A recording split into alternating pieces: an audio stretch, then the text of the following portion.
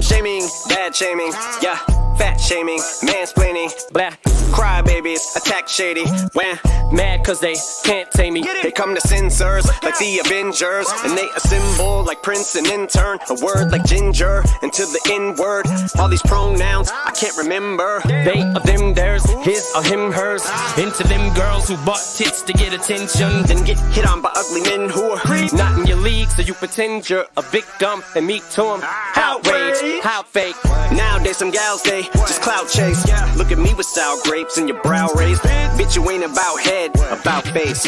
Little white, middle-aged, upper middle class with a glass of wine and your cigarette. Bitch, get off the internet. You ain't even fed your kids dinner yet. Parental discretion, mental aggression. My head's a Smith & Wesson. You're messing with a lethal weapon like an evil stepdad. I got it infrared like a ginger stepkid who pissed the bed. I do this shit in jest and it's just a mess in there. Put your head.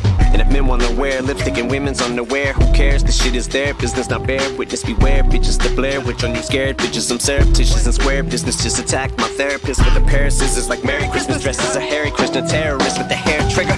With these buttons I'm always pushing, pain I'm always inflicting. Protesters outside the shady offices livid. It'll make you think that you had the game unlocked till they pick it.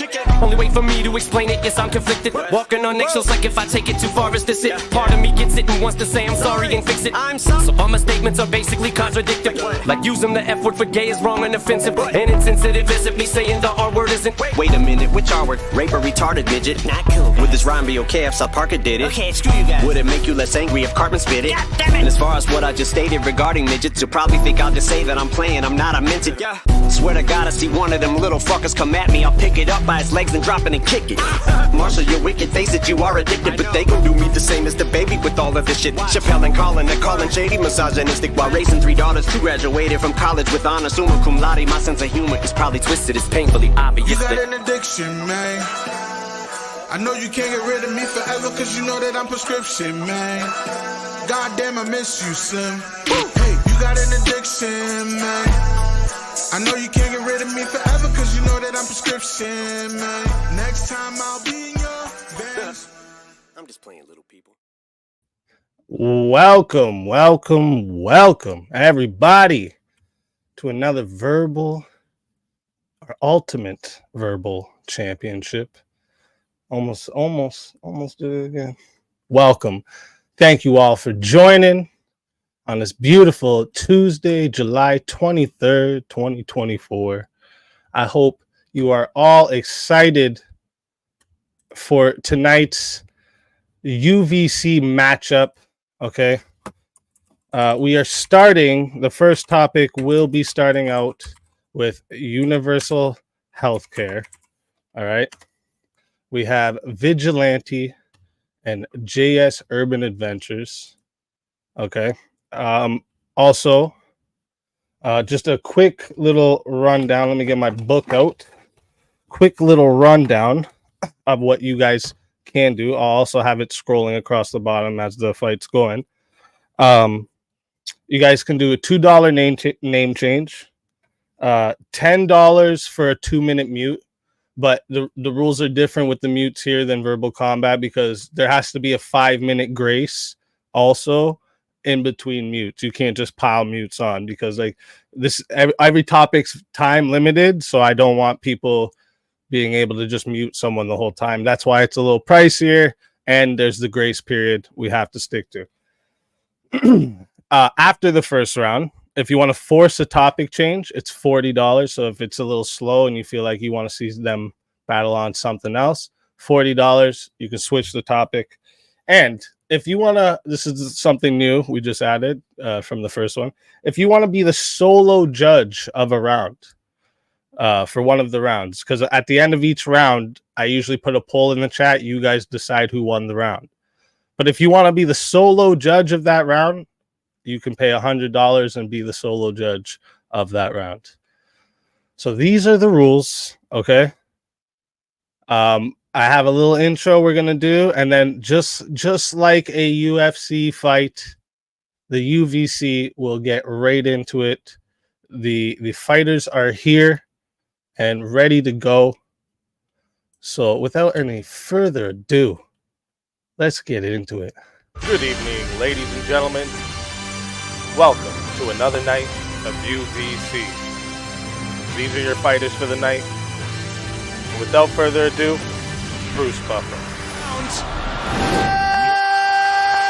Now, this is the moment UFC fans watching around the world have been waiting for.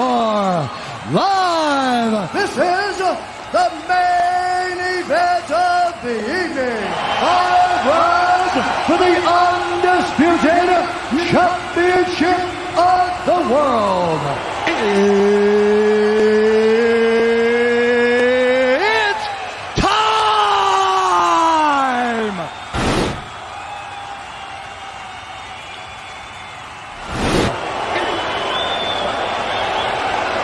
All right, gentlemen, we've been over the rules. Protect yourself at all times. Follow my instructions. We're going to keep this clean. Touch gloves now if you wish to. All right, let's do this.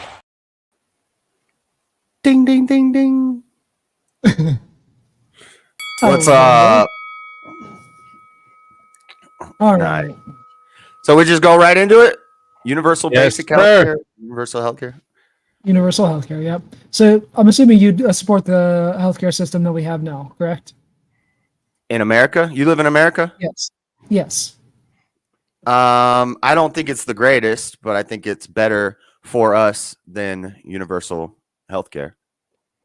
So you understand how the healthcare system that we have now works, correct? Yeah. Private insurance providers, and we have a patchwork of a bunch of different social programs like Medicare, Medicaid, and there's ones for children and things like that.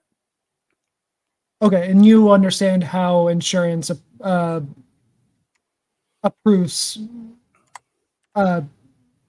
medical expenses and all that, right? No, tell me about it.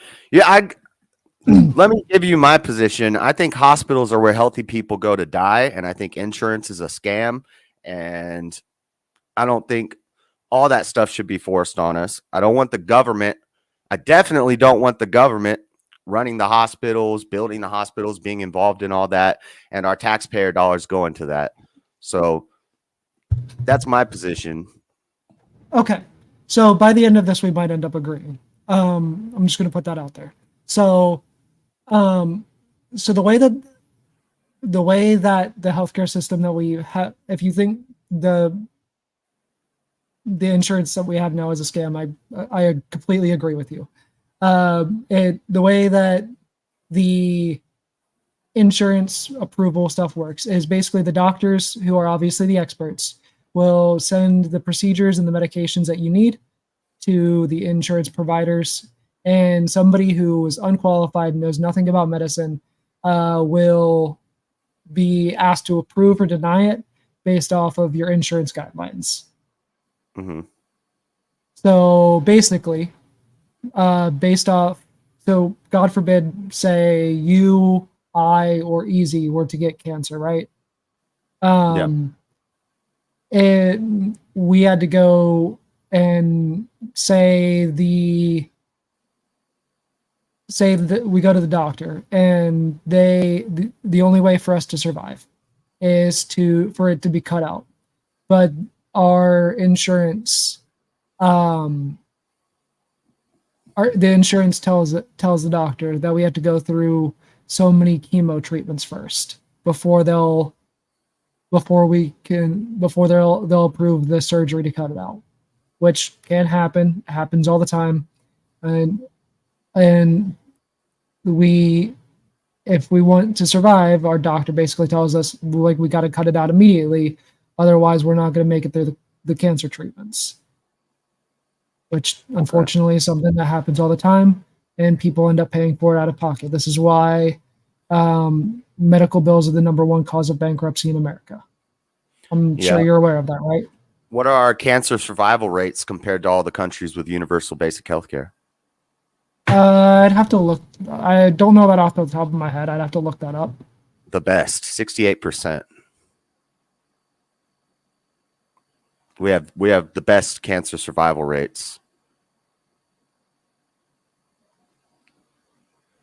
So what are you proposing? What country does it better, do you think? What's your example of a better system? Are you leaning more towards a So- single payer system or socialized medicine? So the system that I lean towards, that I think is the most realistic, is probably just like towards Canada, towards similar to what Canada does. That's single payer. So that's not even It, universal. no, it's a public single- option. They It's have a- a single it's payer not- system. Yeah, it's a single payer public option. It's a form of universal healthcare. So the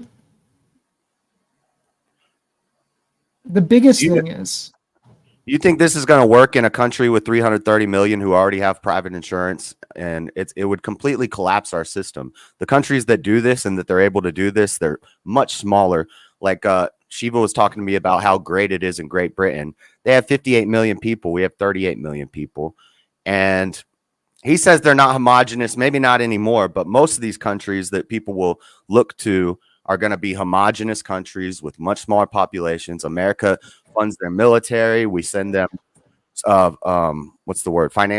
Not financial aid. We send them all sorts of aid, foreign aid, to a lot of these countries that people say have better healthcare than us. And that's just based off of people like polling, like happiness metrics. The people say they're happier with their healthcare. But what are they comparing it to? yeah, I mean, I absolutely think it will work. I mean, we might have a more population, but we also have a higher GDP. I mean, we can definitely get the funding to be able to do it. I mean, there are plenty of different ways that we can take care of it, and it actually there was a Koch brothers study back in 2016, whenever this was a major topic, that Bernie? well, yeah, it was actually done based off of Bernie's plan. Were you a Bernie bro? Are you a Bernie? I was, but I'm not quite. My views are different from when they were back then. Okay. But there was a study done based off of his particular version of universal healthcare, because he had the whole bill written out and everything. The Koch brothers did a study to see how much it would cost, because they thought it would cost our country more. They actually found out that it would save American taxpayers $10 trillion over 10 years. And I have the study on my computer. I can DM it to you right now on Discord. I DM'd you earlier. I'll believe you. You don't gotta send me anything. But so don't you think that a universal healthcare system is going to decentivize innovation in the medical industry, cures for diseases? We're the top of the game for that. I know we spend more on our healthcare and we have a lower life expectancy. I'd argue that's probably due to obesity and garbage food and high homicide rates. But we have pretty high survivability after 80. We have the best cancer rates and we have the best medical innovation. We have the highest quality. So you get quality, affordability, or universality, but you can't have all three. I would argue that it would actually increase those things, because it would put the ability to innovate more in the doctor's hands, because of the way that we have it now, the choices for your medical decisions aren't in your doctor's hands. They're in the hands of the final decisions are in the hands of your insurance providers. Doing a universal healthcare system would put the choice more in your doctor's hands and allow for more innovation. Yeah, but that could still be limited. They could still limit what universal means. Like, what do you mean universal means everybody has the available healthcare that they need at the time? Or what if that could not apply to everything? That could say, JS will give you the first one to read. Vigilante to Bernie bro. Oh, you're changing your name to Bernie bro. Nice. Well, Bernie lost, so Bernie didn't even make it to the final race. What was I just saying? Oh yeah, they could still limit you in a universal healthcare system if you're obese or if you're a smoker. They could say, you know, we're not going to work with you, and then they're still going to send you to a private option anyway if they have a private option. So you still might go ahead. Yeah, that's entirely possible, and it entirely depends on how it's done. And that's one of the problems with a lot of the universal healthcare systems that we have is, in my opinion, a lot of them weren't necessarily done properly. Or a lot of them, like the NHS, for example, you could argue that it was done properly. It just was completely and totally defunded by the Tories while they were in power, which is why it's gotten so bad. It's gotten bad in Great Britain, you mean? Yeah, the reason, because I've talked to some of the people in Great Britain, and one of the reasons why it's gotten so bad in Great Britain is because the Tories defunded the fuck out of their universal healthcare system, and in a effort to try to get people to want to get rid of it. But I mean, people are just going to blame them for it being bad when you just defund it instead of just growing a pair of balls and trying to actually fucking get rid of it.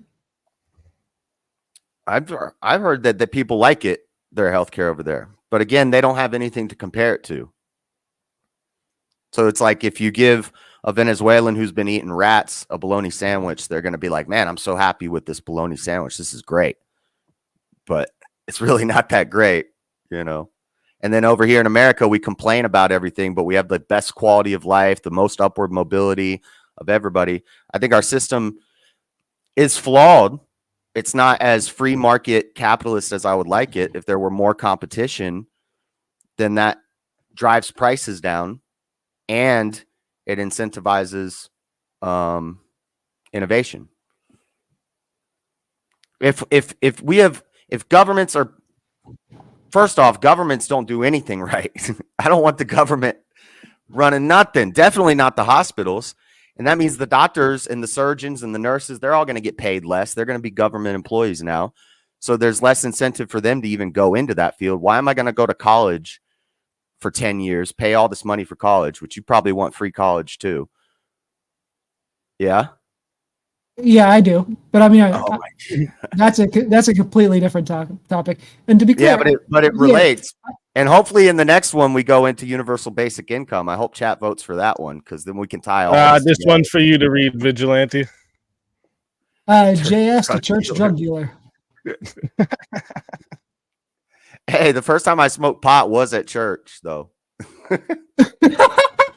Mine wasn't the dealer. Got him, buddy.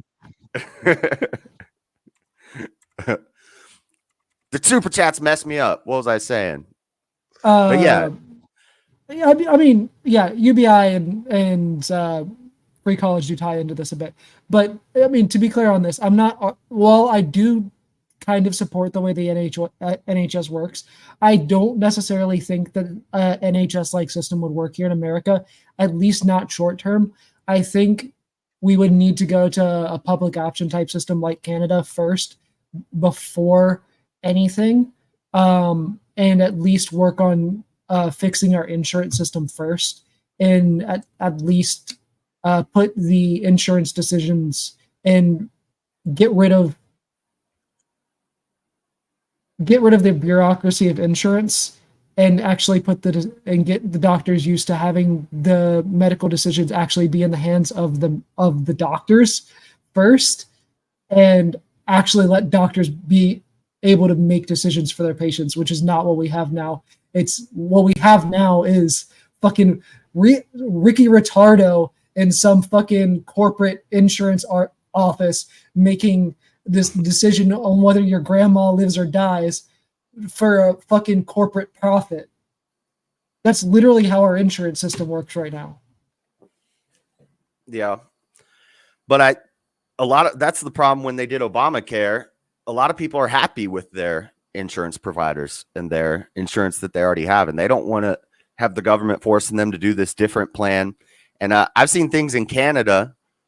I don't know. I don't talk to a whole lot of Canadians, just kind of speakeasy and the ones he has on his panel. But I've heard that there's long wait times.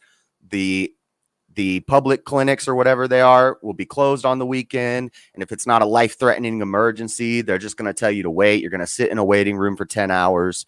And then maybe they just end up at the end sending you to a private place anyway. And then you got to pay anyway. I mean, so don't get me wrong. I am using Canada as an example because Canada's system is good.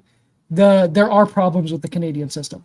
The biggest problem with the Canadian system, and I will, and it's the one thing that I will say we don't need to bring over from the Canadian system. It is the fact that they limit how much doctors can make, and that is the reason that the Canadian system has a lot of its problems. And they get like, so one of the conservative talking points that I'm sure you'll eventually get to is the wait times thing. So wait times are normal when we talk about the medical field. We get wait times here in America all the fucking time. Like wait times are normal in medicine. It depends on how populated of an area you are in. But not 8 to 10 hours for a broken wrist. Yeah.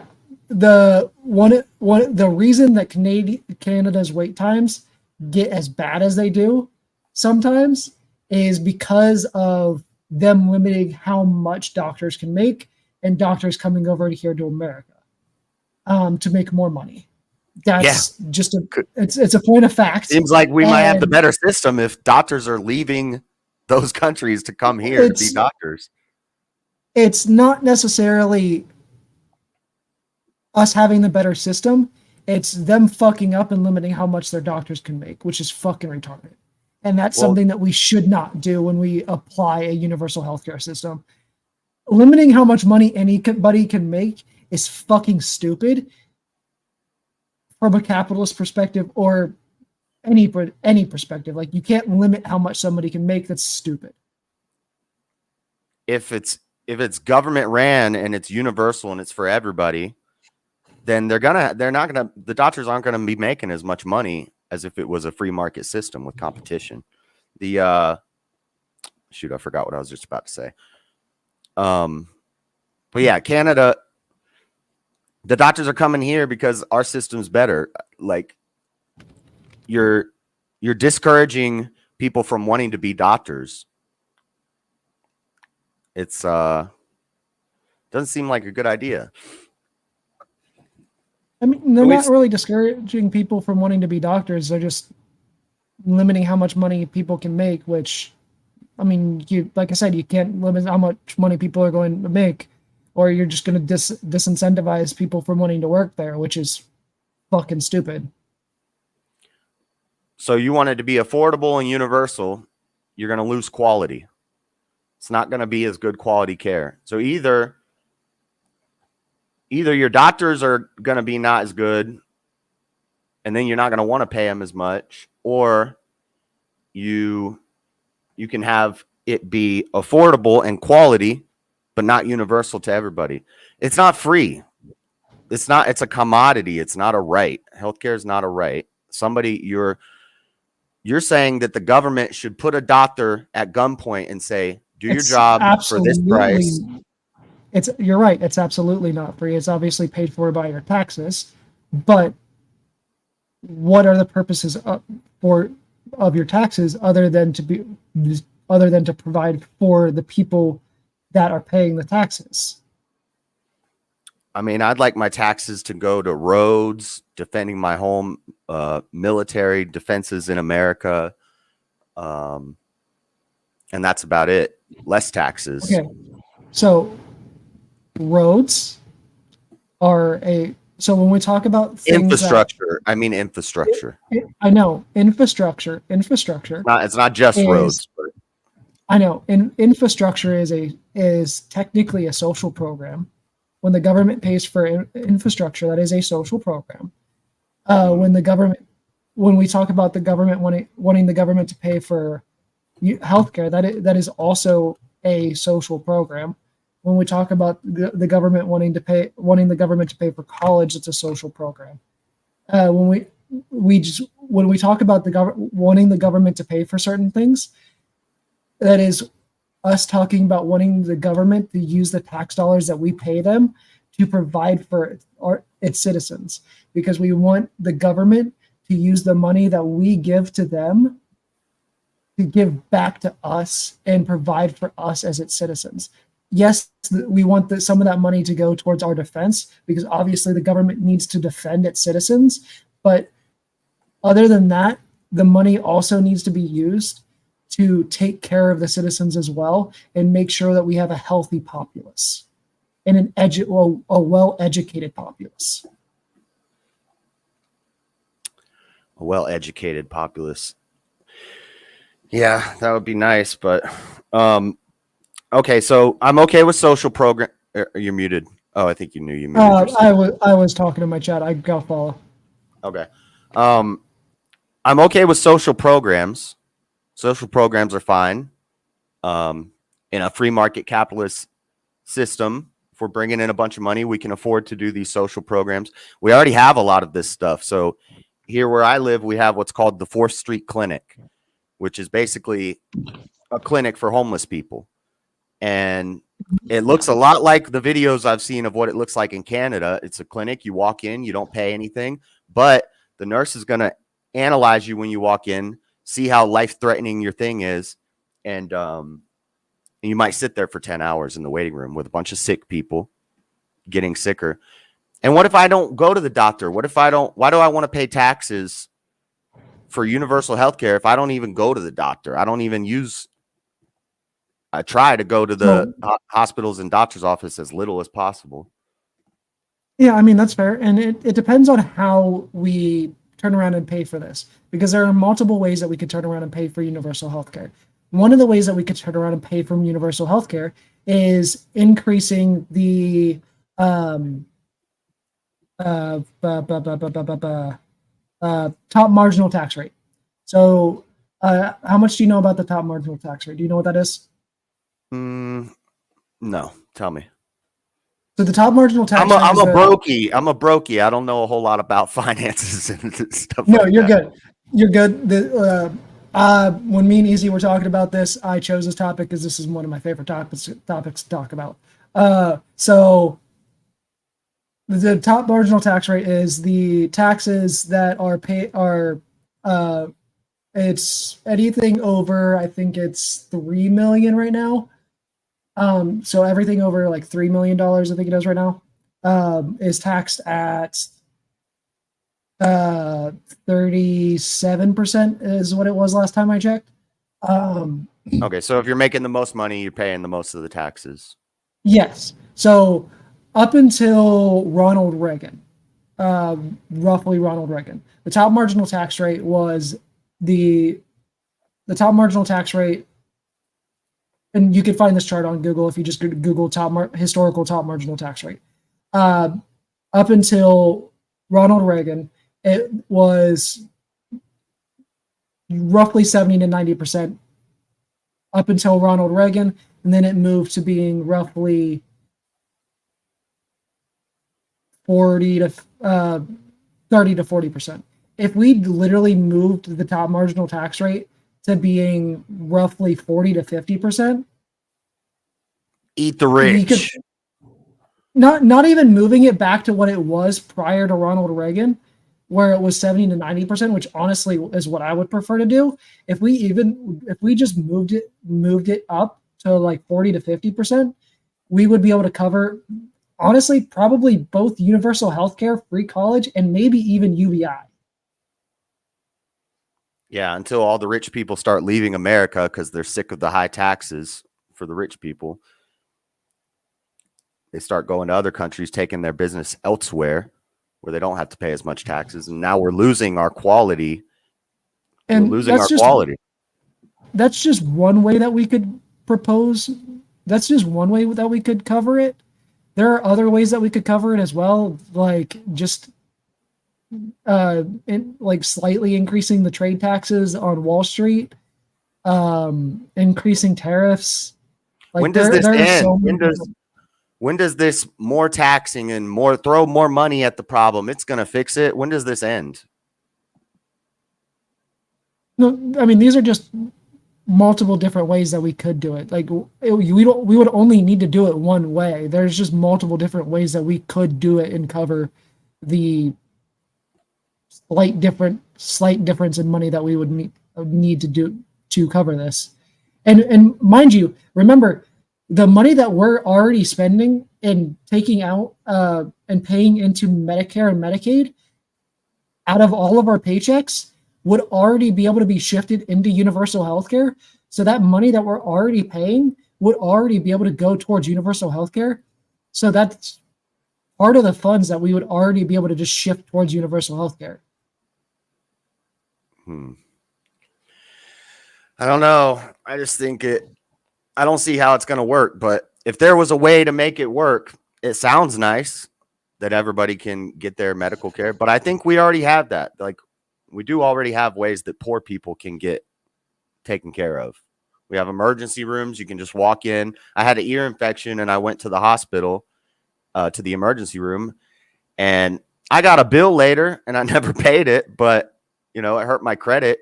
This was 15 years ago, but yeah, I mean, but if it was so easy for poor people to get taken care of by, I mean, just going to the doctors and shit, I mean, medical bills wouldn't be the number one cause of bankruptcy in America. You got to realize that, man. Like, medical bills are, medical bills are the number one cause of bankruptcy in America. Like, if it wasn't if it was so easy, that wouldn't be the case. Right, but instead of government taking over, taxpayers paying for all of it, more taxes and more government regulation and control on the hospitals, I think we reduce that red tape, we reduce those regulations, and we inspire competition, and that will drive the price down. More private hospitals open up and they're competing with the other ones, and then you can actually go in and shop around. The problem is not the hospitals, though. The problem is the insurance. The problem is the insurance and the insurance providers, especially because of the fact that the insurance, the problem in and of itself is the way that insurance works. Because the way that insurance works here in America is in and of itself a for-profit system. And when we're talking about insurance being a for-profit system, you're talking about people's lives depending on the will of people who are wanting to make profit. So it going back to the cancer example that I gave earlier. So they have guidelines for a reason. So you get these a board of retards that know nothing about fucking medicine, they don't know nothing about medicine. They have a very, very little medical knowledge, enough to make the guidelines, but they're not doctors, they're not medical professionals or anything like that. They go in, they make these guidelines. They go in like, so if you have depression, they want you to go and take this medicine first and this medicine first before you try this medicine. So like before I got on my fucking Prestige, they wanted me to try and take Lexapro and some other medicine first before my doctor argued for them to fucking give me the goddamn Prestige, which he somehow managed to do. So like they have these fucking guidelines that you have to do in order before they will actually give you certain medicines. Or so like I have a compressed disc in my neck. Like, I know I'm using anecdotal examples here, but I'm trying to explain how this shit works. So like I have a compressed disc. Your compressed disc in your neck is going to be a better anecdote than your depression one, because yeah. Well, I was I don't really feel like explaining- paying taxes for people to go to a psychiatrist and get pills for depression. Well, okay, so with the compressed disc in my neck, I had to see I need to find a new pain management doctor. But so I was getting the shots for like to so I wanted them to burn the nerves in the back of my neck because I know that's more effective. Burn the nerves, you said? Yes. So What? so one of the treatments to get rid of the pain is to literally burn the nerves in the back of my neck. But before they would do that, I have to get 3. I don't remember what the injection shot's called, but I have to get 3 injections, and it basically Cortisone? I think it's cortisone. It might be cortisone. But I have to get 3 cortisone. I think it's cortisone, so I'm going to call it. You know that's a setup. You're going to be doing that for the rest of your life. Yeah. So, well, I'm not a doctor. That's just a joke, YouTube. But I have to get 3 of those cortisone injections, and it basically be ineffective before they'll let me before they let me get the nerves in the back of my neck burned. And like that was after I had already gotten one of those cortisone injections, and it was like it fucking was like effective for like a week, and then the pain was back, and they still said I had to fucking get 3 more of those shots before they'd let the doctor burn the nerves in the back of my neck, which is fucking bullshit. yeah, I don't think you're swaying me with this argument. I think people are too hyper medicalized. I don't know if that's a word, but everybody's like a hypochondriac now, and everybody has to go to the doctor all the time. And I think it should be expensive to discourage you from going all the time, because a lot of these things you're just going to be chiropractors, psychiatrists. A lot of this stuff you're just going to be in a cycle for the rest of your life. I just want to interrupt real quick to let you both your chats know that if they want to vote on the next topic, I have the poll up for the next topic in my chat. So if they want to come vote on the next topic, head on over so they can add their vote in. You guys can keep going. But yeah, like, so you're saying universal healthcare is going to apply to psychiatry and chiropractors, all this stuff? No, it definitely wouldn't apply for chiropractors. I personally, in a lot of cases, in a lot of countries, it doesn't apply for psychiatry. Although I do think it should apply for psychiatry. I think mental health is important, so I personally think it should. But in a lot of places, it doesn't. And in a lot of places, it doesn't even apply for vision or dental insurance. I think it should apply for those things, but in a lot of places, it doesn't. I think those things are important. So I think those three things should be included, but in most places it's not. I think mental health is important, but I don't think you're going to get your mental healthy through the medical industry. Big pharma and. Well, no, yeah. So like the thing is like the reason when I've gone to therapists and stuff, I don't go through ones that take insurance because I understand how insurance works. Like what I've been explaining to you, like the shit that they try to get you to go through all this shit and all that. Yeah. And I'll agree. We need to fix the insurance system. Yeah, no, that's a lot of like what I'm talking about. Like that's why I think we need universal healthcare, is to replace the insurance system that we have, because the insurance system that we have is dog shit. Yeah, but you're going to make maybe 100 million people have to totally change everything. There, a lot of people, just because insurance can be a scam, a lot of people are happy with their insurance or they like it, they're content with it. And you're going to uproot all of that. America is huge and diverse. It's not like Austria and these little countries, these Scandinavian countries. Depending on how we do it, we can set it up in a way where people can continue to have private insurance. That's how a lot of countries do have universal health care. Could we do this on a state to state level instead of federally, nationwide. Maybe some states could try it out. We'll see how it works out. Sure, New York and Canada will take it on, and then we'll get to watch them burn. I don't know if. Or did I say Canada? I meant California.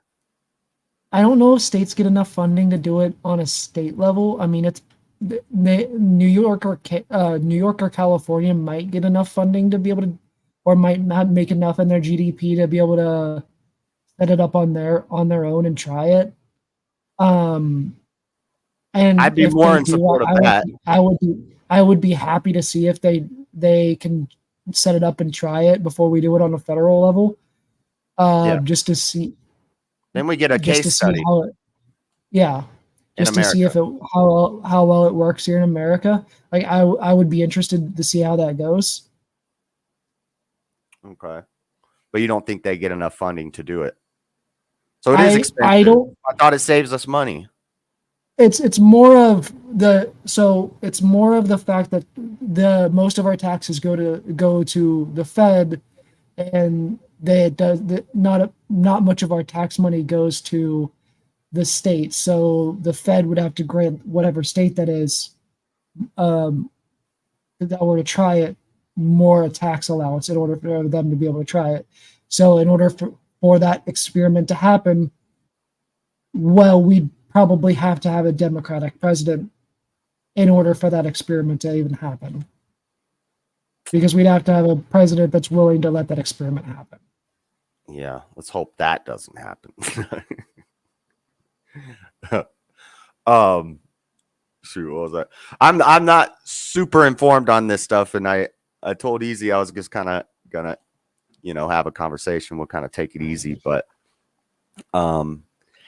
yeah, I just don't see it working. I'm just anti any of this socialist stuff. If I know it's off topic, but if they're pushing for free college, imagine college is free, universal basic health care. Now the government's running the hospitals. Doctors and nurses are government employees. The college is free, so your college degree is equivalent to my high school GED.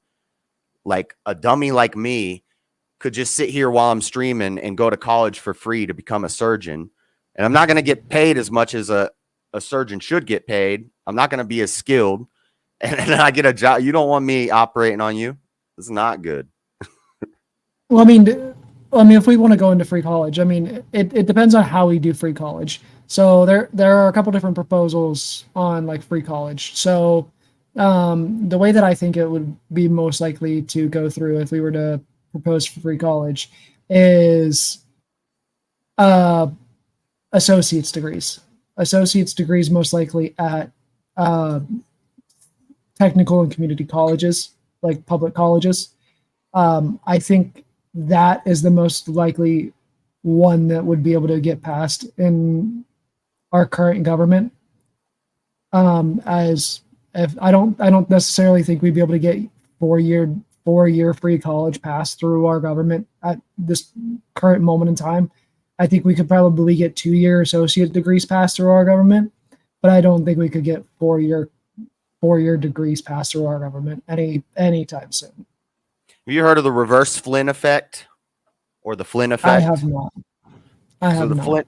The Flynn effect is the idea that as a country grows, as a civilization grows, the average IQ goes up and up and up and up and up and up. This past year, for the first time in American history, we see a reverse Flynn effect. Yeah, I've heard about this. The IQ is going down now. I think it's because of all this socialized crap and all these programs where we're encouraging people to be dumber. College is free. I read somewhere, and I don't know if this is true. Somebody can fact check me, but I read that the average college graduate IQ was 90. And I'm going to be honest, if I had to guess, the reason for that is probably going to be COVID, and because of the lockdowns and because of how much time people ended up having to spend just in their homes and basically doing nothing for fucking months and months at a time. That's a good argument. I didn't think of that. Yeah, see, COVID throws everything out of whack when we're looking at stats and things about the healthcare system, inflation, everything. It messes up all the numbers. I think that was part of the idea, but yeah, I just sorry, I just read something.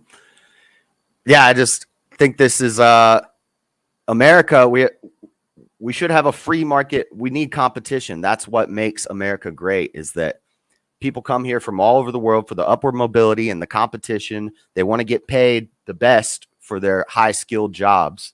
They had to pay a lot of money to go to college for. They invested all this time and money to get paid a lot. And when you and I absolutely agree, and I think that competition should be on the doctors to prove that they are the best doctors around, and I don't think the insurance company should be getting in the way of that, when the insurance companies currently are getting in the way of that. And that's the problem with our healthcare system. Yeah, but so if it's government ran and taxpayers are paying, you don't think the doctors are going to get paid less in a universal healthcare system? They might end up getting paid slightly less per job, but overall, I mean, they'll be able to see, they'll have less restrictions on them. They'll be able to see more patients overall. They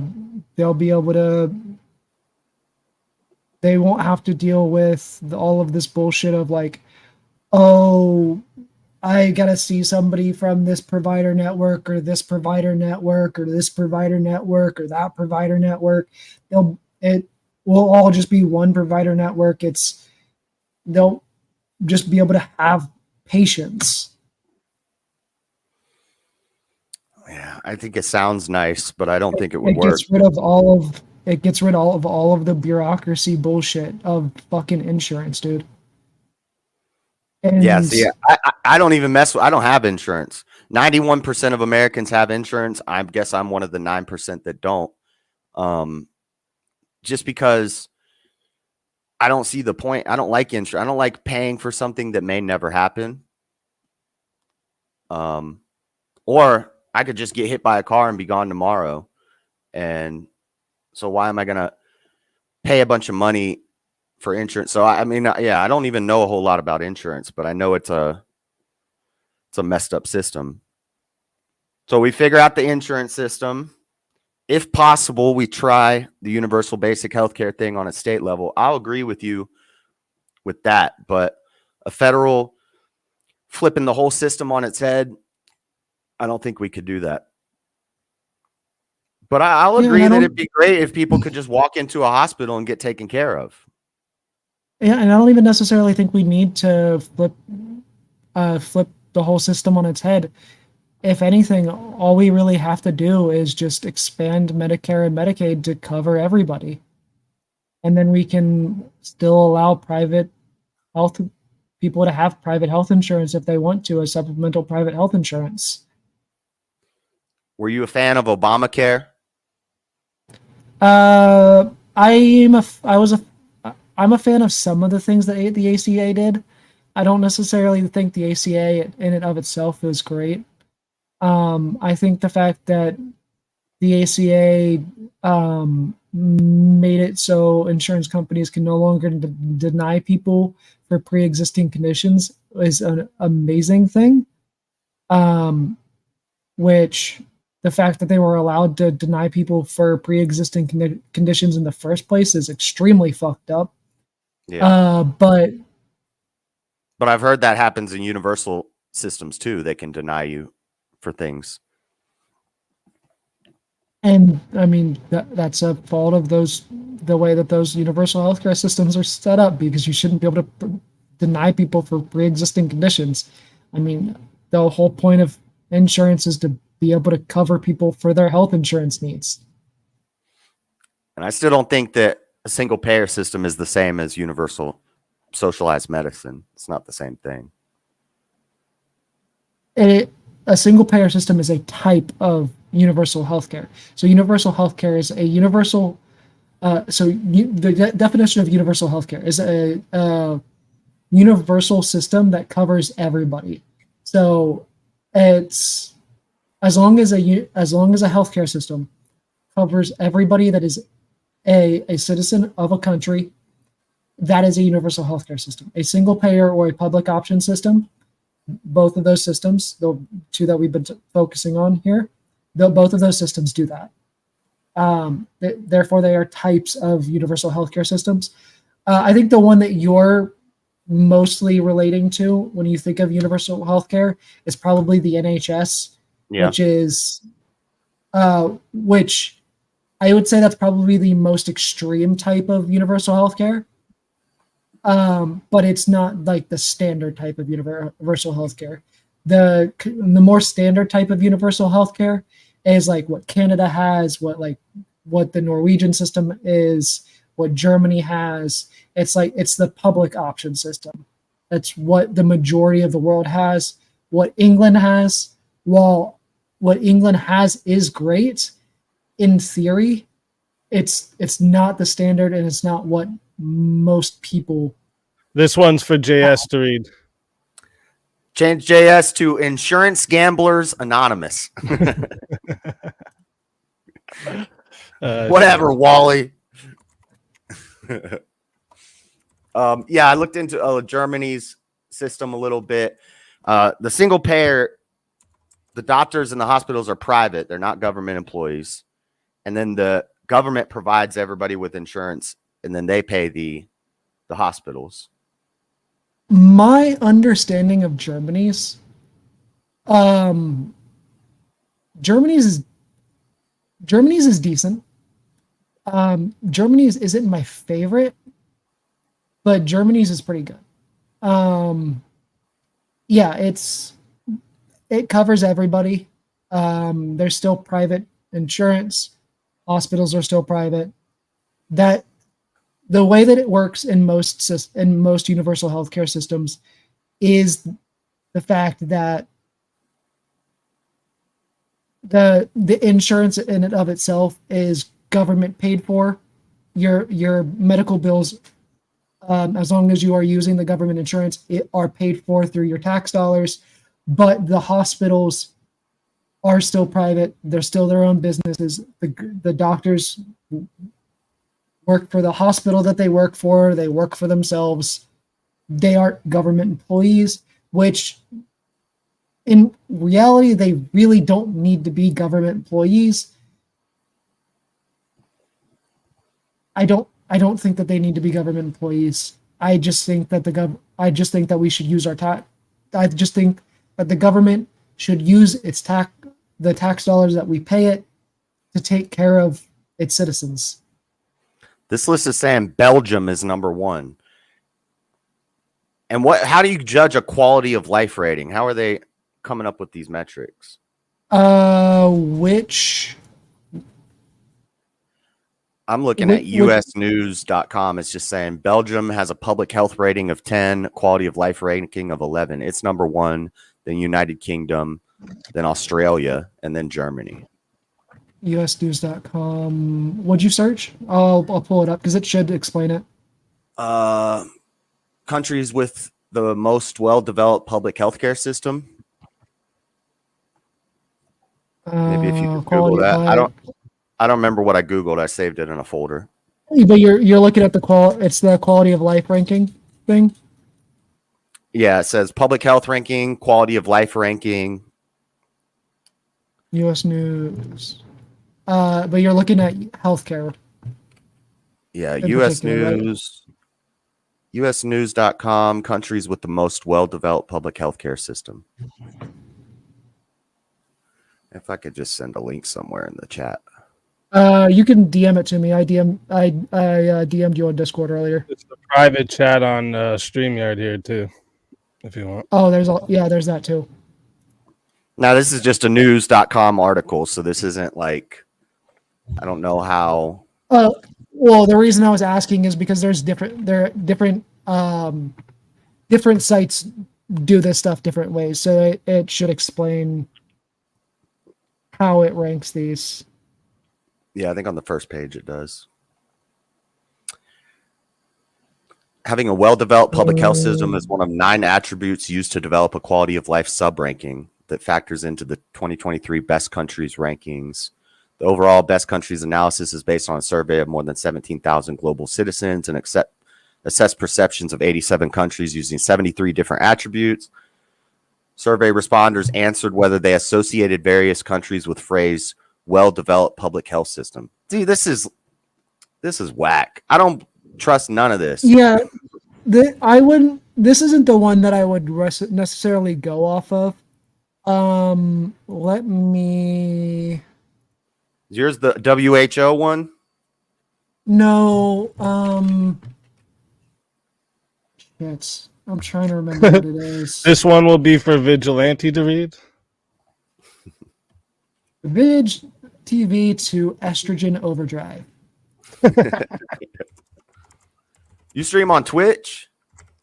I do stream on Twitch. Yes, I am actually live right now. This is my return stream. Nice. I've mentioned on VK every time that I've come on that I'm gonna be coming back to streaming. I told Easy that I was thinking about using this as my return stream, and I have. So That's I'm what's back, up, baby. bro. JS, this one's yours to read. Dig through the ditches and burn through the witches and slam in the back of my JS to Robert Zombie. Is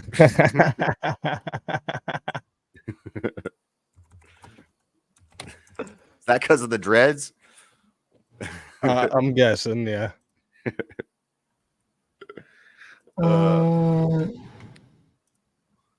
Best countries for comfortable retirement and best countries for raising kids.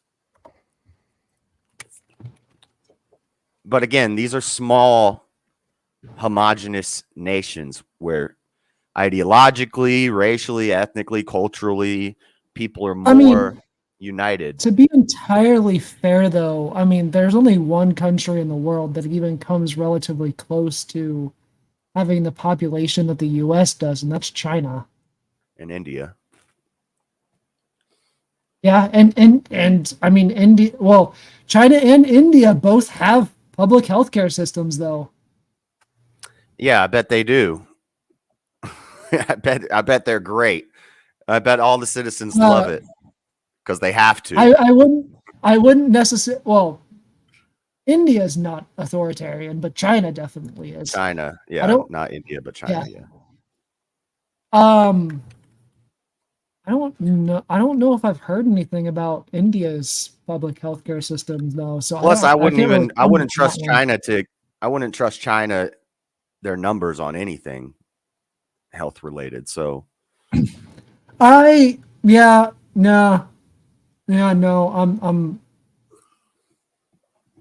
Look, I genuinely was a commie like a few fucking months ago. So you're moving to the right. A little bit, yeah. I would have defended China here right now, like if you would have caught me a couple months ago. But no, I'm not gonna do it. That's crazy. I wouldn't trust them either. Well, you're slowly moving to the right. You know, keep hanging out in these spaces. Maybe we'll get you all the way over the line. We'll have you being a theocrat in no time. Look, I grew up on the theocrat side. Getting me back to the theocrat side, one, you're gonna have to get me back to being a Christian. Two, I don't know. It'd be really hard to get me back that far, right? But I don't want to be forced to pay for anybody's anything. I don't like that. I like charity. I'm totally okay with charity, and if people have the necessary means helping other people, but taking from people who are already broke to pay for other people who are broke. Obviously, like we don't want to. I don't want to increase the taxes on the poor. Like honestly, I think anybody that makes less than $30,000, actually, I would say because like the poverty line at this point, like what the government says the poverty line isn't really the poverty line. The actual poverty line is probably like $30,000 a year. Like anybody that makes less than $30,000 a year shouldn't be paying any taxes, to be completely honest with you. Yeah, well, yeah, but I still think if you keep raising the taxes on the rich, trickle down economics works the same way. I mean, we've negative- proven the trickle down economics doesn't work because the income disparity between the rich and the poor has grown to 70%. Like 70% of America, the richest, the top 1% of America holds 70% of the wealth currently. Trickle down economics has proven that it does not work. The bottom 1% of America is richer than like 90% of the world. The homeless people here, the poor people here, they're doing 90 that 90% of the world that you're talking about being fucking like South America and fucking Africa and shit that's barely even developed. So yeah, I mean, of course we're gonna be doing better than that. They're gonna be doing better than them. But when we talk about, like, let's put this into perspective here. The income disparity here in America right now is literally worse than the income disparity in France. 5 minutes, guys. 5 minutes. The income disparity right now in America is worse than it was in France prior to the French Revolution. the income disparity. But if you tax the rich more, they were the ones providing all the jobs. So then layoffs happen. And then people are going to complain about the wages. So they raise the minimum wage, and now we got to lay off people. We're hiring less people. The rich people are taking their companies to other countries. Like, that's what we've seen happen. They're already trying to do that, and we're not even raising taxes on the rich. They're already shipping jobs over the seas, and they've already been shipping jobs overseas, and we're not even raising taxes on the rich. We've been lowering taxes on the rich for decades, and they've already been shipping jobs overseas for the past like fucking 20 years, and we've been begging them to bring them back. That's why we have towns all over the fucking Midwest that are basically fucking deserted because they've been shipping jobs to fucking India, China, fucking Africa, all Mexico. over. Yeah, Mexico. Because that's why we need Trump. Trump didn't even bring any jobs back. He was bringing jobs back. He had the best job numbers. The best job numbers before COVID. Trump didn't bring any jobs back. Name one bill that Trump did that actually brought jobs back. He was doing the tariffs. I don't know the name of the bill, but he was putting tariffs on the countries, and it was bringing jobs back to America. If you want to take your business to he's putting I don't know what it's called, but he was incentivizing companies to come back. Putting tariffs on China, Mexico. Goods. Yeah, if you want to try to if you want to take your company to another country and try to bring your product here and sell it in America and make it cheaper over there, he was putting penalties on you doing that. This one's for Vigilante to read. That's super dirty. Vig TV to Trump 2024. Yeah, let's go. That's dirty as fuck. He's going to be a Christian Trump supporter by the end of this debate. You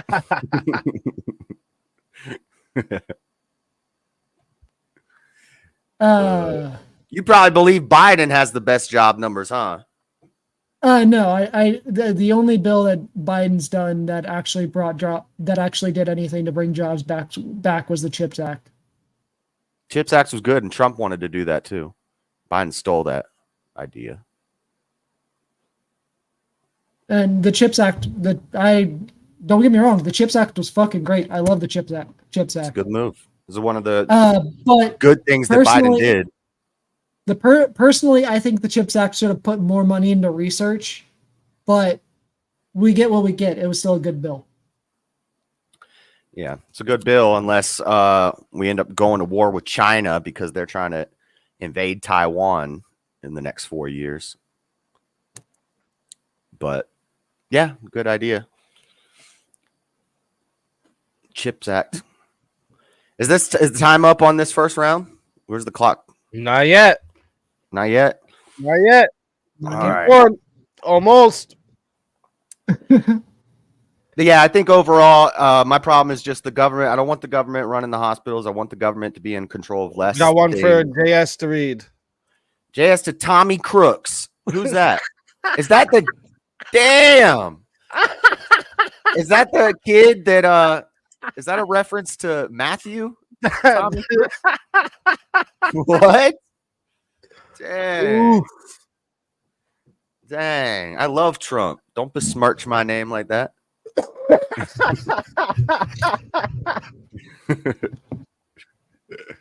Damn, bruh. Oh man. Savages. You still got time. I mean, this is like two fighters tired at the end of the round. Like, yeah. It's towards the end of the round. I'm getting exhausted here. Hey, I mean, we kept it going for the whole hour, and like you said, this. All right, listen. That's the end of round one. That's the end of round one. The vote has been put in the chat. I want both JS. I'm going to give an extra little. I'll give them 2 minutes here for JS and Vigilante's chat. Come over, hit the poll, vote for your round winner. Okay, hurry and come do that. We do all the announcing of the round winners at the end. So come get your vote in. You got 2 minutes to do so. Okay. 2 minutes. So hurry it up. So you guys had voted in the chat. You had 3 choices for round 2's topic. You had universal basic income, benefits of feminism, and is water wet. These were your 3 choices. You guys voted for universal basic income. So this will be the next round. At about 15 minutes, I'll put the timer up for an hour at first here. But at about 15 minutes, if something seems slow, this is how I decide how long the round's going to be. If I see they have both good arguments at 15 minutes, that's how we'll know this round will be an hour round. So you guys got to prepare. It could be a 30-minute round or an hour round. All right. Because that's how the next 4 rounds are going to go. We're going to have 2 30-minute rounds and 2 hour rounds. So the next topic here, universal basic income. I think they'll both have arguments for this, though, because they both had mentioned it. So you got 30 seconds, a little over 30 seconds here before I end the poll for the winner of round 1. I'm just looking at the timer. I hope you guys are all enjoying the night. Don't forget, you guys also have the attacks you can do. There's the 2-minute or the $2 name change, sorry. The $10 2-minute mute. The $40 forced topic change. You guys can do that now. And the way that works is you can choose a topic yourselves, or I'll choose a topic. You guys pick how you want that done. And also 100 to solo judge one of the rounds. And that is the timer up for the first poll. Let me write this down. Okay.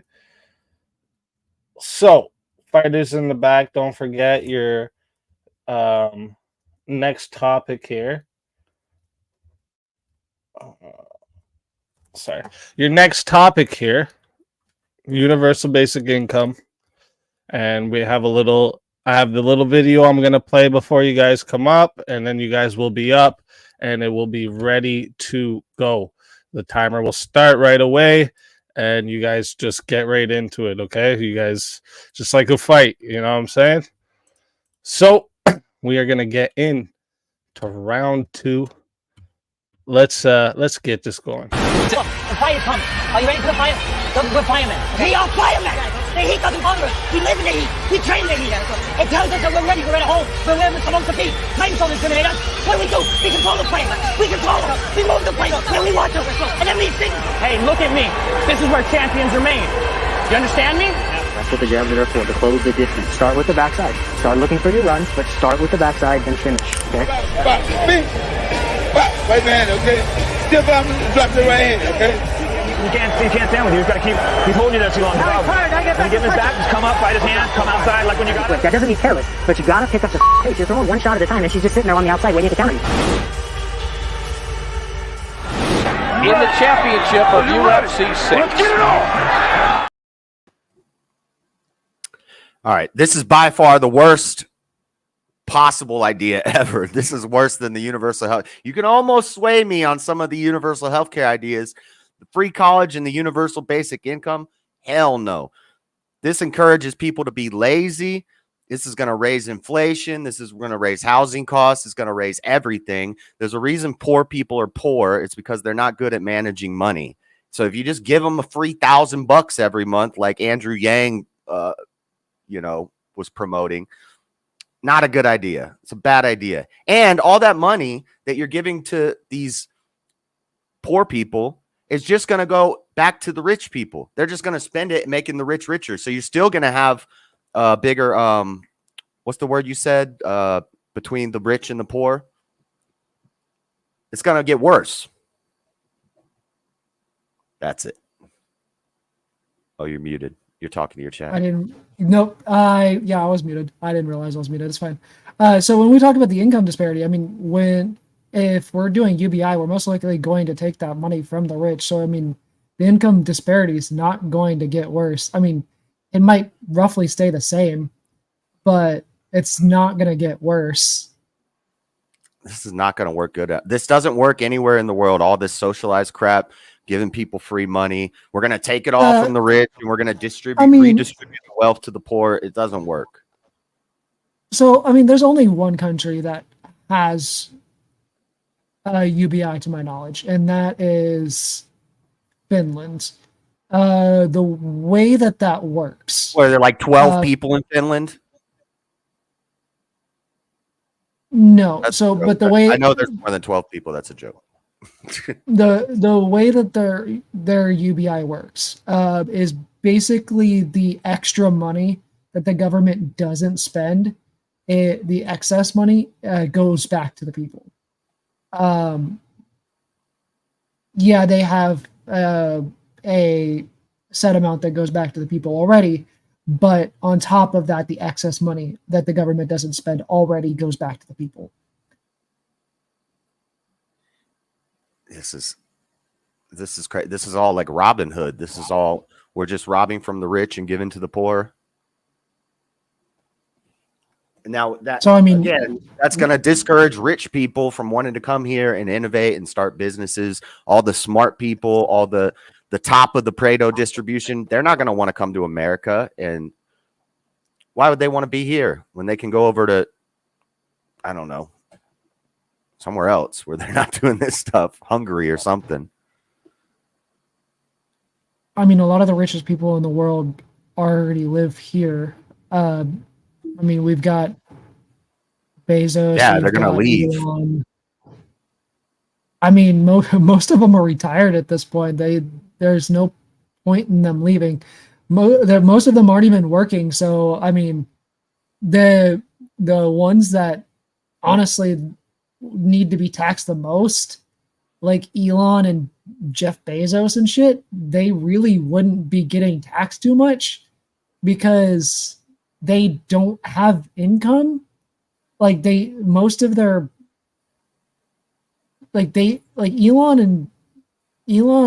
What's my incentive to become Elon? What's my incentive to become Elon if it just means now I'm going to get taxed 40% and they're going to take all my money. You're going to do an inheritance tax. Like, if I'm building wealth, I want that to go to my children and my family when I die.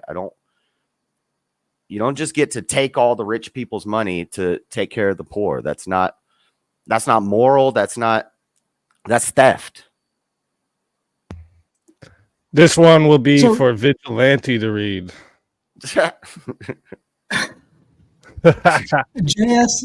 JS name changed to Vigilante's daddy. I think he's older. No, you're 26. I'm 27. Okay. I could be your daddy.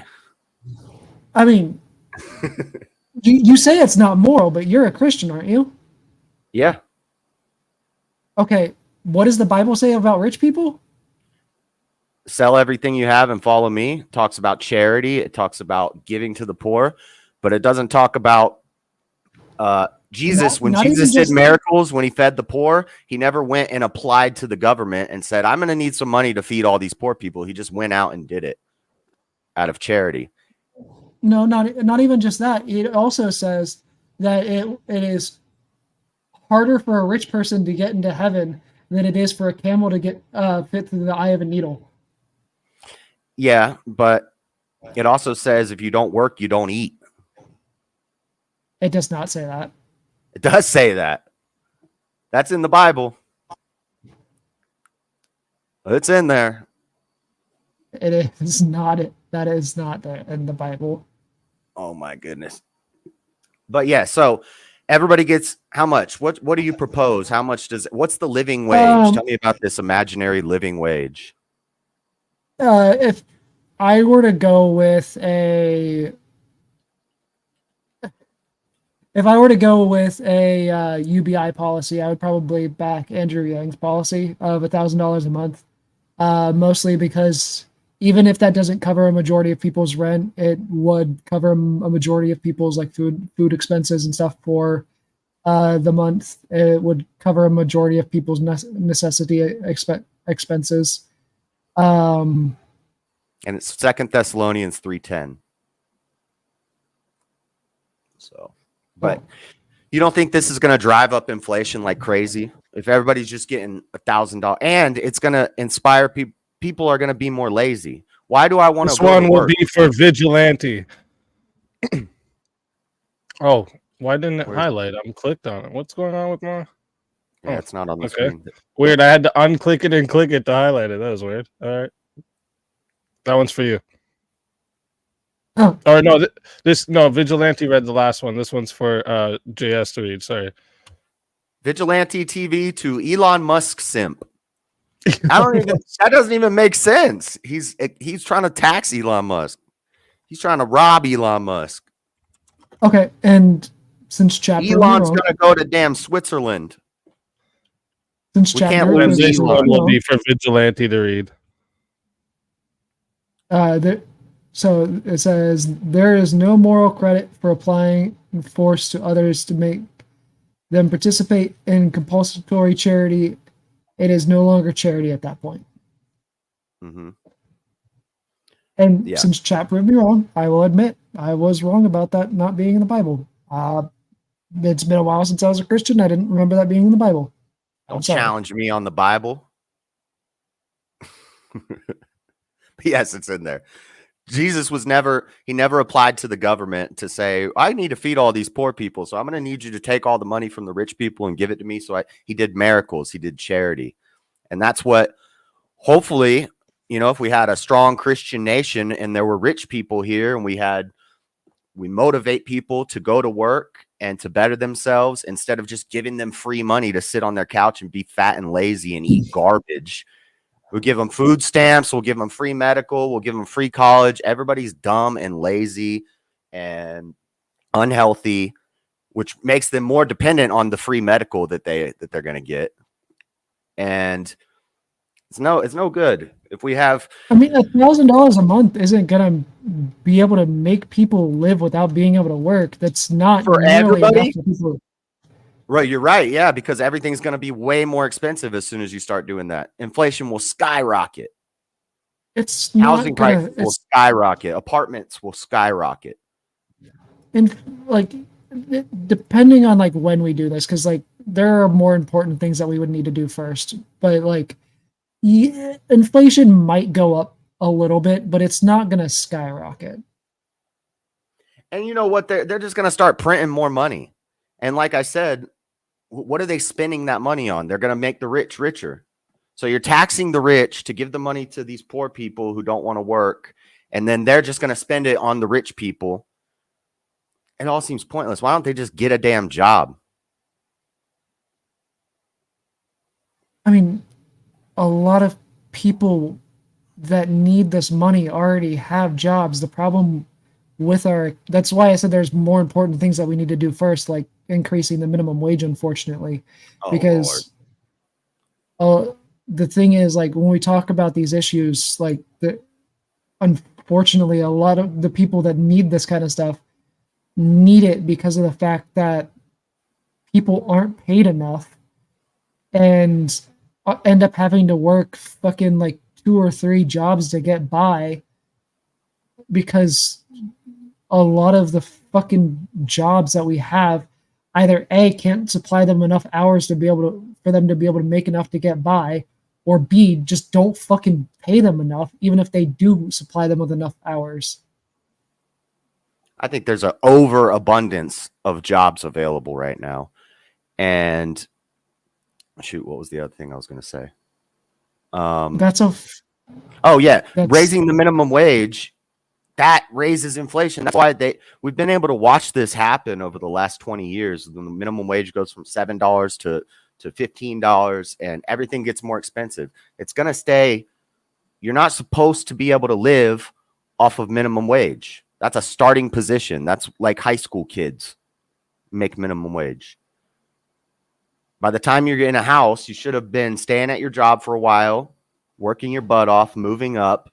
And then when you're old enough, you know, you're getting paid more, and you go into different, we have great upward mobility in America. You can get rich here easier than you can. You know how many billionaires we have? I looked this up. I forget the number, and it blew my mind. I guessed in America we had like maybe 50 billionaires, and it's way more than that. It's a crazy number. It's like maybe it's like 1,000 or like something like that. It's a couple thousand, I think. Yeah. I was expecting like 50. I mean, no. I mean, it's a couple thousand, but still, that's really not that many. When there's... this says 756. But yeah, I thought it was in the thousands. I mean, that's relatively close to 1,000. I mean, and that's... Even if it was in the thousands, it's still, like, considering the population, that's still not that much. Like, yes, there is relatively decent upward mobility here in America, but that also depends on like what company you end up getting a job at. Like, if you get a job at like fucking McDonald's when you're in high school, like there's not any upward mobility from there. Like you have to be able to actually go to college or like get a job with a trade. Like, you're not going to be able to get a job at McDonald's in high school and then be able to fucking expect to have upward mobility.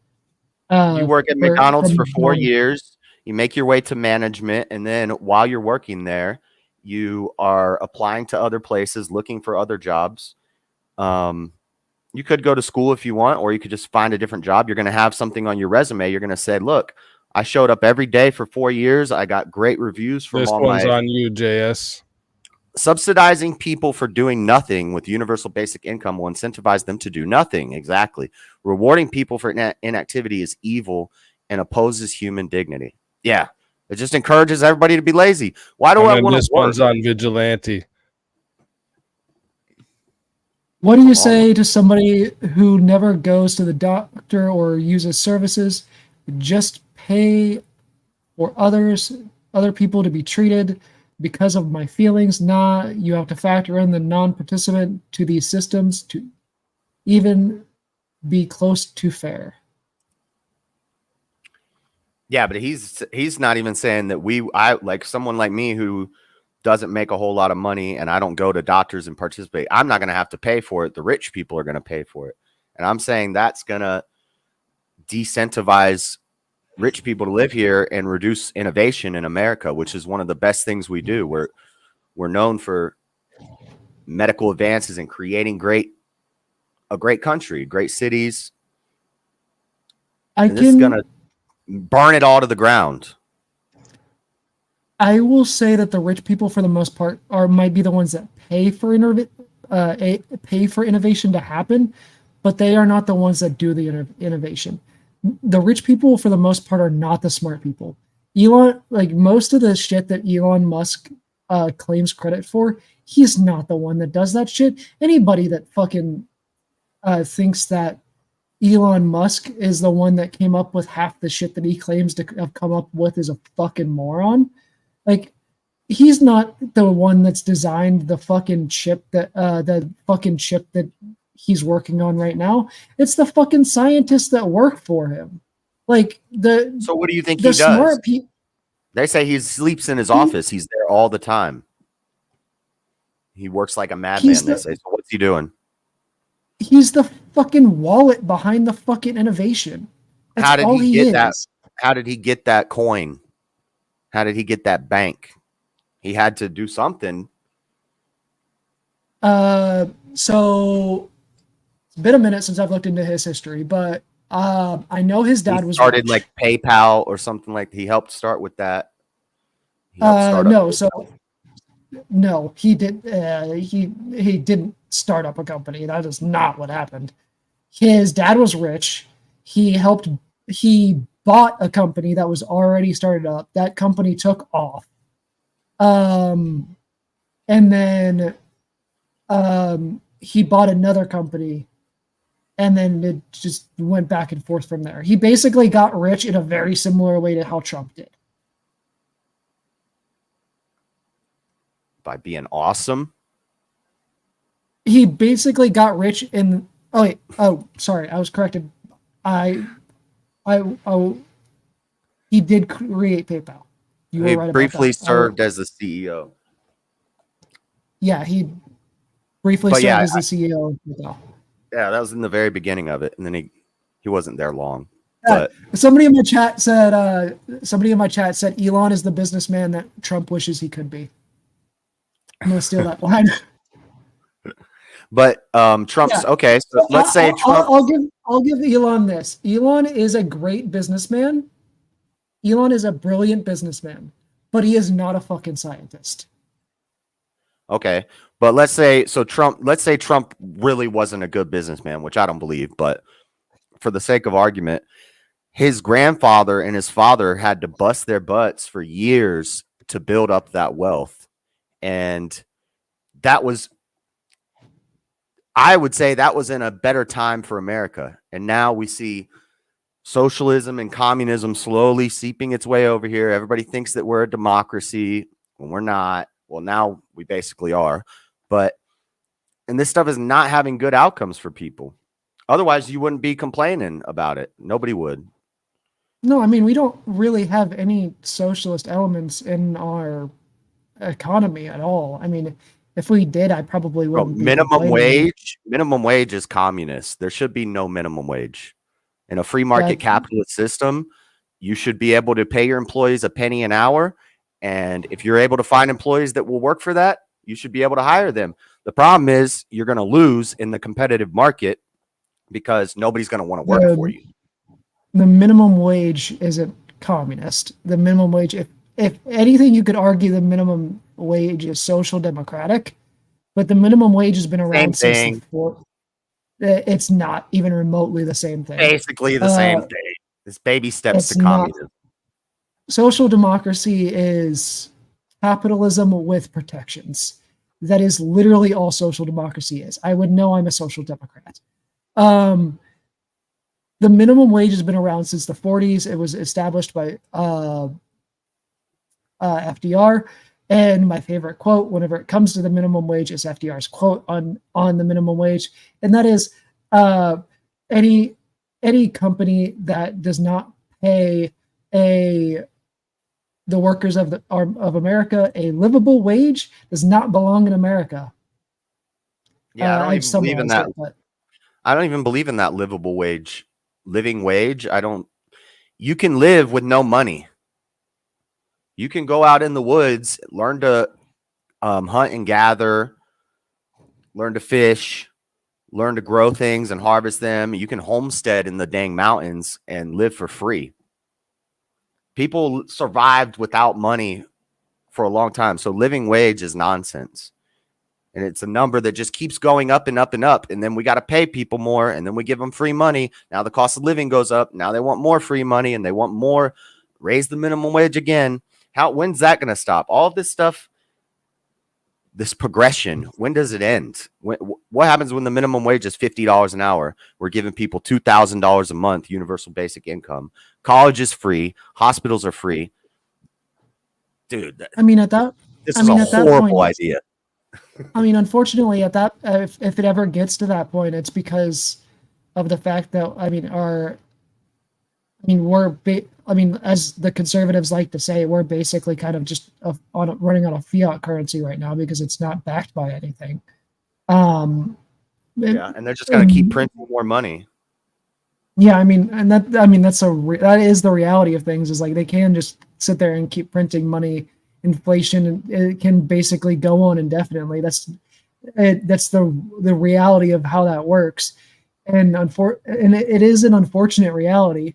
But the more that inflation goes up, the more our wages are going to need to go up, because the more people are going to need to make in order to be able to live.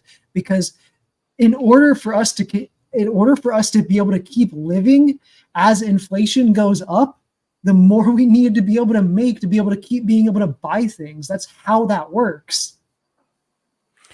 I think it's a vicious cycle. I think if I could just flip it and say, the more you pay people, the more inflation is going to go up. You say the more inflation goes up, the more they need to pay people. I say the more you pay people, the more inflation goes up.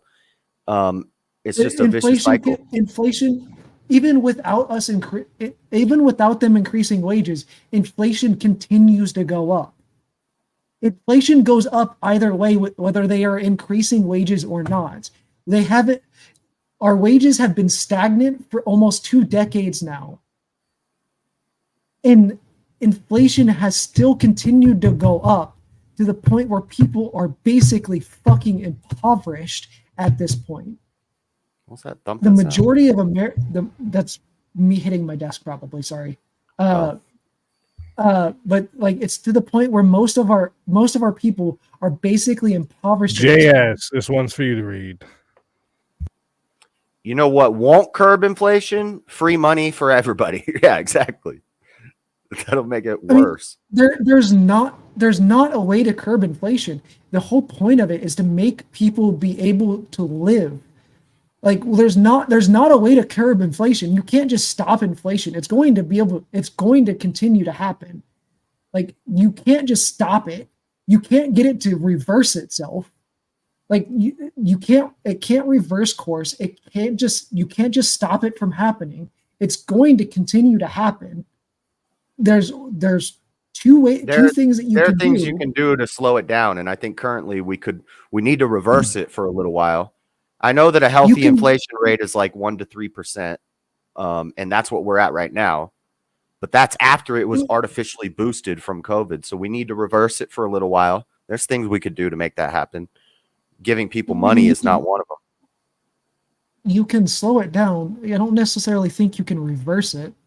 I know you can reverse it for a small period of time, but like that small period of time is only like a couple of months. One of the biggest problems though is like, even if you're reversing it, like you also have to deal with the fact that there's a lot of corporations right now that are intentionally price gouging on like groceries and stuff. So you had to deal with fucking like Kellogg's and shit recently, who basically got fucking demolished because of the fact that they were fucking price gouging recently. And all of their shit got what ended up going on sale for a while, if you remember that, because of the shit that their fucking CEO said about how people should just fucking eat cereal for dinner because they're fucking poor, because the dude's a fucking asshole. Yeah. Well, that is what happens when homeless people and stuff, when they get food stamps, they're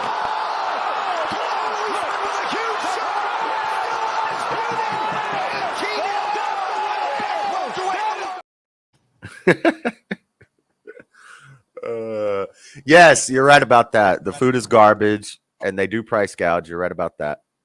But the when we give homeless people food stamps, a lot of them spend it on drugs, and the ones that don't, that buy food with it, they're not buying healthy foods. They're not buying greens and steak and chicken. They're buying Little Debbie cakes, ramen noodles.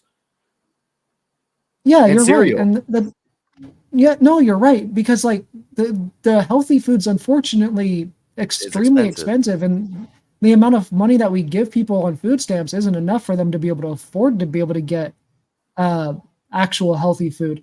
And the thing is, if we do UBI and then turn around and get rid of food stamps, which would, if we do UBI, we can turn around and get rid of food stamps. We could also turn around and get rid of, I don't remember what the program's called right now, but we can turn around and get rid of the one program that also just gives people, that does just turn around and give people money. Social Security? No, not Social Security. It's the other one. There's another program that's less people get on it, but it's like it's one that gives people money. It's similar to food stamps, but regardless of the point, there's a lot of social welfare programs that we could get rid of if we turn around and get rid of UBI. If we turn around and do UBI, because they would become redundant, because we wouldn't need things like food stamps and stuff anymore. That one's on Vigilante to read. Both wrong. Going back to a gold standard tonight would stop inflation. Change both their names to loser. I didn't really. I never said anything about the standard of the dollar, but yes, I would agree with that. Gold standard is probably better than the petrodollar. And then this one here is for JS to read. Inflation reversed itself frequently prior to the socialist Federal Reserve System. I was about to mention the Fed, but the price controls on money are fake interest rates set by the Fed. Yep. And that's kind of like the gold standard of the dollar and the Fed. And yeah, that causes a lot of problems too.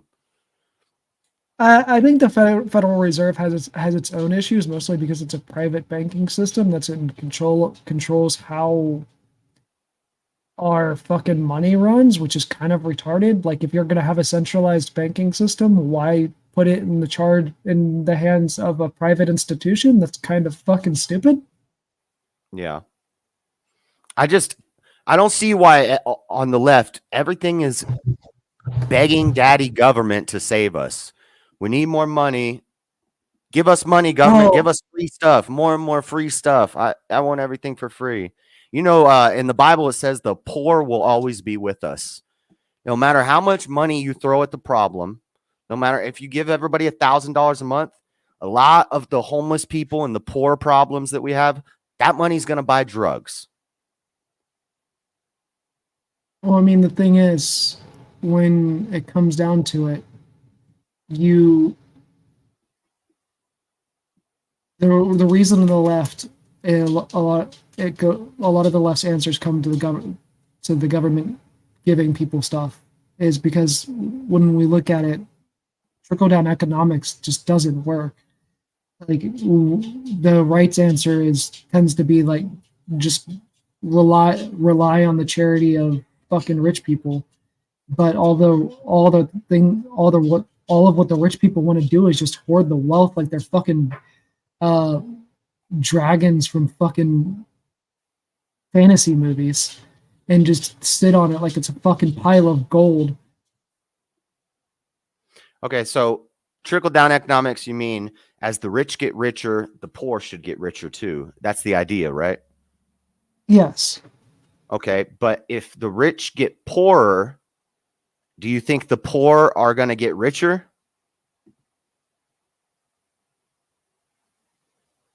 If you take all the money from the poor people and give it to the rich people, and I still think that money is going to go right back to the rich people.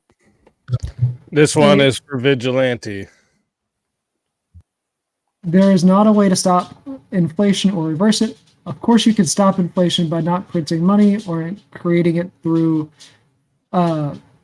fractional reverse banking, and reverse it by deletion of tax dollars. Yeah, we could reverse it temporarily and get it back to a healthy inflation rate. The way that they reverse it, hold on. The way that they temporarily reverse it tends to be by taking old dollars out of circulation, and that only lasts for so long. That only reverses it for so long. Right. We can't, permanently reverse inflation, but we can get it back to like a healthy pre-COVID level, and then be at, because currently we're at a healthy inflation rate, slightly over where we should be. I think we're at like 3.2% or something like that. But that 3.2% is based off of the added inflation that came from all the stimulus checks and the stuff that happened during COVID. So we have to reverse it for a little while, and then we can be at 3.2 and it would be okay. But right now, people are struggling, and your solution is give them free money every month. That's not going to fix the problem. Everything's going to skyrocket in price. If you gave every homeless person, if you gave everybody in the world $1 million, it would be like you gave them nothing, because now everybody has $1 million. There's no value to being a millionaire anymore. So they would just make everything way more expensive. Yeah, I mean, we don't want to turn around and give everybody $1 million. You just want to give everybody enough to cover their basic expenses, so that way they can, at minimum, have enough to be able to feed themselves and take some of the burden off of the money that they're getting from their paychecks, so that way they have more money to be able to actually live their lives and don't have to work as much. But I mean, like I said earlier, this isn't necessarily a immediate, like, we need to do this tomorrow issue. There are other things that we need to do first, namely fixing wages. Fixing the minimum wage is the first thing that we need to do. No, that's as bad an idea. We need to take the women out of the workforce. That will reduce inflation. That'll help. And then get rid of the minimum wage, no minimum wage. Let the market be competitive. The people who pay good are going to be able to pay their employees what they want to pay them. The companies who don't want to pay their employees a good price, they're going to go out of business. They're not going to succeed. Okay, sorry, because this one's not a chat. It's a Cashapp. I gotta just read it myself here. What magic did Argentina do to reverse inflation? From Kali. What, did they turn socialist? I don't know. Yeah, I'm not sure. I don't know how Argentina reversed their inflation. That's a very good question. Yeah, I don't know. Floor, give us some Latin America research. She knows about that stuff. We're both losers. Dang. I mean, I genuinely, I think it probably has something to do with socialist policies. A lot of the time, whenever you do fucking like reverse inflation and stuff like that, it tends to do with fucking adopting socialist policies and shit. How about you get your universal basic income, but you have, well, this is actually one of the questions coming up, but you need to pass a drug test. You need to maintain a job. You need to be productive in, I don't know, we could put something like you need to vote. You need to be active in your community, maybe do some community service hours for a certain number of times, maintain a job, pass drug test every month. Then we give you a little money. I don't even like that idea, but that's a compromise, I guess. I don't know if I would go with all of those, but I mean, like, so to say with like having to have a job, like in order to get it, like having to have a job, like I think that would be a reasonable standard to have. I don't necessarily think we should be drug testing people to be Because on. you don't want like, them to be spending you don't want them to spend the money on drugs. Which a lot of poor people will do, and you know that. And shoot, what was the other thing I was going to say? Oh, also homeless. I've watched homeless people. I've watched people become homeless and get fat in America because there's so many churches, and any city there's food banks. There's places where people come, and you can go once a week and get a giant box. This of one for free. JS to read. Why give money to people instead of having an actual safety net that guarantees food, shelter for a person who needs it and is willing to work? Yeah, something more like that. I have a problem with the housing, the free housing too, because I've seen homeless people that get housing and they move all these homeless people into a building, and this is anecdotal, but they freaking burnt the building down within a year. And here in Salt Lake City, the mayor did a thing, and they were housing all the homeless people and putting them on the same block. And they were doing a meth lab in one of the apartment buildings. The whole thing burnt down. So these people just got off the street, get into a place, and then it turns into a drug den, and there's people in and out of there all the time. And like a lot of these poor people are poor for a reason, and throwing money at them is not. They need to fix their spirit, and they need to fix their mentality and the way they go about their life. Giving them more money, giving them housing, that's not going to help. They need God. I mean, to an extent, there are some people who end up poor because of mentality and reasons like that, or end up staying poor because of mentality and shit like that. But there are plenty of people that end up staying poor just because they don't get the opportunities, they end up getting fucked over.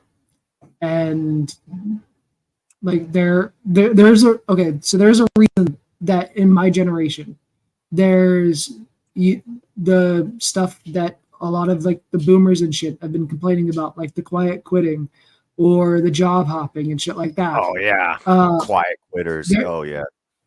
There's a reason that shit exists, and it's because it's straight up just because of the way that just the job market works. You can give your all to a job and then make it very clear that you are the one that deserves a fucking promotion, and then you're not going to be the one that gets that promotion.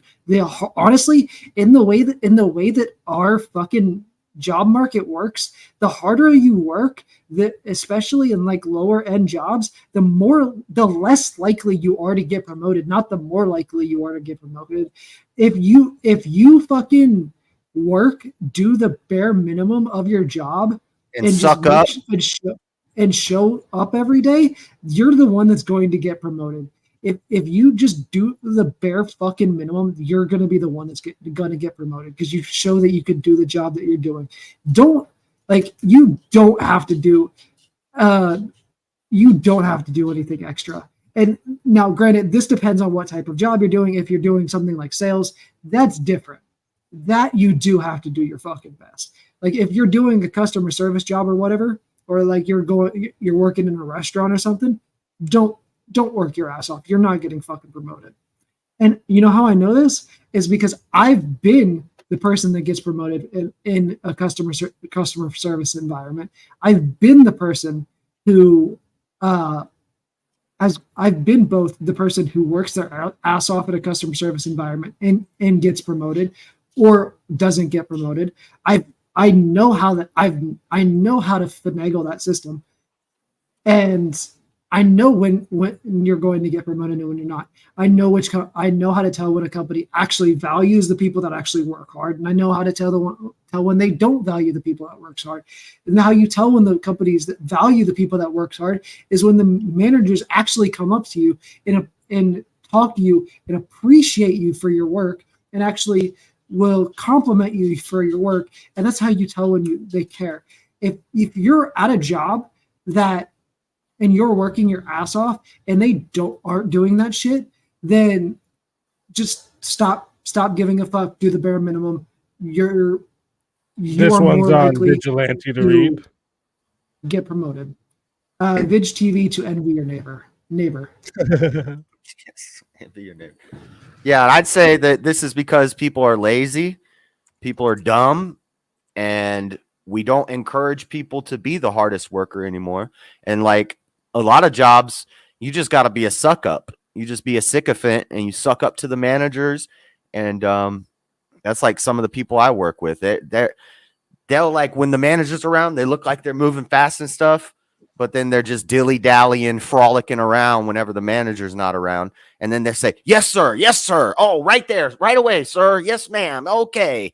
And it's like, and I don't do that. I just don't even talk to nobody. I just have my head down, but I get my work done. But yeah, that guy's going to get promoted before I do. Also, I'm probably like the only white guy at my job that speaks English. That's another problem, but like, who are we giving this money to? Everybody doesn't get this UBI, right? Is it people under a certain income bracket? So I'm going off of Yang's policy because that is actually the one that I supported. If I remember correctly, it was off of a certain income bracket. I do believe it was like below 100K a year. I'm looking at, I don't see who gets it. He says he wanted to give $1,000 a month, would give every UBI proposals vary in size. Yang's plan would give every American adult $1,000 per month. Every American adult. So even the rich people get the $1,000 a month that they're paying taxes to give themselves $1,000. That doesn't make any sense. Yeah, okay. This says that some proposals, potential cost, with some proposals representing more than half of the entire federal budget to pay for this. Yeah, if his proposal was giving it to the rich people too, that wouldn't make any sense. Right. If I were to write up a bill, I would say probably, like, at bare minimum, I would say $80,000 a year or less. So if I make 80,000, everybody 80,000 or less, I was thinking you were going to say like 30,000 a year or less. People who make one single person making $80,000 a year is doing pretty good. I don't think we need to give them $1,000 a month. Okay.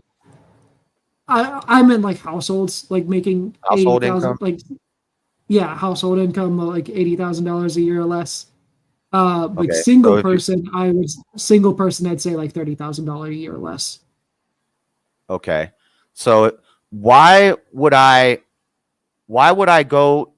Let's say that you're giving $1,000 a month to people who make under $30,000 a year. Why would I want to find a job that pays me $38,000 a year over a job that pays me $29,000 a year? Why would I be encouraged to move up and progress into a $35,000 a year job and lose that extra $12,000 a year, when if I stay at 29,000, now I'm making 41, or I'm not good at math, but like, why would I want to go up above that 30K? Why wouldn't I just stay at 29 and get the 12,000 a month, get the extra 12,000? That's for JS to read. Dig TV to unlimited Bitcoin on unlimited bitching on income. Bitcoin, he says. I thought I said Bitcoin. I'm sorry. Unlimited bitching on income.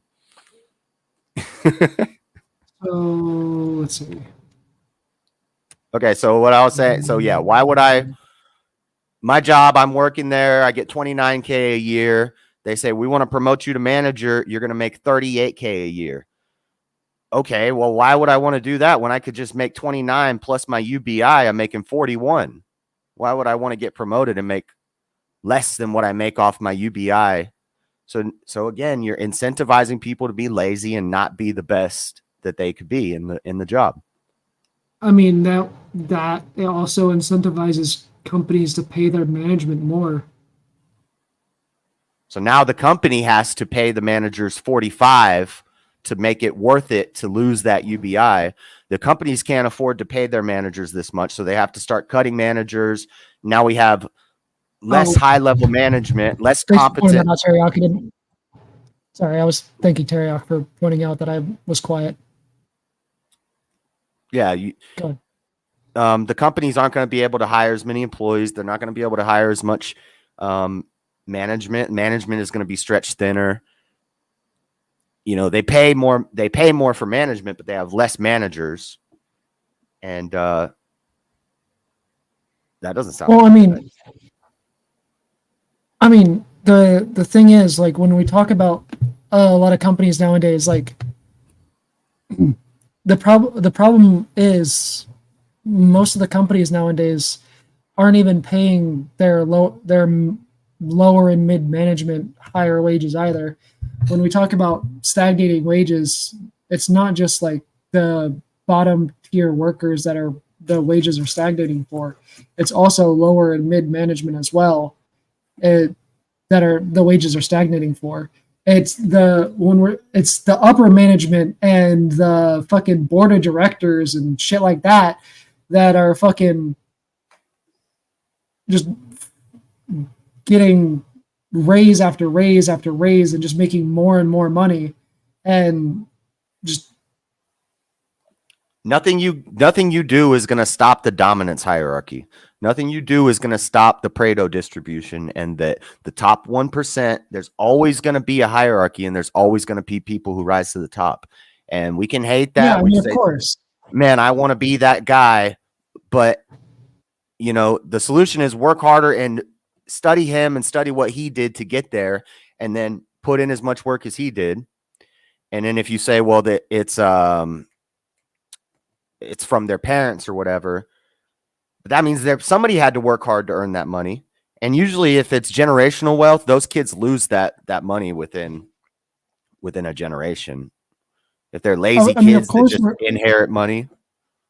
We're never going to get rid of that structure. And the point's not to even get rid of that structure.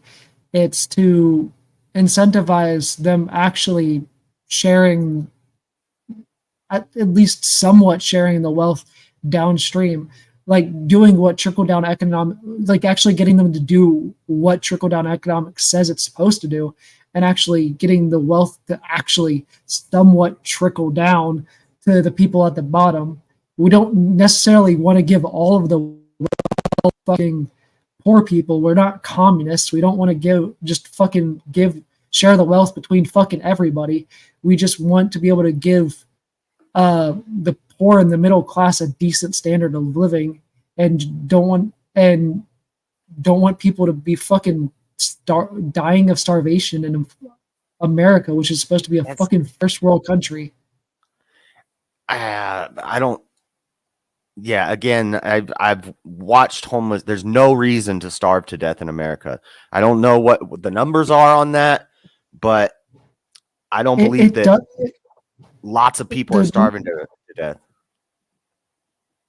I saw a guy become homeless. This is anecdote, but I saw a guy become homeless, and he gained like 100 pounds because he didn't have a job. He lived in the shelter, and all he did all day was bounce around to all the free food places. There's like 6 places you can go to get, between all the different places, you can get like 10 meals a day, and there's nothing else to do. So you just go sit and eat a free lunch. Then you go sit and eat a free breakfast. Then you get your coffee and donuts at the park here from the church. And then you go to this place and get a box of food. And then they sell the food on the block. And they're gaining weight. Nobody's starving to death in America. I'm sure some people are starving to death in America, but there's no reason for it. you can go to churches, they'll give you poor people food. There's all sorts of ways to get access to food, and you don't even need food stamps. But we have food stamps too. People will sell their food stamps for drugs. That's 50 cents on the 50 cents on the dollar. I used to be a hobo, so it's anecdotal, I know, but I've seen this stuff. I've been homeless too. Yeah, so we both came out of it, and we're both doing all right now, and we both came to different conclusions about how to fix the problem. So yeah, I mean, yours is get daddy government to throw money at the problem, and that'll fix everything. Mine is you have to, on an individual level, you have to change the people's spirits and their hearts and their minds and get them totally change their life around. And I don't think either of those plans are going to work. I think we're always going to have poor people. Oh no, it's the nature of capitalism. We're always going to have poor people. I mean, my plan is to just... It's the nature of socialism, too. There's a lot of poor people in socialism, too, and communism. Great thing about communism, everybody has a job, and everybody gets like a loaf of bread, but they're still poor, too. Starving to death. But, I mean, neither of us here are arguing for either of those systems. We're both arguing for two different forms of capitalism. But it's the nature of capitalism that... Socialism is a form of capitalism? I'm arguing for social democracy, which is a form of capitalism. Is it? It is, because it still has a free market. This one is for Vigilante to read? Vigilante to daddy government. I would not consider democratic or social democracy. And then we not got to one be confused with the democratic socialists. Salt Lake City was better when we put homeless on buses and shipped them to California. The vast majority of homeless don't want to work. Right. They don't want to work because why? They can get everything for free already. And now imagine if we started giving them $1,000 a month. You're going to see overdose rates skyrocket. So social democracy. Oh my God. JS to recovering homosexual. So stupid. As somebody pointed out in my chat, social democracy is capitalism with a healthy social safety net. Social democracy is capitalism with a healthy social safety net. So like Scandinavian countries where they're capitalist countries, but they have strong social safety nets. Yes. Okay. All right. What's the difference between a democratic socialist and a social democrat? Kind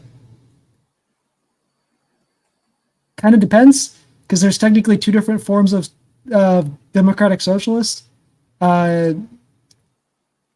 Democratic socialism can mean two different things.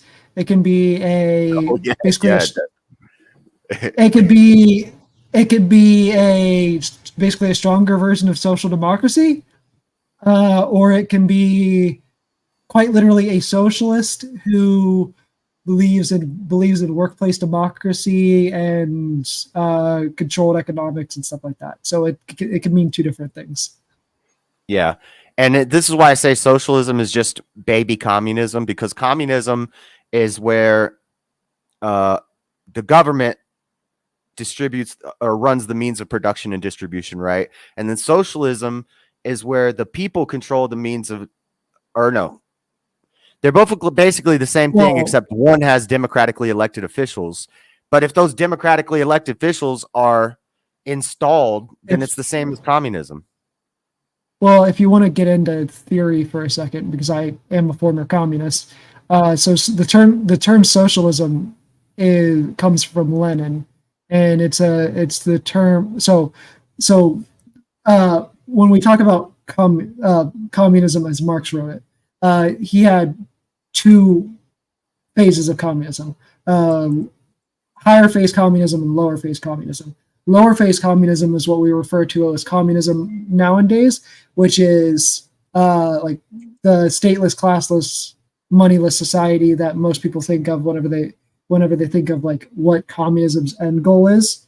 Higher phase communism is socialism. Higher phase communism is socialism. Yes. So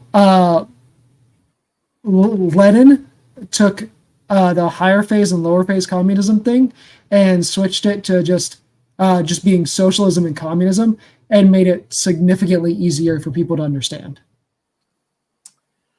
Yeah, I think the only real difference is that one is supposedly done through democratically elected officials, but democracy is baby socialism. That's mob rule, and your democratically elected rulers in your socialist world are not going to be fairly and freely elected leaders. So it's basically just communism, but it sounds nicer. Anyway, 5 minutes left. Anyway, I think it's very clear we can't throw $1,000 a month at all the poor people. That's going to have horrible outcomes. It's going to crazy inflation, and especially with the fentanyl now, like drug addicts get a hold of $1,000, they're going to die. They're going to overdose. It's going to be going to be madness in the streets. People are going to be robbing each other. The dope dealer is going to make $1 million in a day.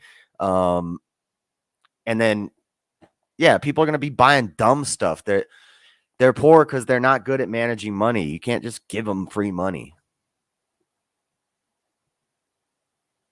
It's not a good idea. I don't know if you can. I would lean more towards, programs that give them assistance, help them find housing. But before you can house somebody, you have to deal with the spiritual problem first, because if you just house them, they're going to lose that house in a month. They're going to destroy it. They're not going to take care of it. People don't take care of things that they don't earn. We need to teach them how to manage money, help them get IDs, things like that, and then maybe get them into a housing thing where somebody comes in and checks on them and helps them out. I will agree that we do need to teach people how to manage their money. That is one of the biggest problems with America, is we don't teach people how to manage their money in general. That I was lucky enough that my high school actually had a class on how to fucking manage your money and shit. So I was actually taught how to manage my money, but a lot of high schools and stuff don't actually teach that kind of stuff. And I actually think if we're to do UBI in order for people to get on it, we should probably do a fucking money management class before people get accepted into the program, to be honest. Yeah. Or it would have to be like some sort of, you couldn't just give them $1,000 in cash. It would have to be kind of like food stamps, which we already have that. So I don't know why we need to give more to it, but it'd have to be a card that could only be spent on certain things. They'll still find a way to, they'll just go shopping for somebody and then get paid cash for it. But it would be better than just giving them $1,000 every month in cash. But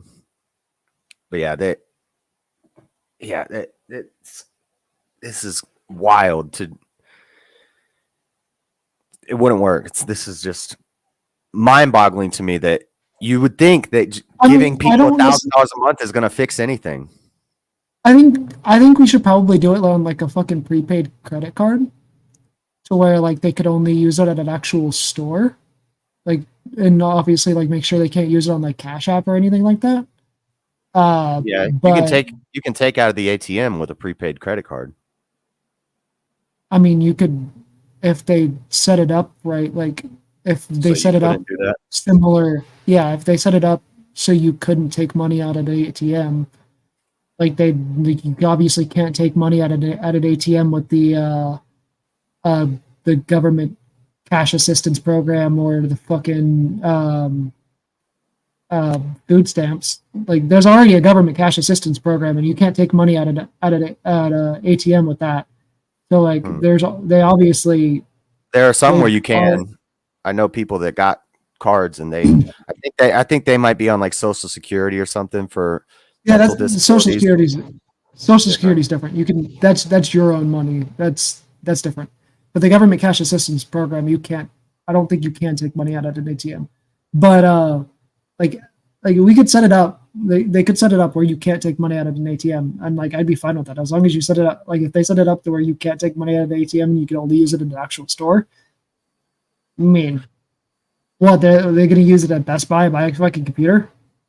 Yeah, a lot of people are homeless because they're felons, and it's really hard to get an apartment when you're a felon.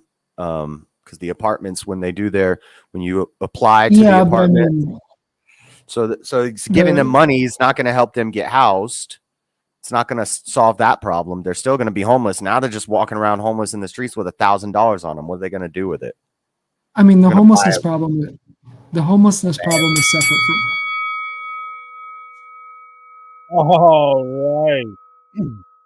All right, ladies and gentlemen, that is the end of round 2. I hope everybody has got their votes in. I did go to everyone's chats to remind them to come over and get their vote in. So because of that, because I remembered that this time, I am going to give another 40 seconds here for you guys to get your votes in on the poll. I just want to say again, thank you all for being here, watching. Shout out to both sides over there watching as well. JS's chat, Vigilante's chat. Shout out to all of y'all. Thanks for being there where you guys are as well. We got about 6 seconds left, so I can end this one. So that's the end of that poll. I'll write that down. So you guys have chose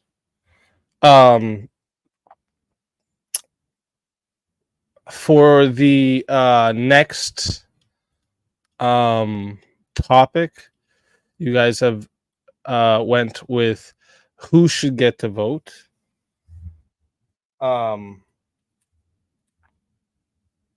So this is going to be the next topic. Let me just write this down. Sorry. I like to keep this. This will be for all the record books because everyone's going to have their own fight card with a record that they, they can come and make sure they try to update it and everything, right?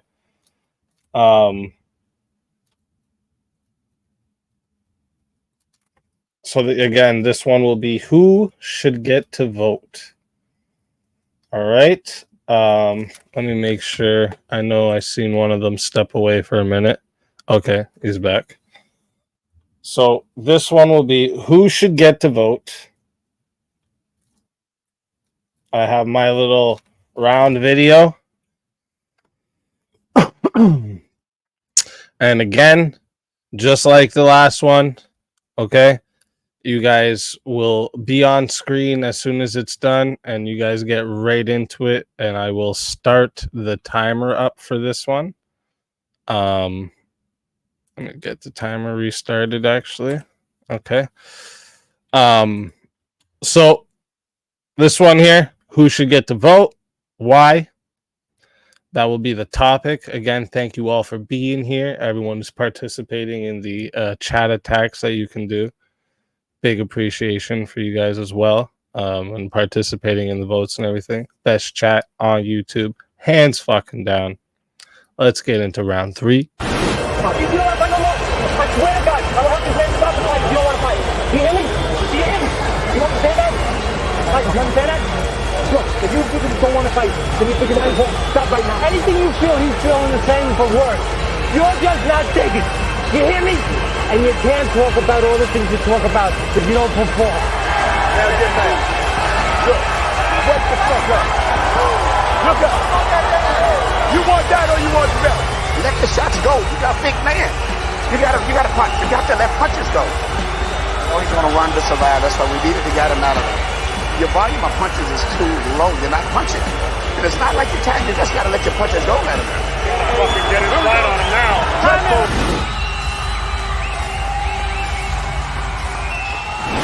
In the championship of UFC 6. Let's get it on. Started off, Daddy Government.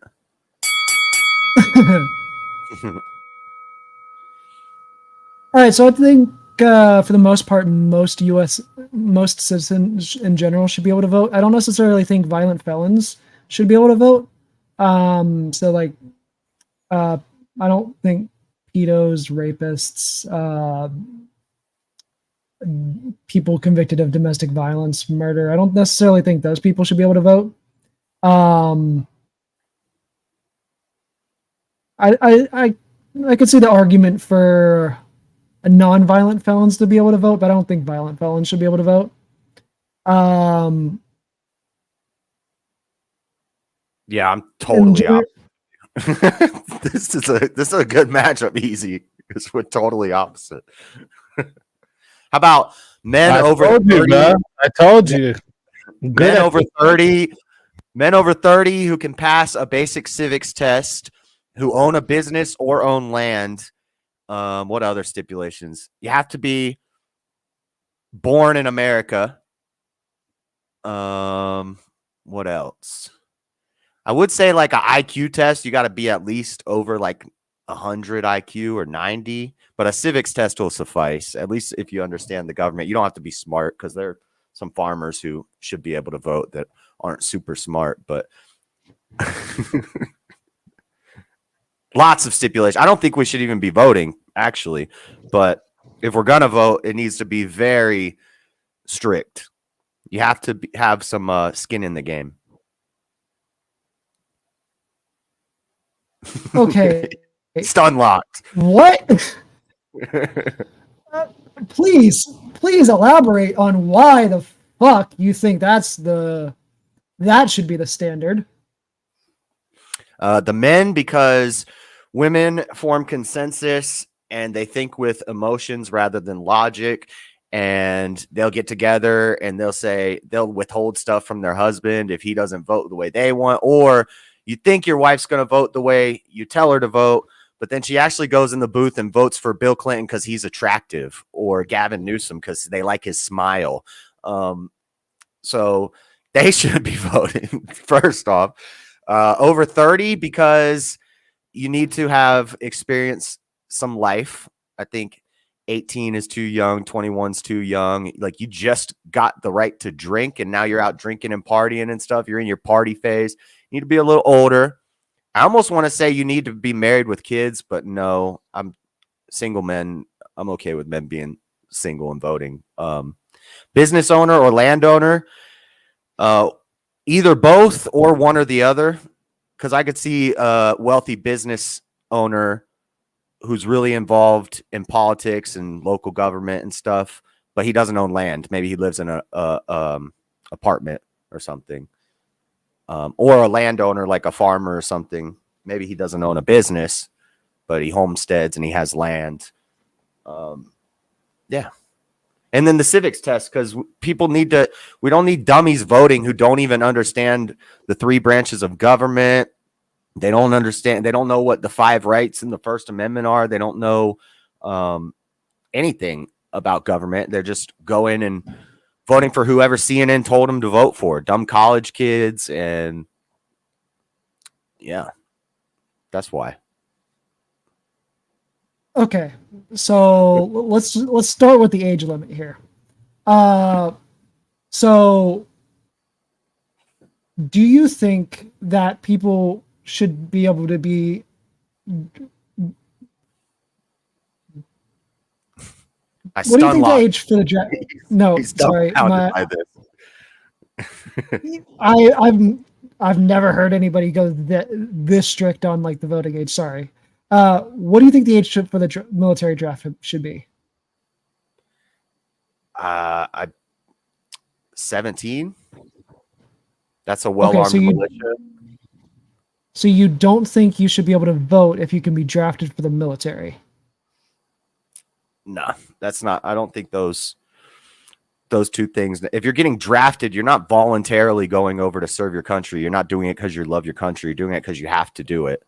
That doesn't mean that you know who's the best person to run the government just because you're a young kid that gets drafted to go fight for us. The fighters shouldn't be the ones, informing the political decisions just because you're a fighter. A lot of times the fighters are some of the dumbest people. That's just a fact. If it makes you mad, I don't care. So you can go die for your country, but you can't vote on who its leader is. When you're 30, you can. Once you get if home. If you make it to 30. Well, okay, maybe I could go to 25. I can maybe go to 25, but I like 30. It's a good, strong number. I mean, I still think 25 is too far, but I mean, at least like if you knew some science there, I could actually steel man that one for you because there's at least some science to back you up there. The 25? Are you talking about the brain development thing? Yeah. Yes. I think that's been debunked. That was not a good study that he was doing. It has been debunked. He was only looking at people who were like 21 to 24, and then he had some old people's fully formed brain, and he took some guesses about when he thought the brain fully formed. It's not a good. And anyway, it's just, I don't think anything changes from the time you're 24 to turn 25 and your frontal lobe is developed or whatever. But it's about life experience. Like, you need to have a good amount of life experience under your belt before you start life experience doesn't inform your voting that much, though. It should. And also they say what do they say when you're young, if you're not a liberal, you have no heart. And if you're old and you're not a conservative, you have no brain. Or how's that? Basically, as people get older, they tend to get more conservative because of their life experiences, because they see how shit is and they want to do something about it. And they realize that this lovey-dovey government's got to take care of us idea, give everybody money, it doesn't work. Yes. As you get older, you see that. Yes, but that's also being disproven with Gen Z and the millennials. That's not happening with Gen Z and millennials. And also no felons. I agree with you on that one. Same as you said it. No violent felons. If you got some felonies, or if you fully serve your time and you get your record expunged, then you should be able to, there should be a path to get your rights back. But yeah, I agree. What do you think about the civics test thing? No, that's been determined unconstitutional. Fuck no. That was part of the Jim Crow era bullshit, and that was determined unconstitutional. I think everybody was doing better under the Jim Crow era. I think it was a more united country.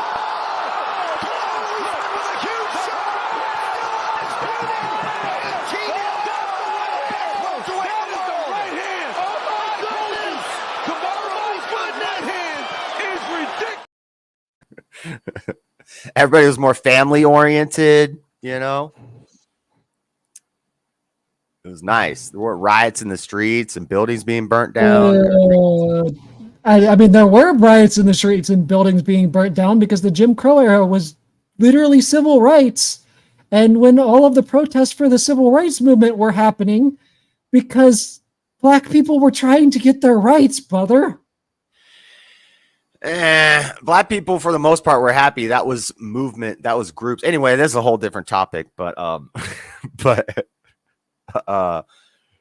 Yeah, the civil rights movement was a mess. This is not a democracy. We need limited voting. Republic, if we're going to have voting, it needs to be very strict because people don't know what they're talking about. They don't know about politics. Kids, young kids, they don't care about politics.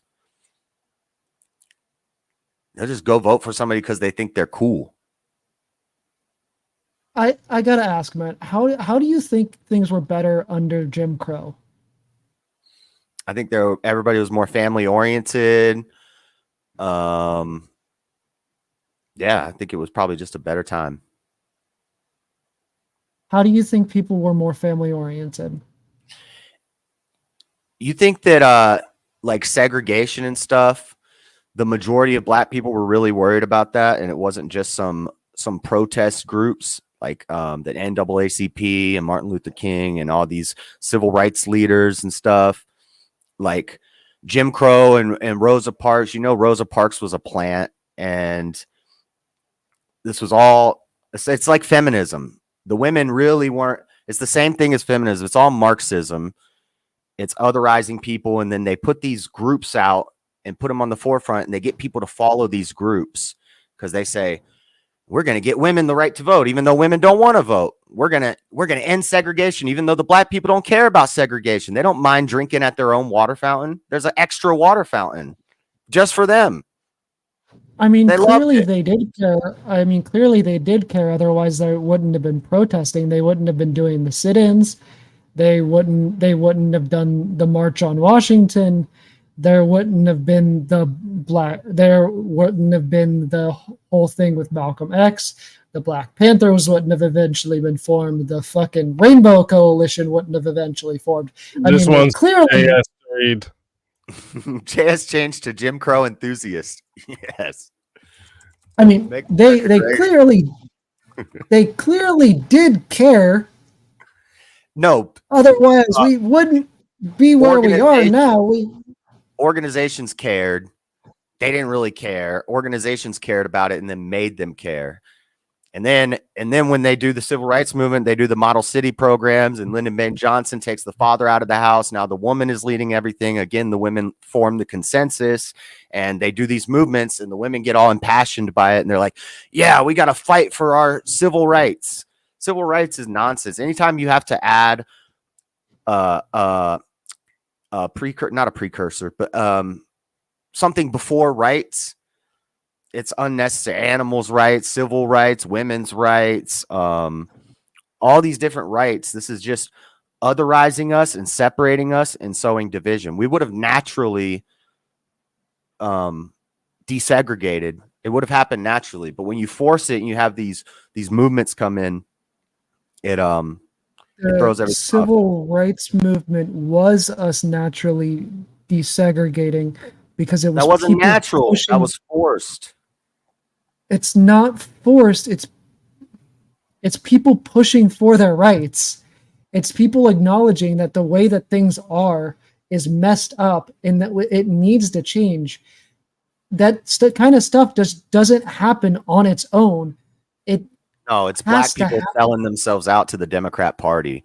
Those groups had incentives to do that and to rile people up and to cause all that nonsense so they could sell the black people to the Democratic Party. As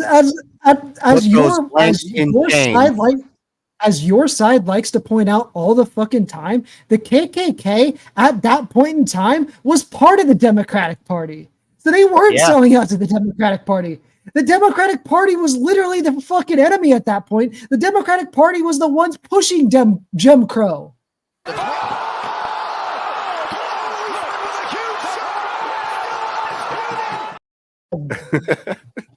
KKK are fake. They're LARPers.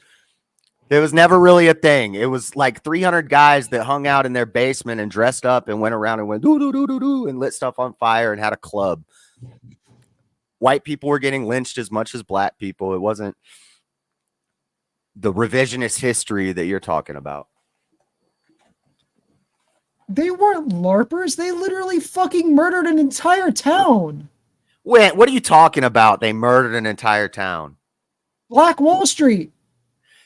Oh my God.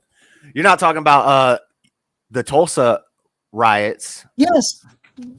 Or would you call? I'm sure you would call it the Tulsa massacre, but it's the Tulsa riots. Yes, the Tulsa massacre.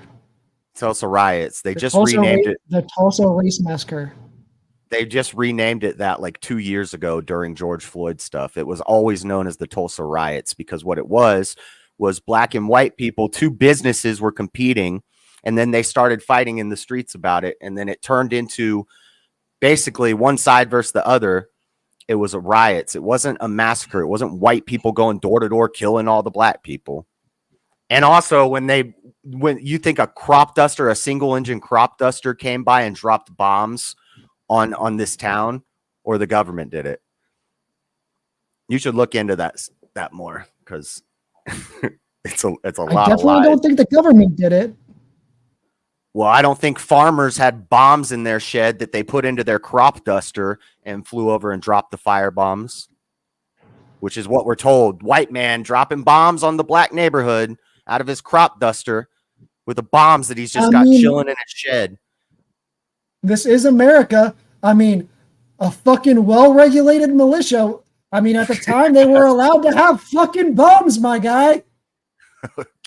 But the bombs that were dropped would not fit on the types of planes that the farmers would have had. This is researched. I don't have sources for you, but I've looked into it. Anyway, so yes, voting. None of this shit should have been voted for.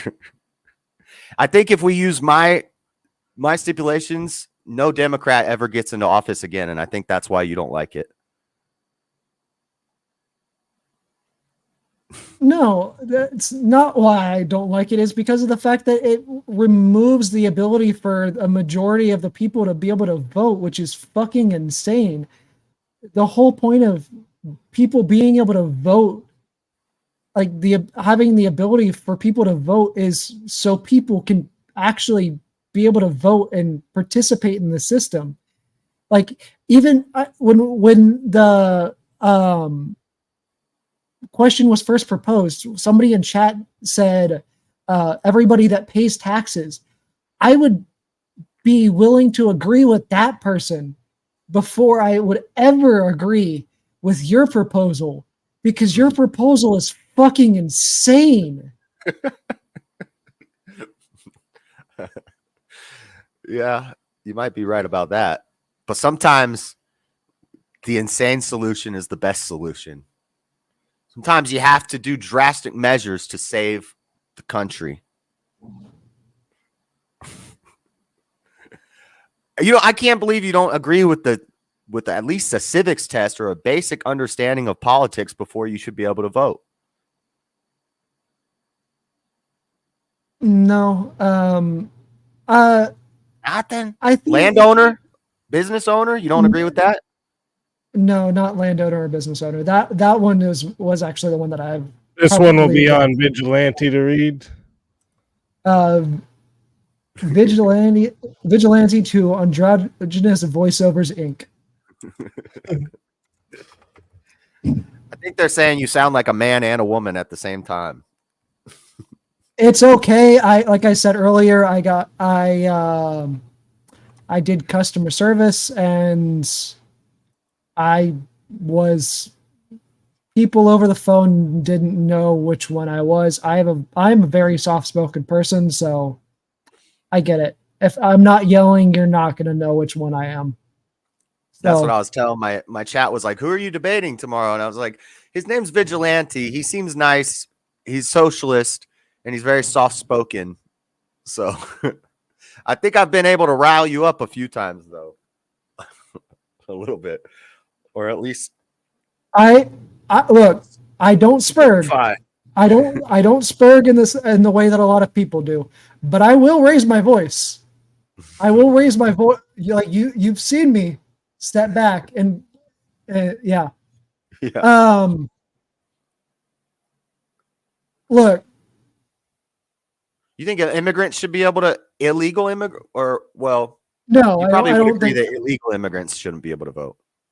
I don't think illegal immigrants should be able to vote. I wouldn't even say somebody that is here just on a green card should be able to vote. Okay. I think if you have citizenship, you should be able to vote. What about dual I think citizenship? I mean, yeah, I mean, you're a citizen of this country. You should be able to vote. Dual citizenship, I would hear the argument of like you probably shouldn't be able to run for office. Like I don't necessarily know if somebody that holds dual citizenship should be able to run for office because it's a national security risk, in my opinion. That's a good point. Why can you? How early can you start running for office? I know you can't be president till you're 35, but how old do you have to be? Is there an age limit on running for like governor or mayor? I think the age limits that we have are fine. What are they? For running for office? So local offices, it's 18. See, I would change that. For Congress, it's 25. For Congress, it's 25. So why should you be able to vote? Why should you be able to vote for president before you're 35 if you can't run for president until you're 35? Because it gives you the sorry, stuttering a little bit. It gives you the opportunity to participate in politics and learn about the system prior to you being able to potentially run for office. No, and regardless of that So fact, you value learning about the system. Yes, obviously. But regardless of that fact, why should you be uninformed and start taking place in the system if you don't even know how it works yet? First of all, regardless of that fact, nobody that is 35 is ever going to be able to win the presidency. Second of all, you're not going to be able to learn about the system. You're not going to be able to learn about the system. We have a 35-year-old VP right now, or we will soon. Regardless, you're not going to be able to learn about the system and be without like properly learn about the system, learn how to vote, learn about policies, and like learn about how you should vote and stuff, and like actually be interested in politics. If you can't vote, there is no reason for the majority of citizens to be invested in politics if you cannot vote. Yes, there are some people who are different and get invested in politics prior to being able to vote. Right now, the majority of those people that are young people that are invested in politics prior to them being able to vote, the reason for that is because of them protesting for gun reform, because they were involved in school shootings. That is the majority of the people who are young people that are invested in politics right now that actually give a fuck. And that is an unfortunate reality. And that's unfortunately the only reason why a lot of young Americans that can't vote only even give a fuck. I'm not saying that's a good thing. I personally support the Second Amendment. I love guns. I don't necessarily think that we need much more gun reform than what we have. I'm just pointing that out as the reality of the situation. So you think that they should learn to swim by just getting thrown in the pool instead of wearing some floaties for a little while? Why do we want them to learn how to take part in politics by just having them vote?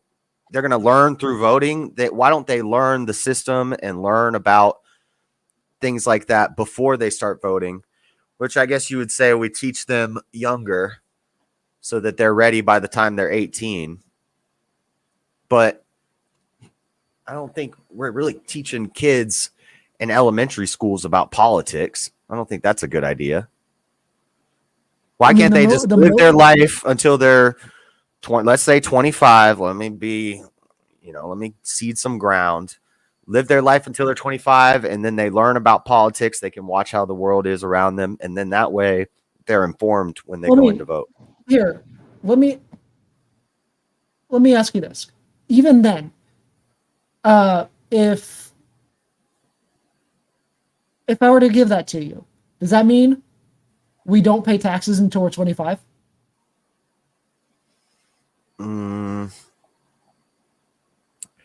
Okay, so no taxation without representation. Yeah, I'd be cool with that. So you don't pay taxes if you don't vote, or if you less taxes. Cool. So, okay. So wait. So if we go with your system, everybody that doesn't vote doesn't have to pay taxes, right? I don't think that would work, but it would be nice. But no, once you're old enough to vote, then you have to start paying taxes. And the idea is you should also be able to have some land or a business by that age. And that's when you start paying your taxes. So the idea is by the time you're 25 or 30, you've got a business, maybe you've got some land, you've got a home. Then you start paying taxes. You're a little more financially stable. You start paying your taxes and you start voting at that point. Then that helps out with the poor people because they don't have to pay taxes as much. Well, no, they'll still have to pay taxes once they're old enough to vote because it's your fault if you don't have. Yeah, but I'm saying like under your system, if you can't pass the civics test, if you don't own land, if you're not old enough to vote, if you're a woman, like you don't have to pay taxes, right? You might have me on this one's on you. Just to Dino King. That's right. Let's go. King of Man, the behemoth. You might have me on that one. I think you got me. Scored a point there. You are kind of right about that. It causes problems with how we're going to tax people because you shouldn't be not allowed to vote but still have to pay taxes. Yeah, I mean, because the whole point of this country that was founded on was no taxation without representation, right? Actually, I don't even know if that's a good idea. Maybe you still have to pay taxes even if you can't vote. Because again, I don't even think we should be having a voting system. I don't know how. I'd rather we had the Christian king. But it's not very realistic. I understand that. But yeah, so just more limited voting and yeah, that's a tough one. I'd have to think about that because I think you're right about the no taxation without representation, but we'd have to find some workaround for that. Maybe reduce taxes for people who can't vote or just like sales taxes. I don't know. That's a tough one. You got me there. I still think we need more strict voting. I don't think every dummy should be voting. A lot of people who have no idea what's going on in the political world, they don't even know the difference between a Republican and a Democrat. They just watch the news every night and they see Trump's a mean, evil, bad man. He said some mean tweets. He's a racist. He's a misogynist. You need to vote for Biden because he loves people. He's nice. And then they go and vote for Biden. It's like, it's just ridiculous. How could people vote for Joe Biden? Something's wrong with our system if half the country allegedly voted for Joe Biden over Trump. I mean, those people shouldn't be allowed to vote. Democrats shouldn't be allowed to vote. How about that? The reason people voted for Joe Biden, to be completely honest with you, is because he wasn't Trump. They hated Trump. Yeah. Basically. All right, and those same people are going to show up to vote for Kamala. That's crazy. A person like that who's mentally unstable to the point that they're going to vote for the destruction of their own country because they don't like what somebody tweeted or how somebody talks. Those people should not be allowed to vote. They're not mentally stable. That's what I think. This will be for Vigilante to read. Why not let people in prison vote? Does your answer follow logically to others. Yeah. I mean, shouldn't people in prison be allowed to vote because they use the populations of the prisons for their census data, which helps them. It affects how many seats they have in Congress and the House. I forget all the stuff, but it affects their electorate. When they count prisoners as the population, it affects a lot of things like that. So shouldn't those people in prison be allowed to vote? yeah, I mean, like I said earlier, as long as they're not violent felons, I don't have a problem with them being able to vote, even if they are currently in prison. Damn, that's crazy. See, I'm the one with the wild takes. You want people in prison voting. And 18-year-old kids who dropped out of high school, live with their parents, just sit around and smoke pot all day. You want that kid to vote. I mean, that's a minority of like 18-year-olds. Sure, But like they can. that one fucking vote doesn't change much. Well, they might raise up. They might organize. The left is good at organizing. They might organize all the. They're already doing this stuff, but start teaching the kids at a young age. All right. Listen, that is the end of round 3, ladies and gentlemen.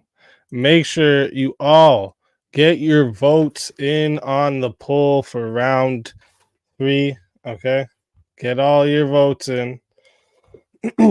I'm gonna give another little minute and a half here for you guys to get the votes in. Don't forget, vote for the best arguments. Don't always vote for your favorite or necessarily the person who has the same side as you. You want to vote for the best arguments, just to let you know. Okay, that's the best way to do it. It's the fairest way to do it. Okay, this is the ultimate verbal championships, folks. Okay, we want to know who's the ultimate verbal champion of the night. You know what I'm saying? You know what I'm saying? All right, listen. Where got a little bit, couple more seconds there. The next topic you guys have voted on was, does religion benefit society? So this is the topic for you guys in the back, just so you know. Make sure you guys vote if you haven't yet. It's about to be ended.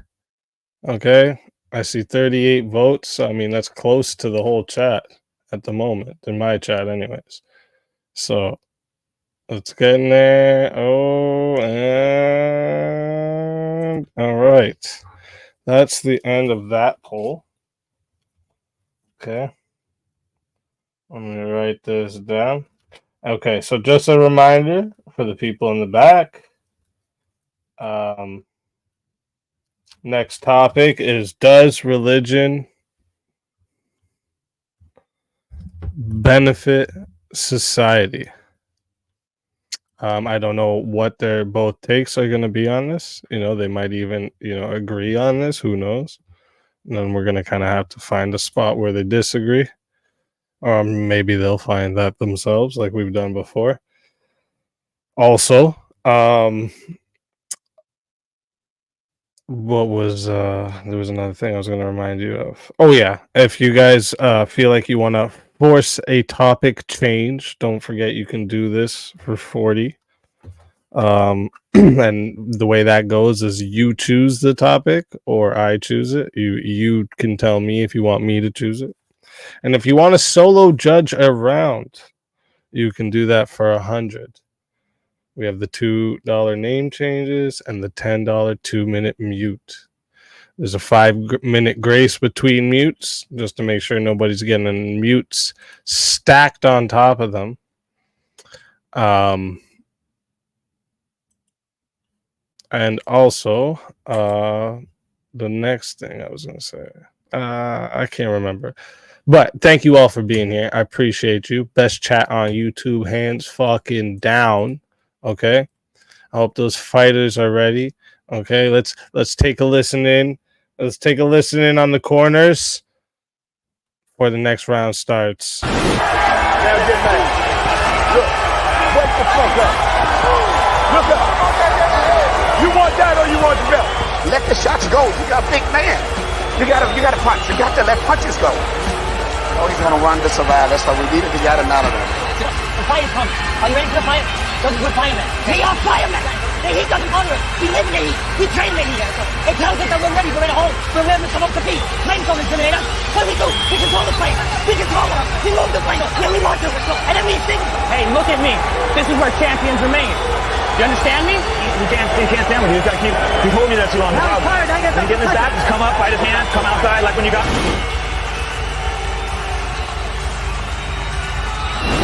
In the championship of UFC 6. Let's get it on! Let's go. Hey, that last one was a lot closer than all the other ones. It is hard to defend. It was. I kind of expected that because my ideas are pretty radical on that one. It's hard to defend radical ideas. Okay, this question's tough. I would say Christianity is. What is the question? Is religion good for society? Is religion good for society? Yeah, it's tough because I would say Christianity is great for society. It's the best for society. And some religions still that aren't Christianity are still probably good for society, but there are probably some religions that are not good for societies. So I don't necessarily think organized religion is good for society, for the most part. I think organized religion has historically done a lot of harm, done a lot more harm for society than good. I mean, we can look at like how the Catholic Church has turned around and done the Crusades.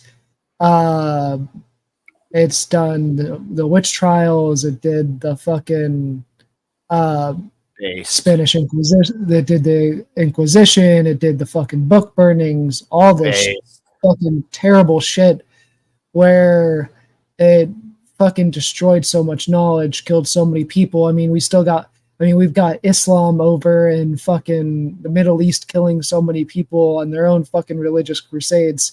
And I'm a fucking leftist. You'll hear me as a leftist calling out fucking Islam and the shit that they're doing over there, killing people for their fucking religious shit, whether it's fucking people of other religions or if it's fucking gay people. Like fucking gay people. That's gay. But like my point being is like I don't necessarily think organized religion is good for society. I think religion in and of itself is good for society. Because I think it gives people something to believe in. I think religion, consider like paganism or atheism unorganized religions. I mean, I consider paganism to be an unorganized religion. I am a pagan myself. They eat each other and do blood sacrifices and rip out people's hearts for pyramids and stuff. That's great for society, huh? That's not what paganism is, but I think I'm going to bite the bullet and I'm going to say yes, religion, organized or not unorganized, but yes, organized religion is good for society. I'll leave an asterisk for like radical Muslim terrorist groups, probably not good, but I think not all of Islam is like that. And, I think they got some good ideas over there as long as they stay in their country and we stay in our country. But organized religion is great for society. It encourages community building, relationships. The most charity comes from churches. Like you want food to be given out to people and charity and socialism and all this stuff, we could do it with the church. I don't necessarily think there's anything wrong with the community aspect of religion. I think a lot of like people gathering together and like that kind of stuff, that's fine, and like getting together and like hanging out, like that stuff's fine. It's whenever Getting together and hanging out. Well, that's not a club. Oh no, like I'm saying, like when you have like churches do like the fucking hangouts at like parks and stuff, like doing the grill out, like the community grill outs and stuff. That kind of stuff I'm saying is like what's fine. Have you ever been to a lock-in at a church? A lock-in when you were a kid? Yeah, I have. That was the first time I kissed a girl. Hey, let's go. I might have never kissed a girl without religion. I mean, that sounds like a skill issue, but no, I think is great. It strengthens families. As long as it's a moral religion. If it's, I have echo in my ear. Where's that from? You hear echo? So I don't hear it. I do hear a little bit of an echo. That might be easy. That he did say he was stepping away. He might have put his headset too close to his mic. Oh, lacking Riz. I had cheese with Riz. Yep.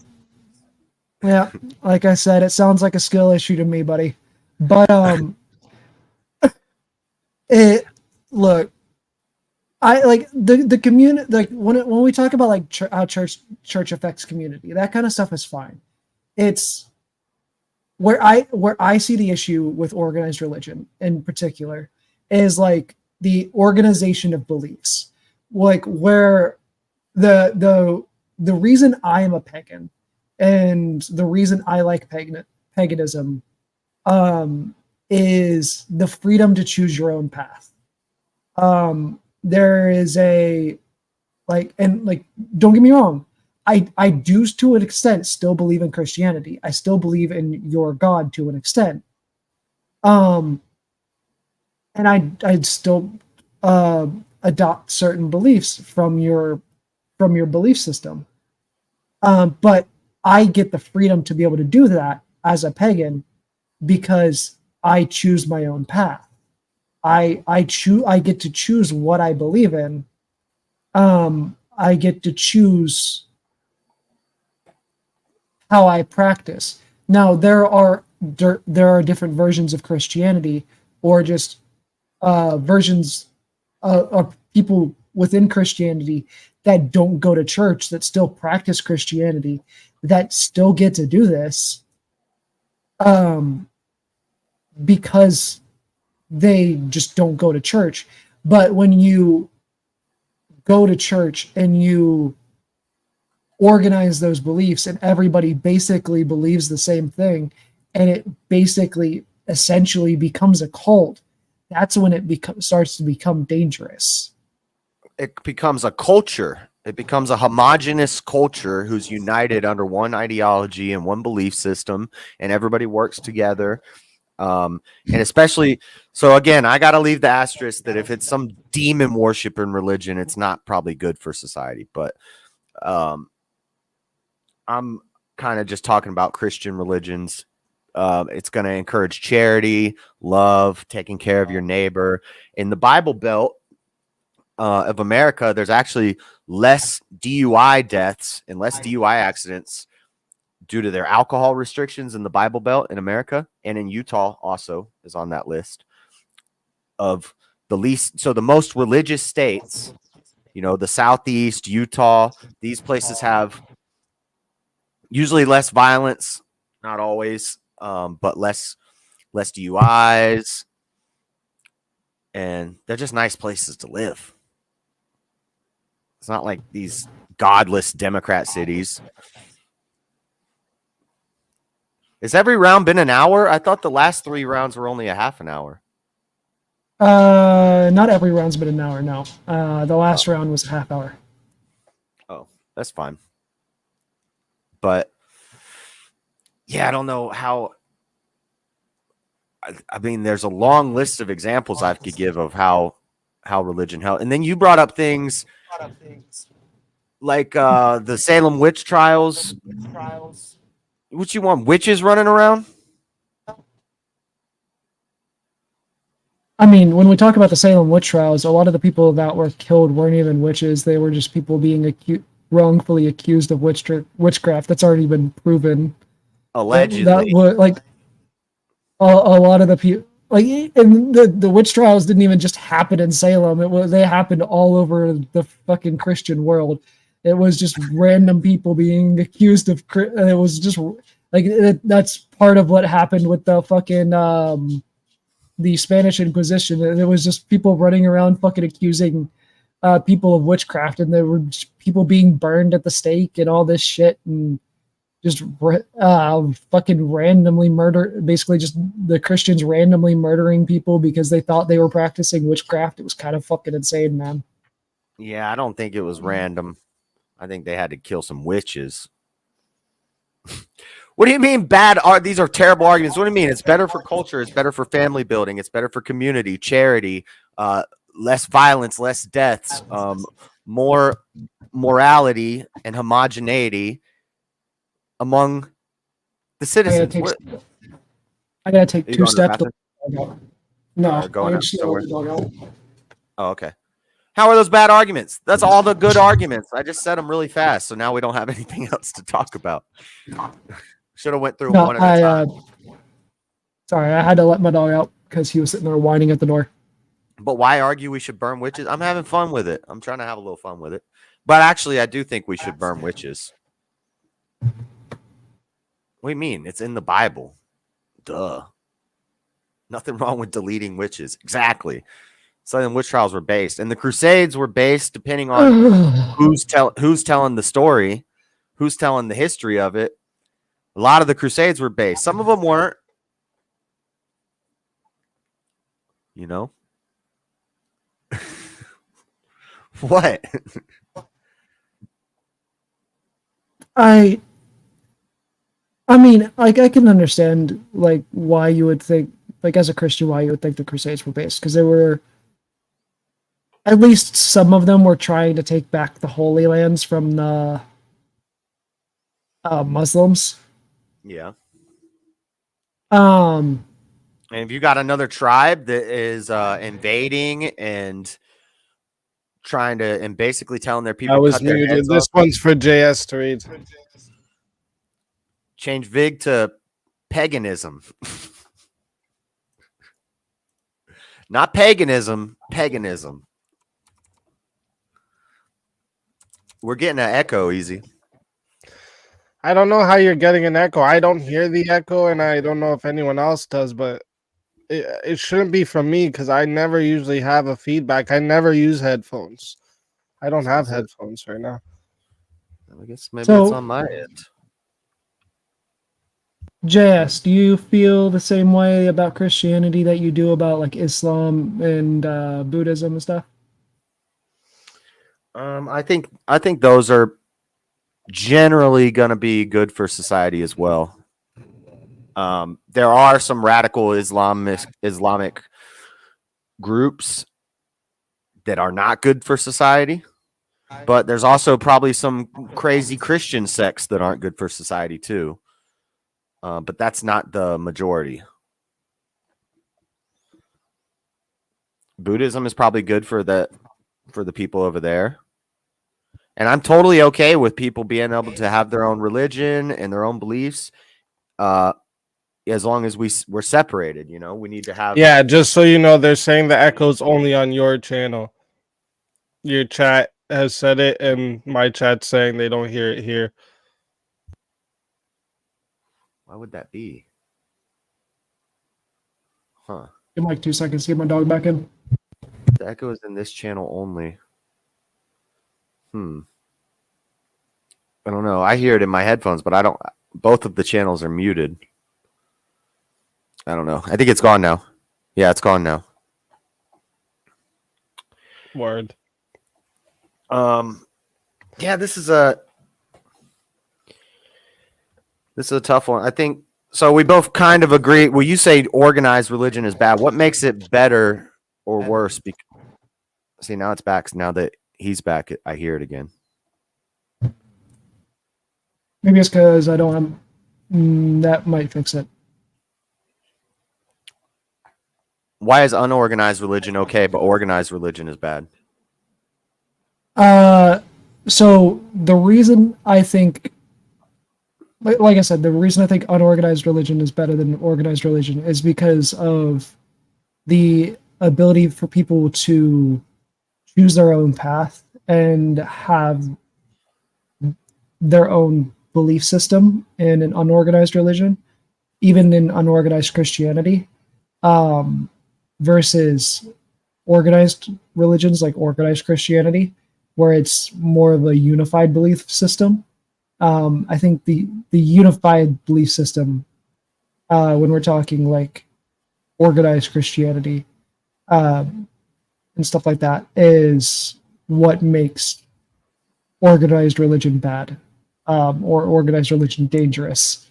You think it's better for a society to have a conglomeration of like 200 different religions, some of them organized, and society that just has all these different religions? All right, I got another Cashapp, so I gotta read it. JS to ball dropper. Changing my name to ball dropper from Caldy. That's right. Dropping these nuts.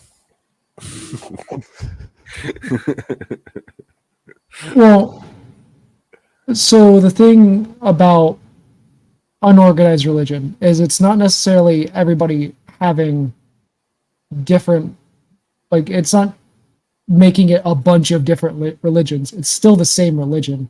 It's just everybody having a different path. So like so I'll go into like how the pagan community works. So we all generally believe similar things, but we work with different gods or worship different gods or follow different, practice different things, go down different paths, study different paths. I mean, we all generally believe similar things, but there's no set path like there is with a lot of sects of Christianity. It's not like there's no unified belief system.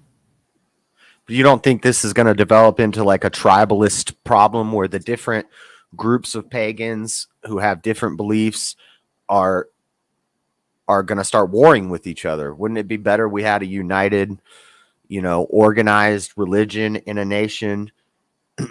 If this were like 200 years ago, yeah, sure. But in modern society, no, I don't necessarily think that that's going to be a problem.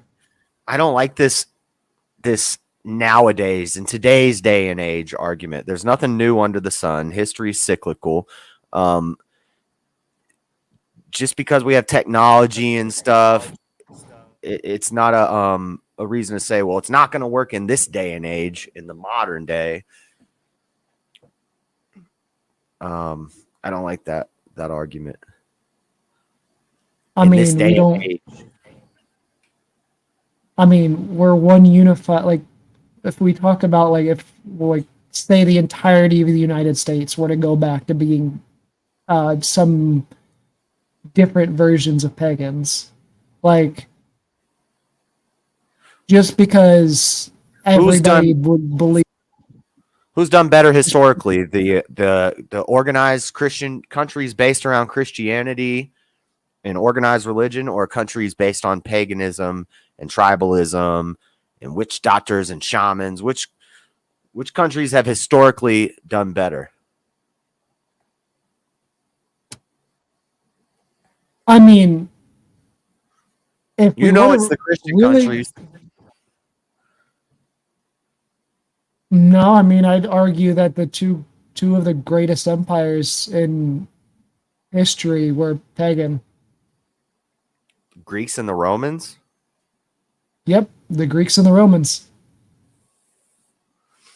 But they still had a homogenous, organized religion. Like they all worshipped the same groups of gods. You didn't have.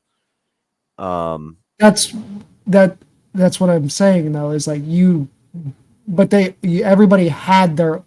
everybody was able to follow their own path.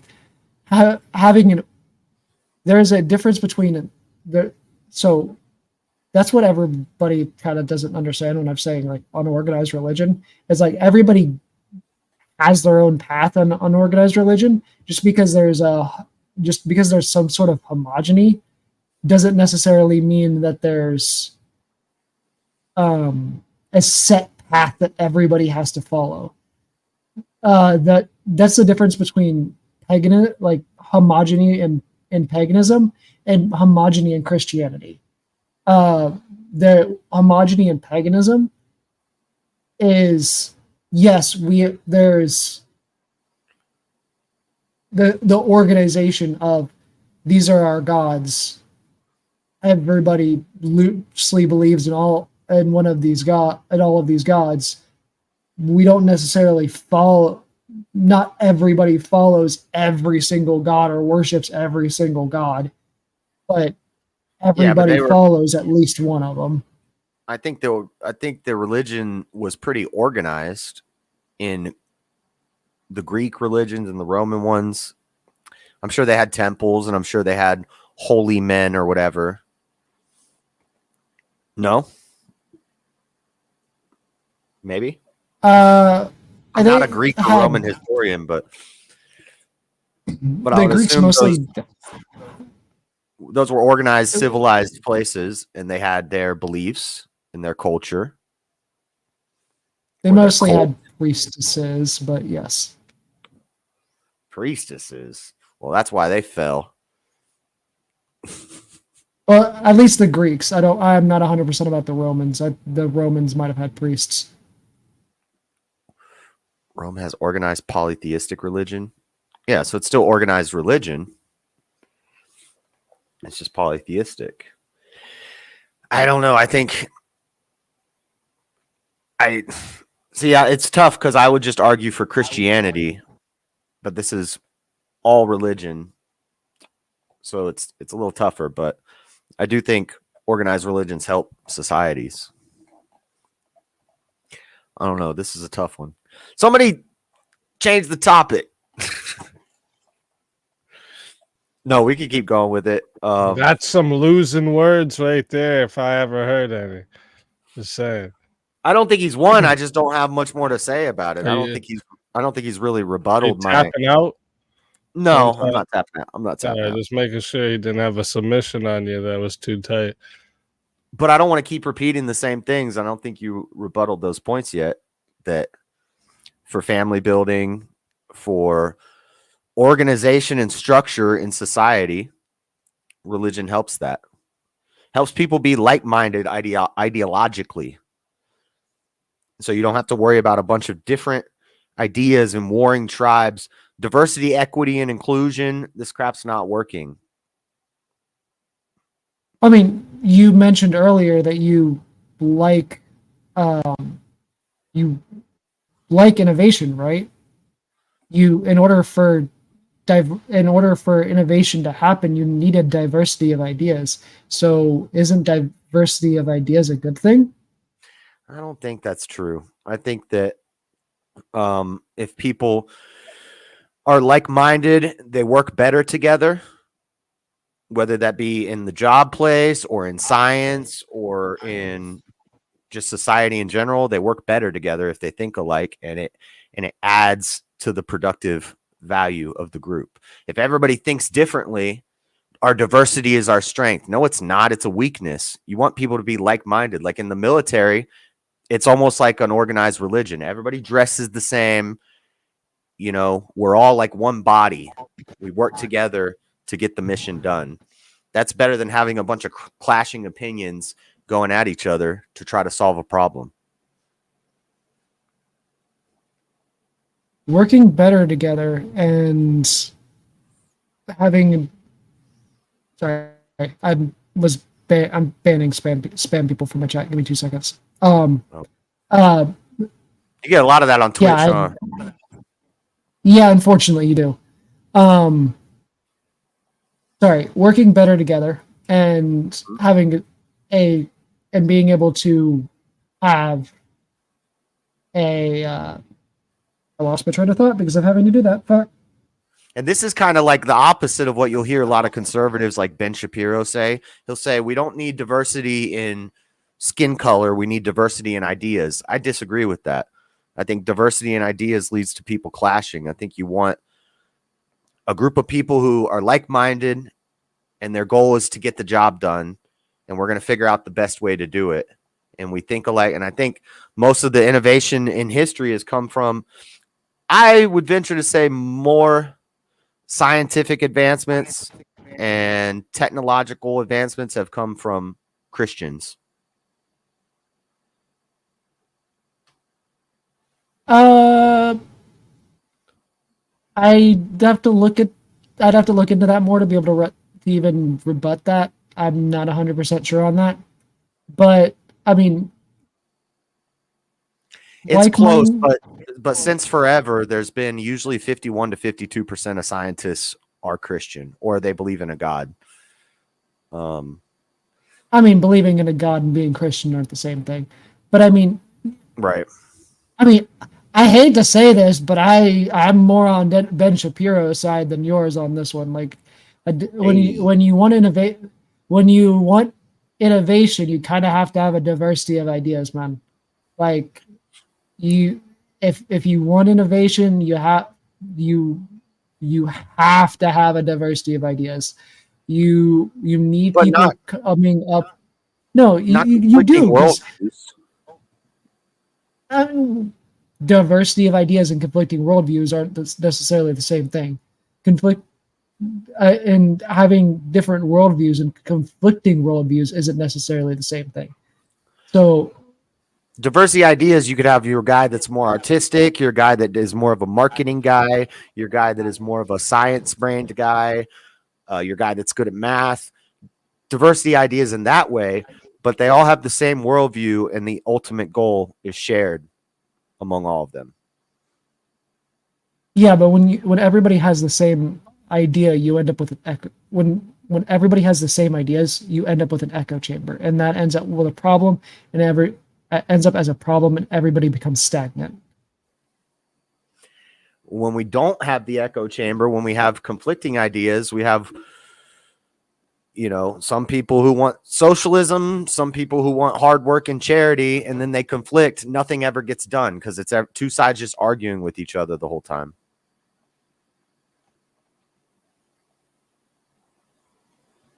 But if we both have the same goal in mind, but we have different ways to go about it, that's the diversity in ideas that's good. But the end goal and the whole worldview of the person, they should be the same. I think you get more productivity out of that. Unfortunately, echo chambers are toxic and just lead to toxicity and extremism, man. Echo chambers are the reason why you get things like the fucking school shooters and the fucking far right extremists doing things like fucking kidnapping politicians. Like, that's what happens when you get fucking extremists. I don't know about all that, but have you been to a job site where everybody speaks the same language, everybody's wearing a uniform, and they're working to build the house and they get it done quick? Whereas you could see another job site where it's a independent contractor. He goes to Home Depot, he fills up his trucks with guys, and then he goes out to the job site and they're working half-ass. Nobody speaks the same language. Nobody knows each other. Everybody looks messy, and the job gets done shoddily. Is shoddily a word? Half-assed. The job takes longer, and it's not as quality workmanship.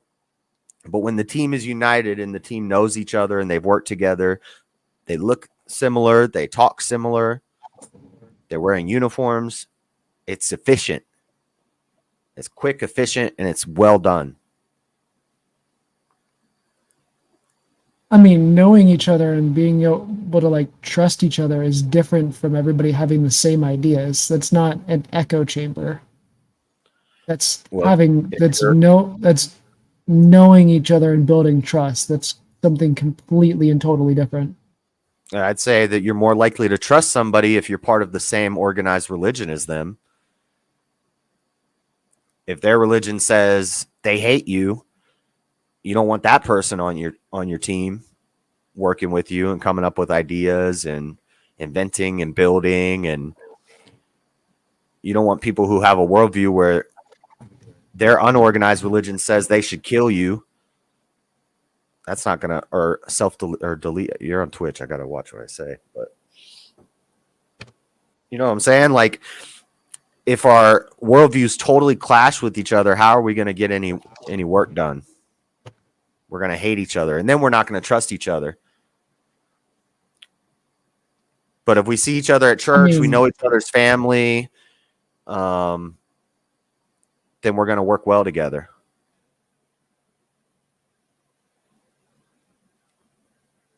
I mean, that's the whole point of knowing when or when not to talk about like things like religion and politics. It's why you don't talk about things like religion and politics at work. You just keep your mouth shut about that shit and do your goddamn job. Work's not the place to talk about religion and politics. I know, it's just an example. I'm making an analogy of the crew that looks alike and thinks alike, the united team versus the mixture of every different type of idea, and one ends up better than the other one. I think we've seen that in the world throughout history.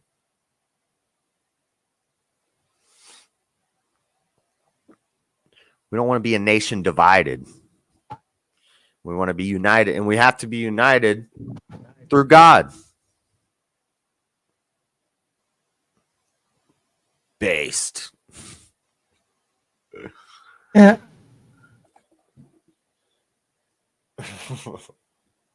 What? Come on. Yeah, I don't.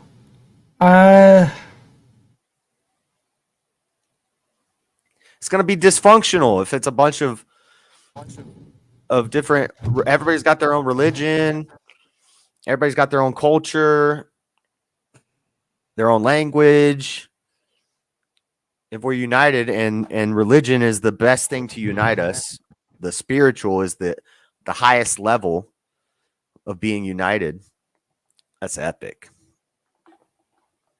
I mean, as you being a Christian, I get where you're coming from. Like I said, I grew up a Christian. All right. So we have a $40 Cash App from Caldy. So I'm guessing he wants to force a topic switch. The topic change. Oh, there, Caldy. The topic change is water wet. Oh my God! Is water wet? Yep. Okay, I'm gonna take the tough position here. I'm gonna let you have the easy one, unless we agree. Water is not wet. Wetness is what water does to something.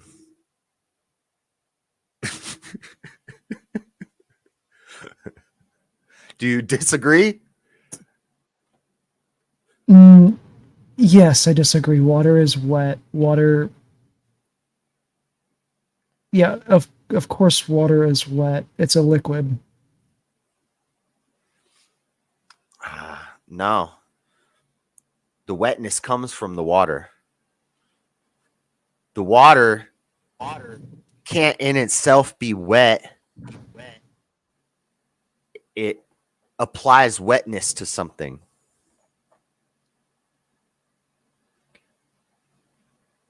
Water is a liquid.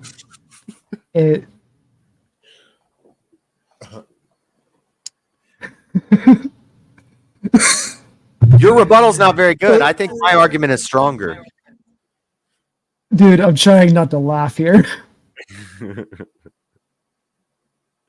I gave you the easy out. I know. Water is a liquid. It because of the fact that it's a liquid, it is obviously wet. Magma's a liquid. Is magma wet? Magma's a plasma, not a liquid. Mercury's a liquid. Is mercury wet? I'm pretty sure mercury is also a plasma. What do you mean a plasma? It's a element, or it's a dang old. What do you mean it's a plasma? Magma is a liquid, hot, molten rock. You know, everything can be liquid, solid, or gaseous form. So if I made my table into a liquid, would it be wet?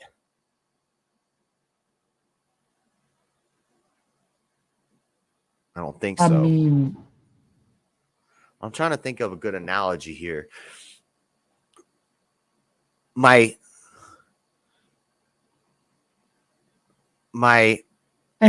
anything that a liquid touches technically becomes wet. Because the liquid itself is wet. That's my point. So when the liquid touches something, that thing becomes wet. But the liquid is not the wetness. The liquid puts the wetness onto stuff. So my hand, if I touch the water, it's not the water that's wet on my hand. It's my hand that is wet from the water.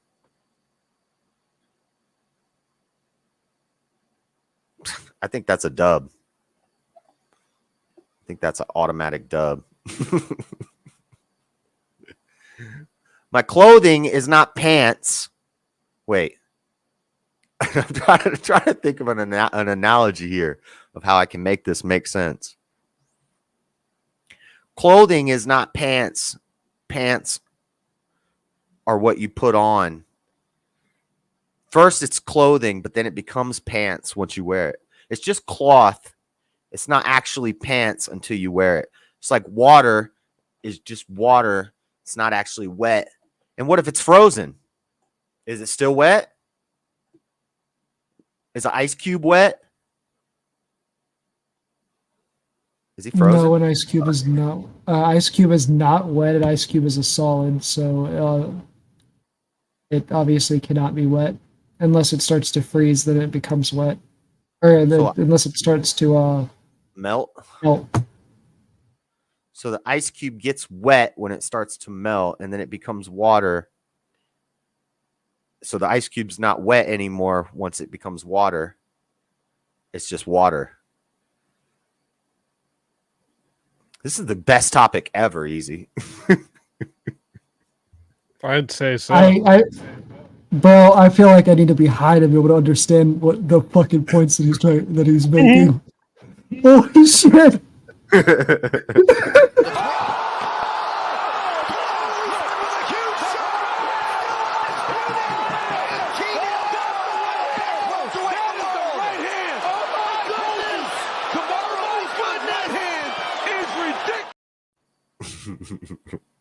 I'd have to be high to make up these dang explanations. We talked about this on my stream last night. I was like, one of the topics is water wet? What am I going to do if this comes up? And I was like, I'm going to go for it. Water is not wet. Wetness comes from water.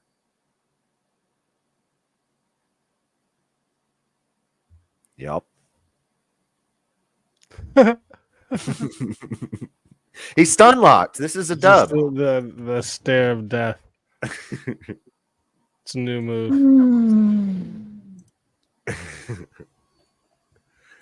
I mean, I could have just took the easy route and said, yeah, I agree, water's wet. But where's the fun in that?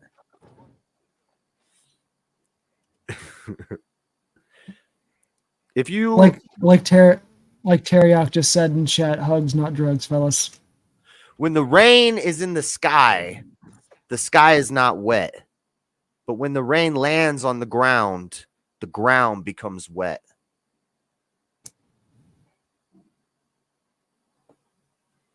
See, he can't even argue with this stuff. This is easy.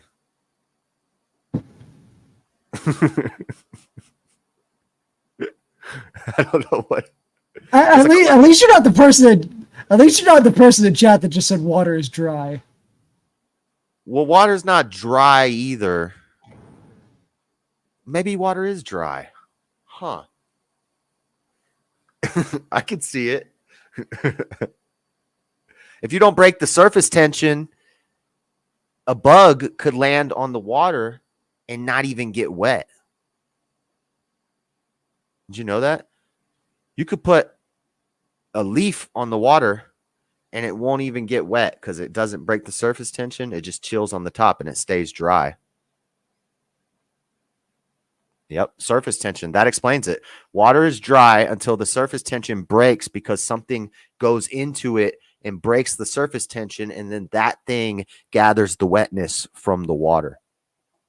That's not even true, because if you go get a glass of water right now and go put your fingers on the top of the water without breaking the surface tension and pull them up, your fingers will still get wet because you're touching the water because it is wet. If water was just naturally wet, then it would be called a water suit and not a wetsuit. Your suit gets wet when you go into the water. That's why it's called a wetsuit. Boom.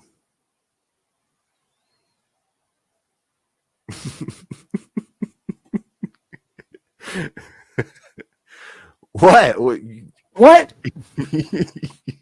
You don't have a comeback? Look, Sinson said I just made a huge breakthrough in science. This is a fact. Space is not empty. Emptiness is space.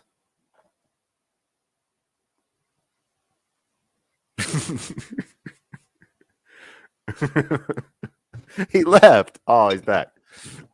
Wah, wah, wah. Oh, he needs a drink. Yep. It's about that time. Old chat.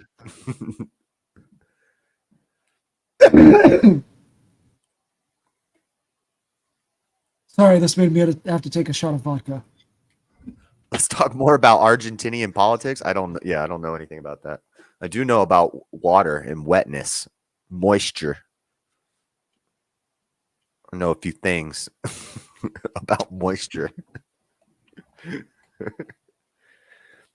What about precipitation? Is a cloud wet? What about precipitation? Yes, clouds are wet because the clouds are vapor, which is water, which is wet. The dust in the cloud is wet, which makes the vapor. Clouds are not dust. Clouds are water. Clouds are condensation of evaporated water condenses on dust particles in the sky, which makes clouds. And then once the pressure gets too high, then if it gets too heavy on the dust particles, and it falls down as precipitation. Yeah. That's how it works. This one is for Vigilante to read. The cringe is real. JS2, what is an argument? And Vig2, I wish I knew the facts. What is an argument? Why don't you try to argue that water's not wet? Let me see you do it, Cleaner 409. It's not easy. I'm thinking on my toes right now. Maybe I'll be able to fucking understand what the fuck you're trying to say once this shot of vodka kicks in. That was vodka? Yes, that was vodka. Yeah, it wasn't That was wet. vodka. It was wet. That was vodka straight. It wet your whistle, but it wasn't the wetness. Yeah. Vodka is not wet. When you drink it was vodka straight from the bottle. Tito's. Nice. We drove him to drink, boys. Let's go. I don't know. This is a crazy topic. I don't know what you guys want from me. I'm doing the best I can over here. He even agreed ice is not wet. Well, not water. That's water in a form. That's a form of water. That's H2O. Water's not wet. Water's Am H2O. I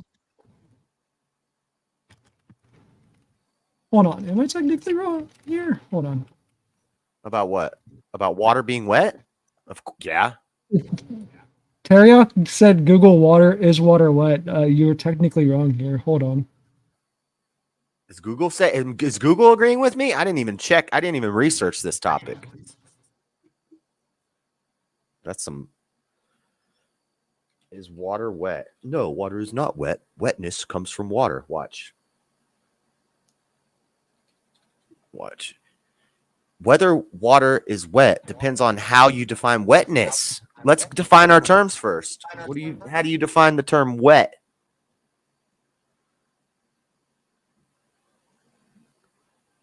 Wet means consisting of, containing, covered with, or soaked with liquid such as water. Oh, all right. So we got another 40 in the Cash App for another topic switch. Good, but I wanted to be clear. I wanted to concede that I won that one because I'm reading it right now. I want to bring it back to Argentina. Oh my Let me find where we here shift to the Argentina inflation. What? The Argentina inflation. I'd have hold on. I'm gonna have. Can I phone a friend? Phone a friend? No. Is this Who Wants to Be a Millionaire? Can we?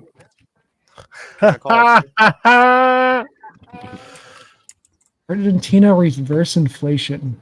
Hey, you saw that Google said I was right, though, right? Yeah, I mean, Teriak's right. I mean, I was technically arguing the wrong side. What the fuck? I mean, that's kind of weird. Booyah. And I just did that. That was just a guess. I didn't even look at Google. I'm trying to find out about Argentina's inflation edges up in June, breaking a month-long streak in a blow to President Milei. Oh, Milei's base. They don't like they're trying to get rid of him. Flores told me about this Javier Milei guy, and he's doing a lot of good things. He was the one saying, afuera, afuera, afuera. Argentinian's consumer price index rose. What is this really the topic? Yeah. Argentinian inflation? Yeah. Argentina's consumer price index rose 4.6 in June, slightly up from the rate of 4.2 in May, ending a 5-month trend of cooling inflation. Experts have attributed to deepening recession brought on by Malay's harsh austerity. International Monetary Fund predicts a 2.8 contradiction this year. So the base guy gets in and then their inflation starts going up. That's not good. I don't know. Based off of what you just read, it sounds like it's reverse inflation because they're going into a recession. I mean, which makes sense. I mean, when you go into a recession, no, it's it going rose. into reversal. It's not revert. It rose from 4.2 to 4.6. Oh, okay. And they're in a deepening recession. What's austerity mean? I think I just learned this word the other day, actually. I think I asked this question the other day in my chat's like, you don't know what austerity means?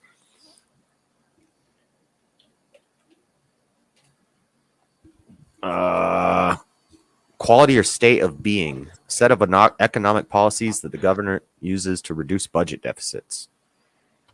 So he's trying to reduce budget deficits, and it's raising inflation, is what I'm seeing. I don't know. I like Milei. I remember he was all over the news and stuff when he got elected. He's kind of Trumpian. He yells a lot, talks crap about the Democrats. He says, "Afuera, get out." Oh, so I'm reading an AP article. So basically, it explains that people have less money and are worse off, so they're spending less. So of course, Yeah, I mean, people are less off and have less money. So yeah, of course there's less inflation because people don't have money to spend. Less inflation? Isn't there more inflation? The inflation's going up. Yeah. I mean, this is from Excessive money printing Oh, and this one's government from spending. May. Sorry, this one's from May. Hold on. Some attribute it to excessive money printing and government spending. Others point to a rise of the dollar. Many others blame inflation itself. You blaming inflation for inflation? Prices go up because there's inflation. And then inflation happens because the prices go up. And then the prices go up because of the inflation. Self-perpetuating spiral.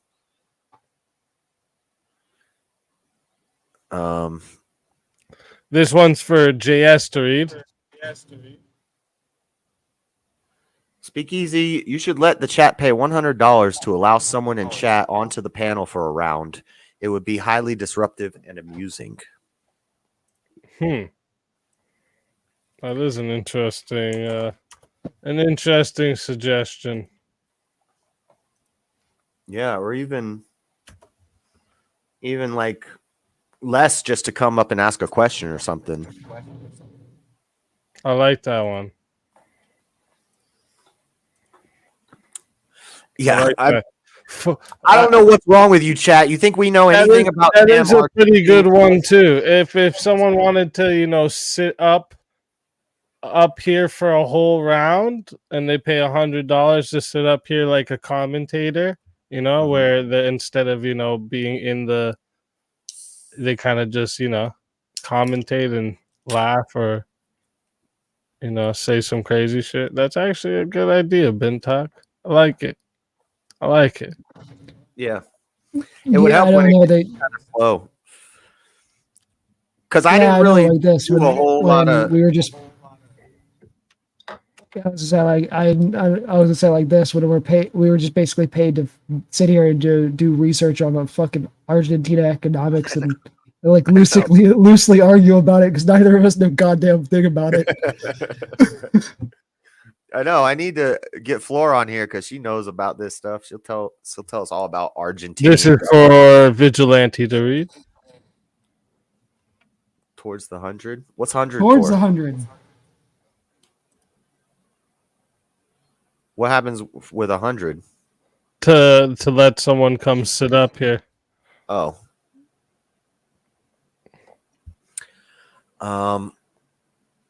Apparently it's been a historical thing though. It's not just since Milei came in.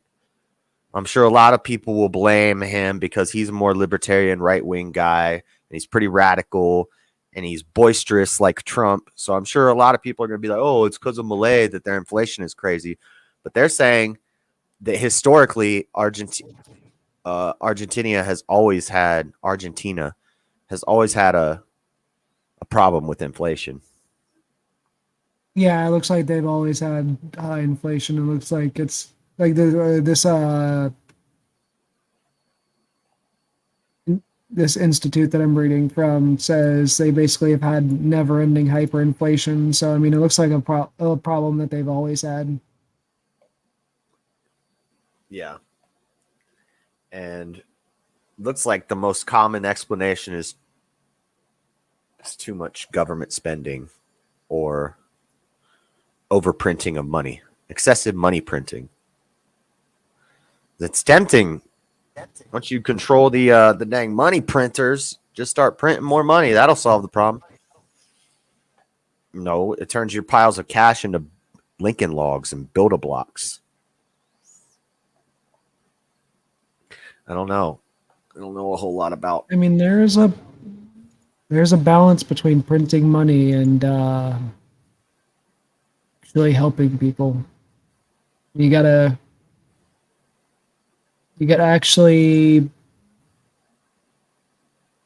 sit there and Well, this says May 14th from AP, Argentina reports its first single-digit inflation in 6 months. So that's good, right? And that's under Milei? Yes. Well, looks like he's doing a good job then. Let's go.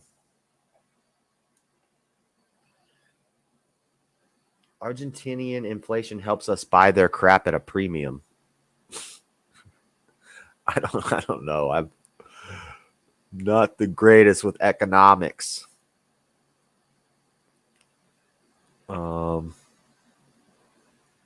It's interesting. Hold on. Let me look at some graphs. Let's pull up the data. Average cost of a Big Mac. Oh, wait. Monthly inflation rate in Argentina from 2018 to 2023. Average cost of a Big Mac in US dollars. In 2018, it was it's $3.96 in 2018, $2 in 2019. So it went down, and then it starts going up, up, up, up. $5.31 for a big. That's still a cheap Big Mac. That's cheaper than American Big Mac. Our Big Macs are like $7. So, Yeah.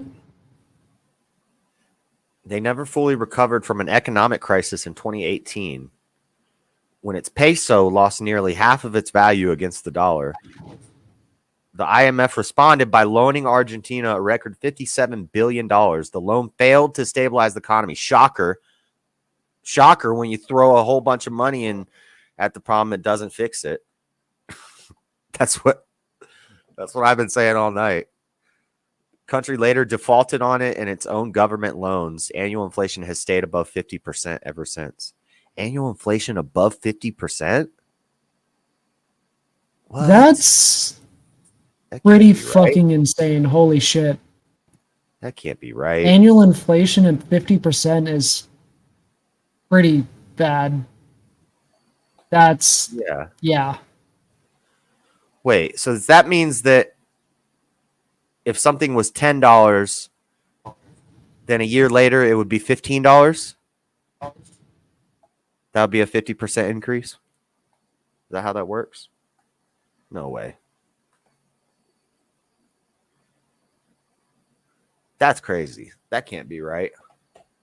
I don't know. This is from gzeromedia.com, so I don't know how reliable this is.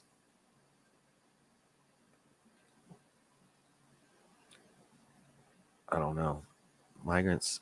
Yeah, I'm not sure. Everybody's inflation is about to go up with this Microsoft thing that's happening. The grid's about to go down. I mean, fucking faulty patches get pushed all the time. It'll be fine. Oh no. I don't think we're going to be worried about water when the grid goes down. When the grid goes down, you're all dead to me. That's my catchphrase. I didn't even know they had Big Macs in Argentina. But they're cheaper than American ones. I should have researched more thoroughly for this. I'm trying not to have any dead air and just silence, but I need to research more about Argentinian inflation. Yeah, that one was threw me off a bit there. I don't know a goddamn thing about Argentina. 271%. Inflation rate in Argentina surged by 271.5% in June. Is that June of this year? See, I'm seeing different numbers. Their reporting probably isn't even accurate. Who knows what? I suck at numbers, and there's a lot of numbers and graphs on this thing I'm looking at. I don't know how to read this. Who thought of this topic? Who thinks of these topics? Did you think of this topic? Easy. Nope. No, this was a chat topic. This was a paid for forced topic. So they get to just choose any topic they want and pay for it? They can, or they can let me choose it. It's up to them. Okay. Huh. Oh, is the poll up? Yes, the poll Yep. is up. I went to both chats to let them know. So what is round 4? Is it all? What did we talk about? Two All of these topics? topics Three that we topics? just went through, yeah. All of these topics, yeah. This is round 4 still, and you guys got 1 minute and 20 seconds still. So So I mean, religion is keep better for going. society. I destroyed you on that one. I proved it. Societally, culturally, family building, economically, it's going to be better for the country all around. Water is definitely not wet, obviously. And as far as the Argentinian inflation rate, I think we agree on that we don't know anything about it. Do you have any closing thoughts? I mean, they need to figure out something for their inflation. Holy shit, that 50% is insane. Yeah, this is bad. But maybe we can give them universal basic income and free healthcare and free college, and America, we can pay for their military and protect them and all that stuff, and then they'll be all right.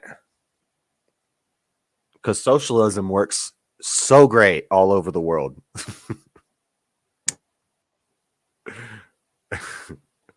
Maybe it's all those Nazis that moved down there after World War II. Oh, I forgot about that. That could be it.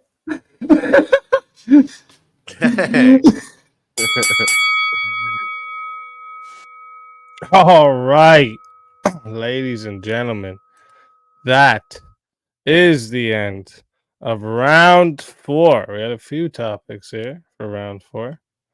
Okay. We had some forced topic switches, forced them to do some research over here. You know what I'm saying? I'll give you a last minute here to get your votes in for the winner of round 4. Remember, guys, you want to vote for not necessarily who's on the same side as you or who's your favorite. Vote for the best argument. You know what I mean? Who shed the most blood? Okay. When the fight always goes to decision, this is where you got to look for who threw the most punches, who shed the most blood, who got knocked down the most. You know what I'm trying to say? This is what you want to look for. This is what the ultimate verbal championship is all about. All right. Let's give this last 20 seconds here for you guys to vote. And also, just so everyone knows, the next topic that you guys voted for and the final round topic is: should animals have any right? This is the final round, guys. Let you guys know in the back that the final round. Make sure you guys all vote. It's at the top of the chat. Okay. We only got a few seconds. Get your last votes in. Got a few seconds left here. 5, 4, 3, 2, 1. We got our last votes. Herb Dean out here with the late stoppage. We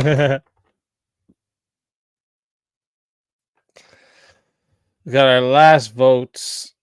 Okay. One was really fucking close. Really close. That was the closest one yet. All right. So remember, boys in the back, fighters, should animals have any rights? This is your topic. Bintalk made a suggestion, and fuck it. The last round, because we've already did 3 1-hour rounds and 1 30-minute round, so this will be a 30-minute round as well. Okay, because that's how we have it set up. All right. Caldy won. True. Caldy won for sure. That was pretty funny. I can't lie. But I want you guys in the back ready for this. Again, I want to say thank you to the chat, everyone who's participated and throwing some attacks in. Ben Talk had a little suggestion here earlier about paying $100 to come sit up on for the round. So, I mean, if you want to do it, it's a 30-minute round. Maybe we'll add this in for the next time so people can know it from the start. But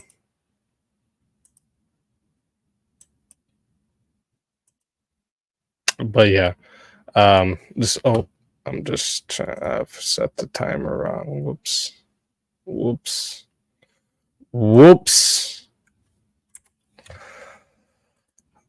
All right. So I hope you guys are ready for the final round, round 5. Let's get ready for this. Let's have a listen in on the corners and get into this. Oh, he's going to run to survive. That's why we needed to get him out of there. Your volume of punches is too low. You're not punching. And it's not like you're tagging. You just got to let your punches go, let him. Fucking get his fight on him now. The fire's coming. Are you ready for the fire? We're firemen. We are firemen. The heat doesn't bother us. We live in the heat. We train the heat. It tells us that we're ready. We're at home. We're where we're supposed to be. Flames don't intimidate us. What do? We control the flame. We control them. We move the flame where we want to. And then we extinguish. Hey, look at me. This is where champions remain. You understand me? With the jab in the field, to close the distance. Start with the backside. Start looking for your runs, but start with the backside, then finish. Okay? Right hand, okay? Still down and drop your right hand, okay?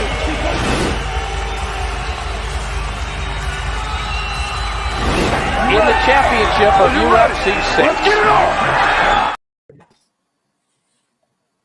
on! No. Animals should not have rights. That's crazy. They don't have souls. I'm a Christian. I believe God gave us the animals to use for the things we need: leather, meat, food, building materials. Same thing with plants. Next thing you're going to say plants should have rights. Nope. So I'm not a vegan. I mean, obviously, I think we should be able to eat animals. I think it's fine to use them for clothes and stuff like that. I'm not an animal rights activist, but I think to some degree that animals do have the need to have rights. Like, we can't abuse animals. It's not like okay to kick your dog. It's not okay to yeet your cat across the room. That's not a dog's right. That's our responsibility. It's our responsibility not to torture animals, not to hurt animals. But it's not their right. They don't have consciousness. They don't have souls.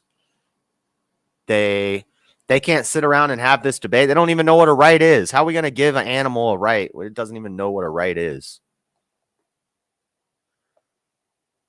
I mean, yes, it is our responsibility, but it's putting those responsibilities into law and making it illegal to do things like abusing animals makes those things right. It makes it right, but it doesn't mean the animal has a right. And what's the extent of this? You're saying all the animals in the forest and in the woods, you know? This doesn't even make sense. I don't even know how. And you were smiling. I think you even realize this is a tough one for you, that we're going to give animals right. What are we going to write this into the Constitution? No. I mean, we're not gonna like write it into the Constitution. I don't think we necessarily like declare their rights. It's more of just writing their life.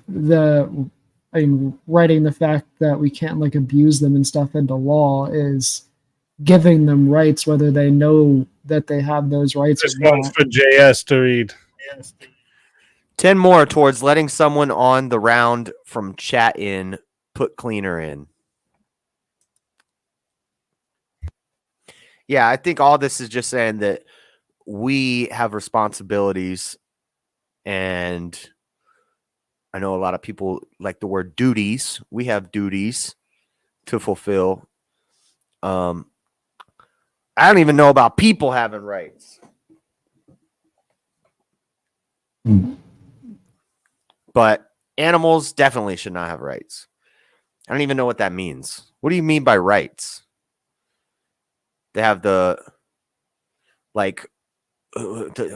have a right to food or something. Like, what about a stray cat? Like, is it our responsibility to feed the stray cat in the neighborhood? And we got a bunch of other stray cats coming around, and then they're multiplying, and then they get feral and they're mean. I think I should have the right to take a BB gun and handle that. Sorry, cat people. Just feral cats, not nice cats. I definitely wouldn't say you have to feed stray cats. Well, I know some people probably would. It's a problem when they do it. It's not a good idea. And you got all the stray cats living at this hoarder's house where they like this lady, crazy lady, cat lady, likes to feed all the neighborhood cats, and then they go crazy. And then she gets toxoplasmosis, and it gets even worse. So she doesn't have a responsibility to feed them, and they don't have the right to be fed. They can go catch a mouse. Do their damn job. Yeah, they can go hunt their cats. They can fucking hunt for their food. It's in their blood. They know how to do it. My fucking cats caught so many fucking mice in her house. But I mean, if we eat them, did not used. Yeah, this one's tough for you to argue, because we don't. If you eat meat, then they don't even have the right to live. We have the right to kill them and eat them. I'm not an animal rights activist by any means. I fucking hate PETA. I had to argue that water wasn't wet, so you can damn argue for animal rights. Yes, PETA sucks. Dude,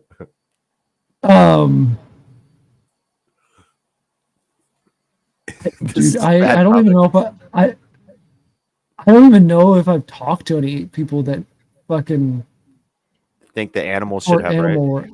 Well, wait a minute. So let me just ask you guys here then. Like, so if I have a dog, you both think I should be able to just kill my dog and eat it? Oh, fuck no. If you're starving and you have no access to food. No. Just because you want to? Just because I'm hungry and I want it. I could see some cultures they do that, and I don't think it's necessarily immoral to eat a dog. Yeah, but I'm asking, do you guys think it should be allowed here? No. It's your fucking pet. You shouldn't be able to eat your pet. But what if it's not my pet? What if I like dog and I bought him so I could eat him? Why can't I do that? Yeah, I think I'll push back on this one. I think if you like the taste of dog, you should be able to buy a dog just to eat it, or even breed dogs. We have certain animals like dogs here in America that we've decided it should be illegal to eat, and one of those is dogs. One of them's cats. I think there's a couple others. I think horses are one of the animals on that list, I think, as well. Yeah, and I think that's kind of weird. It's kind of like people put too much damn value on their pets, their animals, and they're like, I love my dog. People call their dogs their kids. You ever seen these crazy people? They're like, my baby, it's my baby. That's not a baby. That's a damn animal. I say all the time, if it's the apocalypse situation, my dog, he's old. I love my dog. Well, as much as you can love an animal, I guess, but he's still an animal. If he can't keep up, then he's dinner on legs. Zombies are coming. I'd rather I eat him than the zombies get him. I mean, look, that's a different situation. That's a mercy killing. Yeah, but still, so that's the macro level. But on the micro level, why couldn't you raise dogs to eat them? If you like the taste of dog, how's that any different than a cow or a chicken? Just because he can fetch and he does some tricks, now all of a sudden he's more human and we have to place this extra value on him? I don't see where that is. I never found that in the Bible. We think that they're like more because they're friendly and they rely on us. We're actually serving them.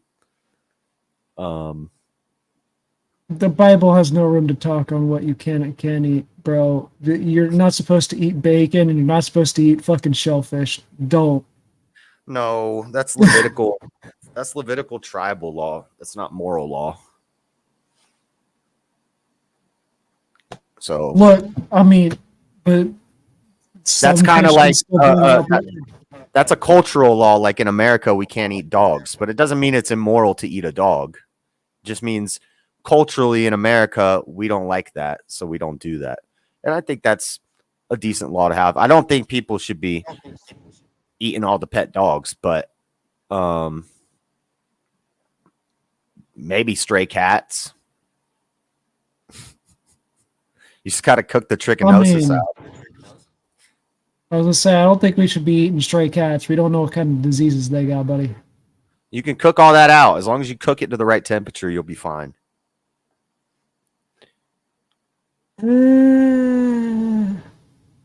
can. That depends on the disease. You can eat squirrels. You can eat possums. As long as you cook it hot enough, you cook all the bacteria out, the trichinosis and all that stuff. It's all right. Yep. I'm gonna run for president on this. You can eat your pets if you get hungry. Okay, I'm kind of joking, but I'm kind of taking this a little too far. People are gonna be like, "This guy's crazy." Yes, eating pets is not nice. We shouldn't do it, but that's not their right. That's our responsibility as decent people. But it's also culturally, it's also a societal engineer thing. Like if we went to Asia, people eat cats, you know. People also eat dogs in Asia as well. Yeah, it might be delicious. You don't know. I mean, there are people here in America that eat bull nuts. Yeah. Yeah. I've never had them, but people eat all kinds of weird things. That doesn't mean we have to. Yeah, and that's what I was saying about how far does this go with the animal rights? Is this just for like pet rights, or is it all animals in the wild? I guess I like. So I mean, you shouldn't be able to take a gun out in the city and shoot a pigeon and eat it, but that's not because the pigeon has rights. That's because you can't just be hunting in the streets. There is only one thing that I would apply to all animals. That is don't go and try to fuck it. That would be immoral. Just like eating a person would be immoral, but eating a dog is not immoral. We just value our pets so much.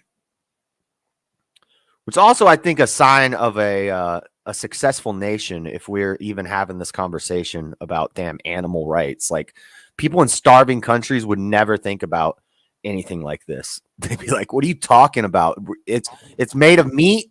We gonna eat." They don't got time to think about. And pigeon, I heard, is actually really good. It tastes like chicken.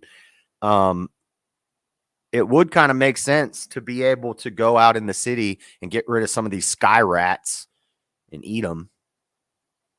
They're invasive. Well, I just want to point out, Vigilante bring up a good point here, though. If you think animals shouldn't have any rights, then should people be allowed to fuck their dogs? I don't. Well, in the same way that it's not the animal's right to not be fucked. It's the person's responsibility not to fuck animals because that's wrong. So the person shouldn't give people rights to do things immoral. And we don't need to give the animal rights to not be demoralized. We would just make laws against doing immoral things. So we make a law against fucking your dog, but I don't think there should be a law against eating your dog because it's not immoral to eat an animal. It's immoral to have sex with an animal. It's not immoral, but that has nothing to do with the animal's rights. That has to do with our rules and our laws for us. But by making that law, you're giving it the right to not be fucked. By making the law, yeah, I guess that's if that's how you want to look at it, but I don't agree with that. I don't think if you make a law that you're not allowed to have sex with animals as a human, you're not giving the animals the right to not be effed. you're giving the people the duty to not do that. I don't see how that's an animal right. The animal's not even conscious. It doesn't understand because it's not the animal that gets punished. The human gets punished if if you fuck the animal. Yes. So therefore, it's the animal's right to not be fucked because maybe the animal likes it. You don't know. So why? Maybe they don't want that right. Maybe they're like, I wish my master would just fuck me sometimes. Oh my God. This is horrible. Maybe the dog's wanting a little loving from its owner. So you're taking that right.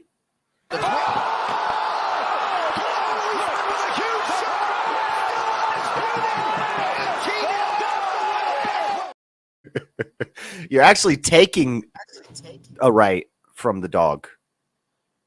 You're taking its right to sexual pleasure from its owner. Did you ever think of that one?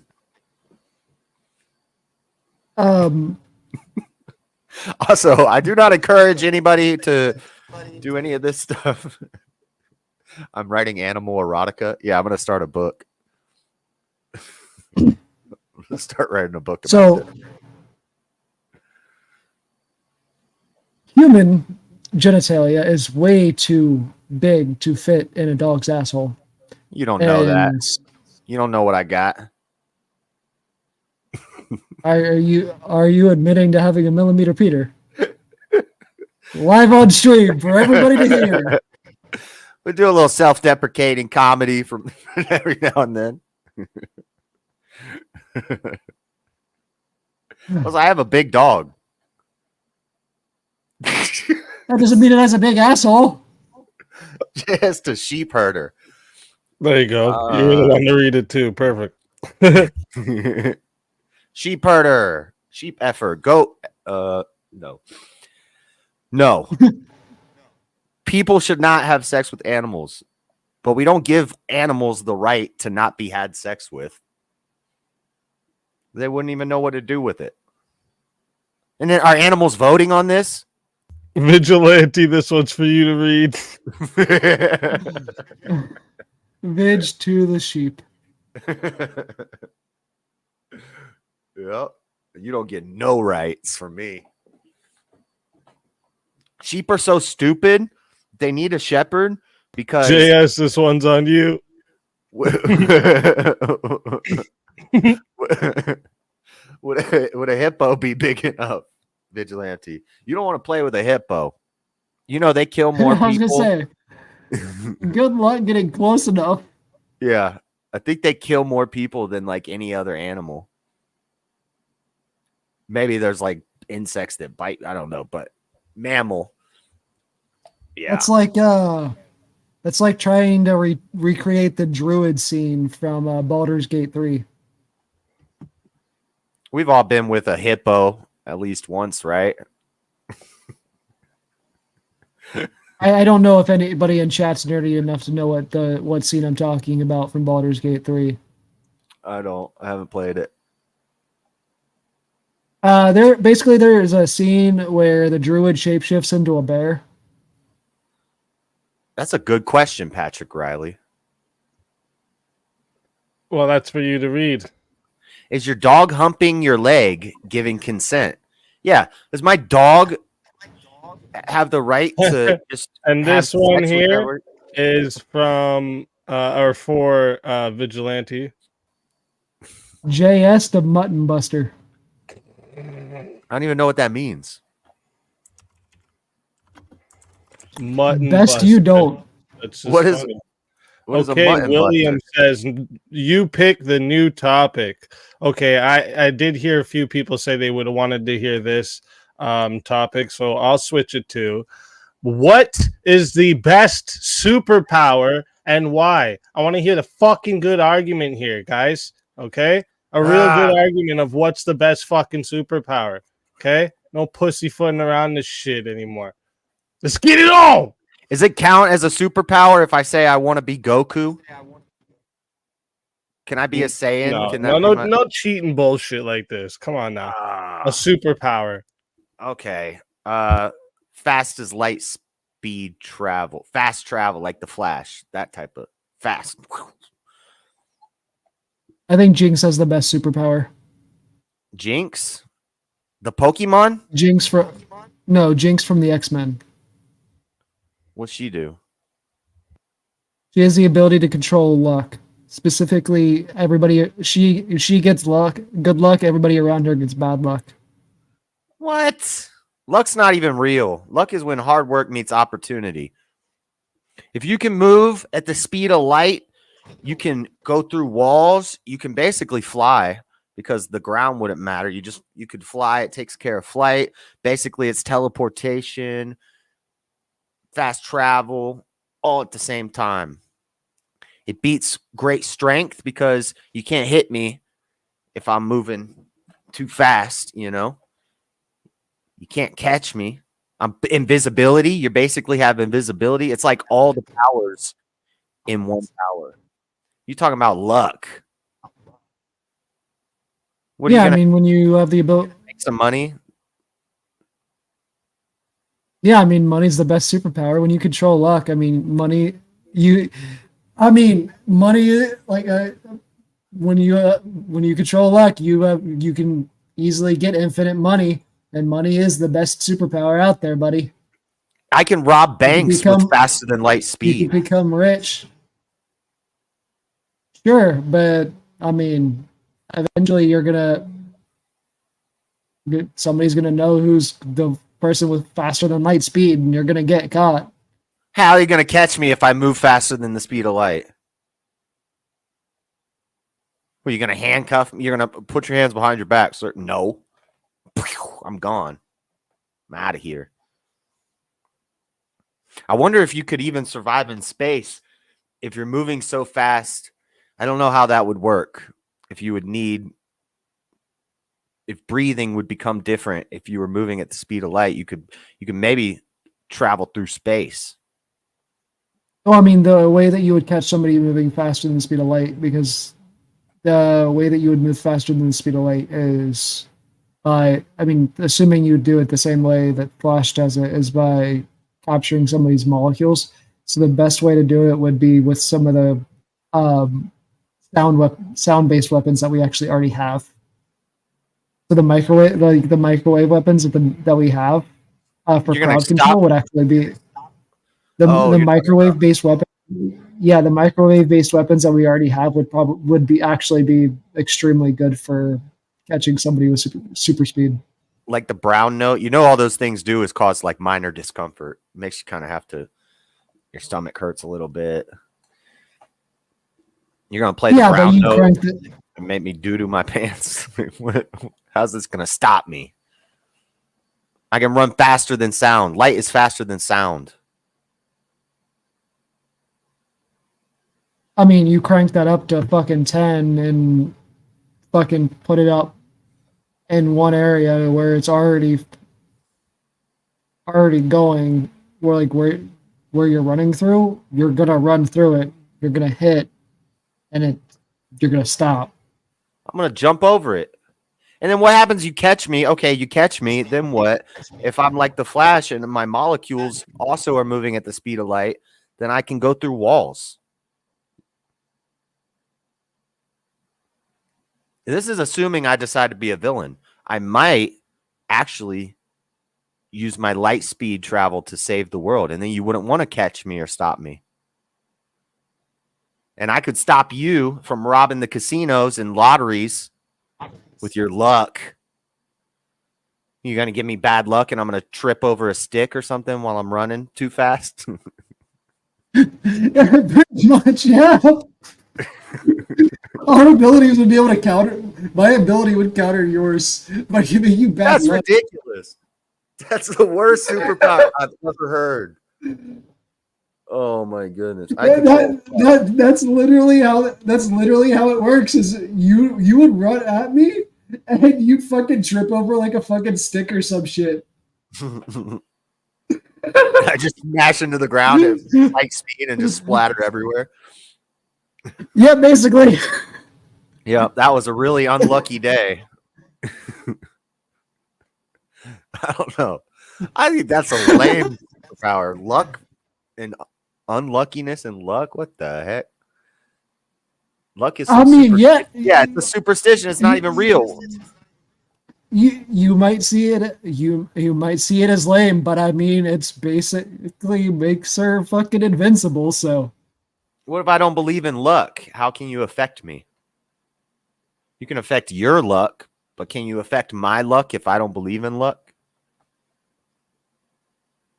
Doesn't matter if you believe in luck or not. Oh, the piano's just going to fall on my head and I'm not going to be able to outrun it. Yeah, basically. Oh my.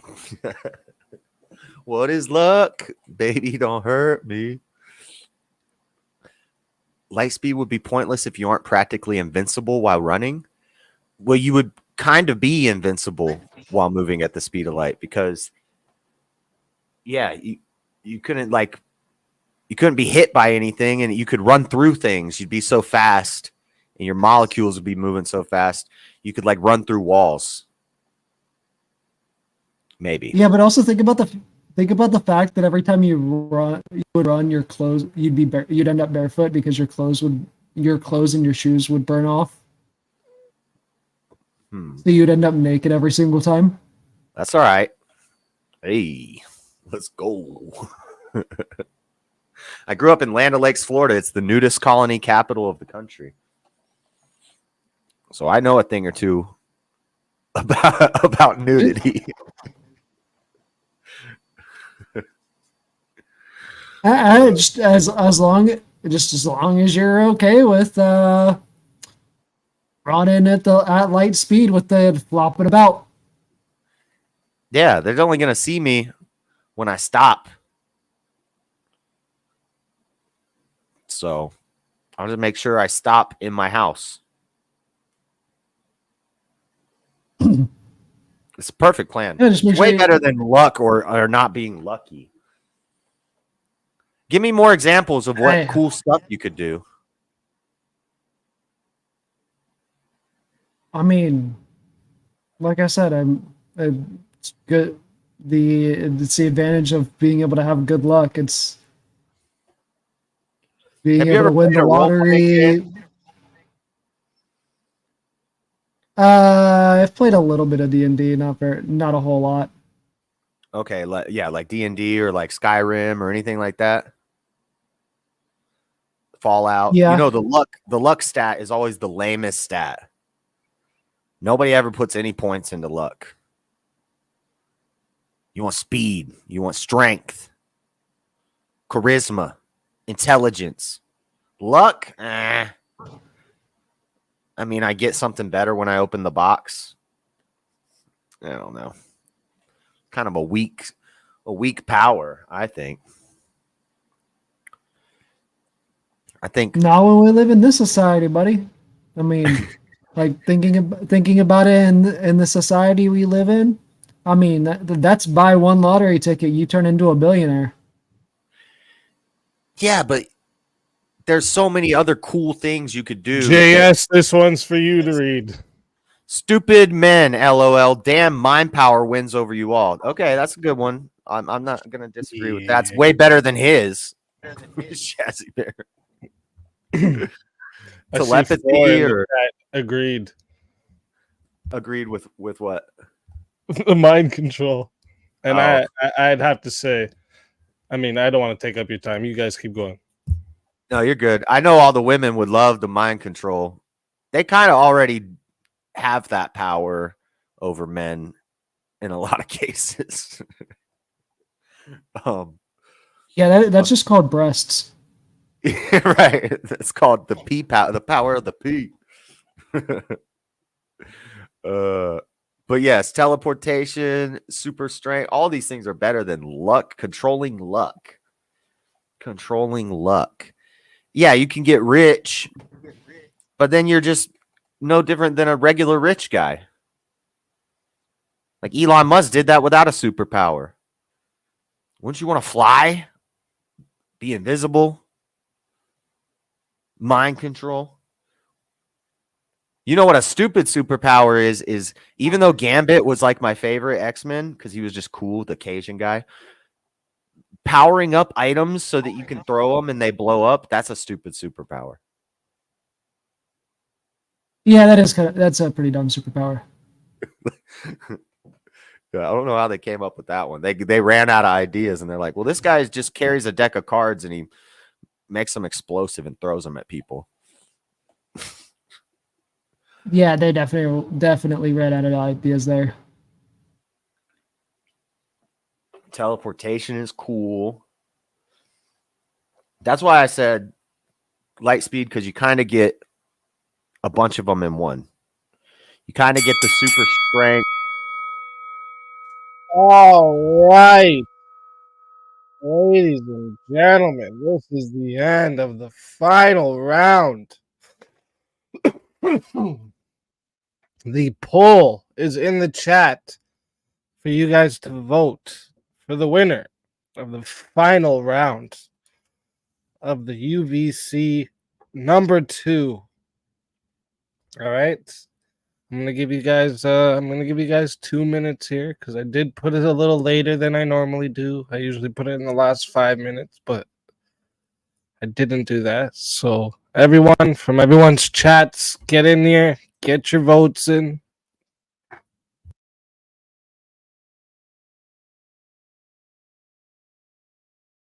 I want to take this time to say shout out to both JS Urban Adventures and the Vigilante TV for coming and participating in this.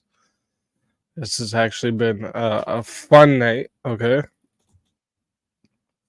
I need if my mods could please one more time share both of their channels in the chat here. Caldy did win. Write it in the ballot. I gotta say, Caldy forcing them to Google search a topic was an epic move.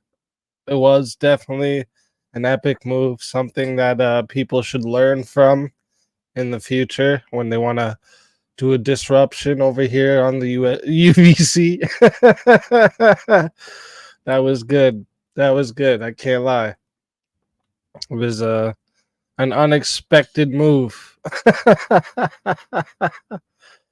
This was good. I want to say also, shout out to everyone in the chat. We passed the goal as well. The goal of 250 for the night. We passed that. We're up to 3. What was it again? Hold up.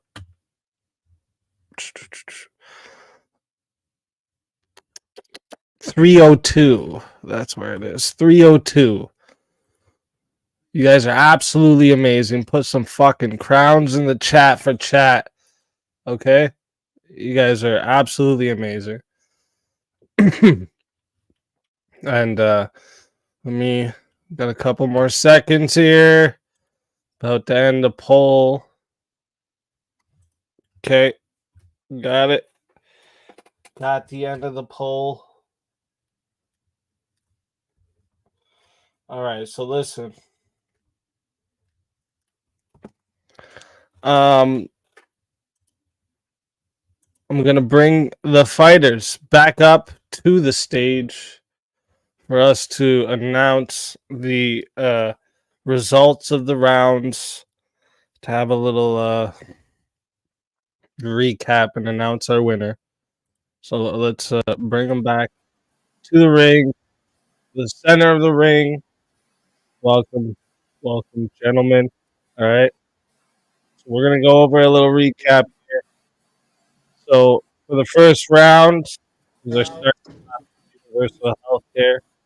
That round went 1 hour, and the winner of that round was JS Urban Adventures. Now we have round 2. This round was also an hour. This was universal basic income. This round winner was JS Urban Adventures. Round 3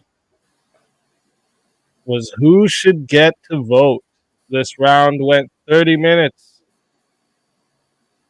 The chat voted this winner, JS Urban Adventures. Round 4. Does religion benefit society? This topic was to go an hour. It got switched to Is Water Wet around 27 minutes into the round. And about, let me see here, 10 minutes later, it was switched again to the Argentina inflation situation, which caused the Google search for 30 minutes, which was epic. As much as we all would love to announce that winner of Caldi being that round, the winner of that round was JS Urban Adventures. And then we went to round 5.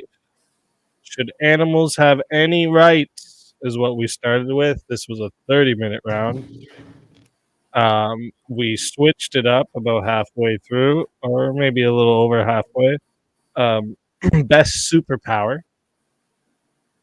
And the winner of round 5 was JS Urban Adventures with a flawless victory here of 5-round win. Our winner for the night, JS Urban. I need you to tell everybody your final words here of the champion words. Let them know. All right. I want to thank, first and foremost, I want to thank God. You know, I couldn't do this without my heavenly Father. God, thank you, God. I want to thank my mom. My team helped me train, my chat. You know, we go in here, we practice for this, we got ready for this, we did a lot of training, put a lot of time and effort into this. I want to thank my opponent. I think we have slightly biased leaning group over here between my channel and Easy's channel, and he almost got me in the 4th round. He almost got me. But that was a clean sweep, and that's what we came here to do. Based. JS Urban Adventures is my channel. The link's in the chat. Facts. And Vigilante, you have some words for us. You fought hard. Yeah, but you guys can find me at the Vigilante TV on Twitch. I appreciate the opportunity to come here. It's fun. I didn't expect to win. It's like you said, it's a little bit of bias on the sides here. Yeah, But this is why it's towards fine. It's a fun. few later rounds, I tried to remind people, make sure you're voting for the arguments, just not only for the side you like. You know what I'm saying? You Yeah, did good. no, You did good. And like the more that you people like your side and you come over here and do these debates, the more of your crowd will be able to see these debates and come help the votes favor. Yep. Facts. That's awesome. But listen, I want to thank you both for coming. This has been an absolute success for the UVC2. I really like this format actually. It's just, I don't know, something's exciting about it for me. So I really like it. And I see that the crowd has seemed to very like it as well. So very like it, really like it. Very like it doesn't sound right. But also I am gonna do a short after panel as well. So let me grab that StreamYard link here to drop in the back for both of you if you guys want to come on do an after panel. It'll be an open panel, just a open panel chat. Oh, I put that not well. I guess everyone in the chat has that StreamYard link too. I meant to put that in the private chat, but there you go. You guys want to get over there in that one. But again, I appreciate you both. Again, everyone go sub up to both of these fighters here. I also got to do a section in my main page for the UVC champions. And I'm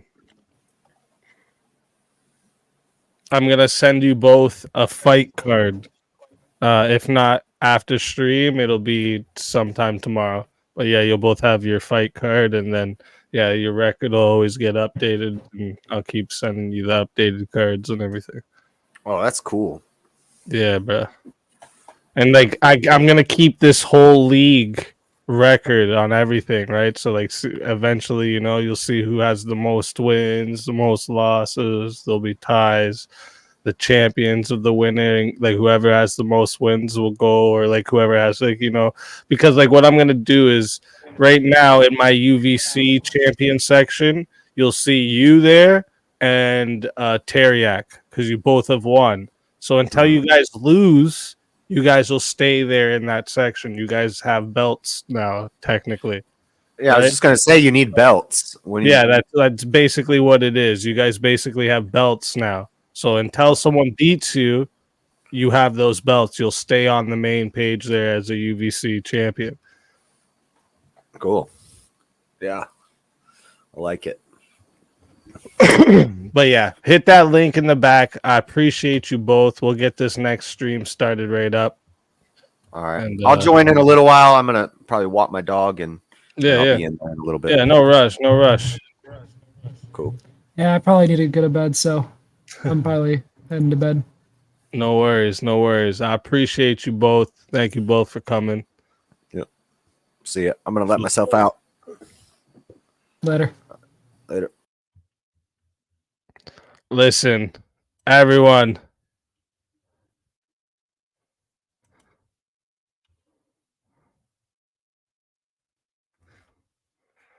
Belts, you say? Conor McGregor voice intensifies. That's right. If you see another champion in that UVC champion spot, which I'm creating right now as we speak, if you see another champion there and you want to take them out so that you're the only one holding a belt, that's how you do it. That's how you do it. You challenge one of the other champions there. I'm telling you, I've planned for this whole thing to be a big league, basically, of fucking people debating. It's how it goes. And then yeah, we'll have the 2v2 section as well.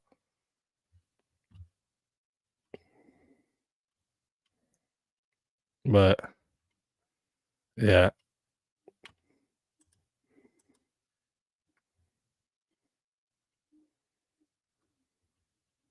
Let me see. Let me keep you guys on here for a sec.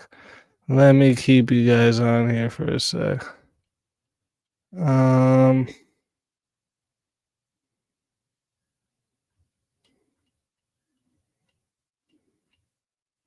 How do I do this? Oh.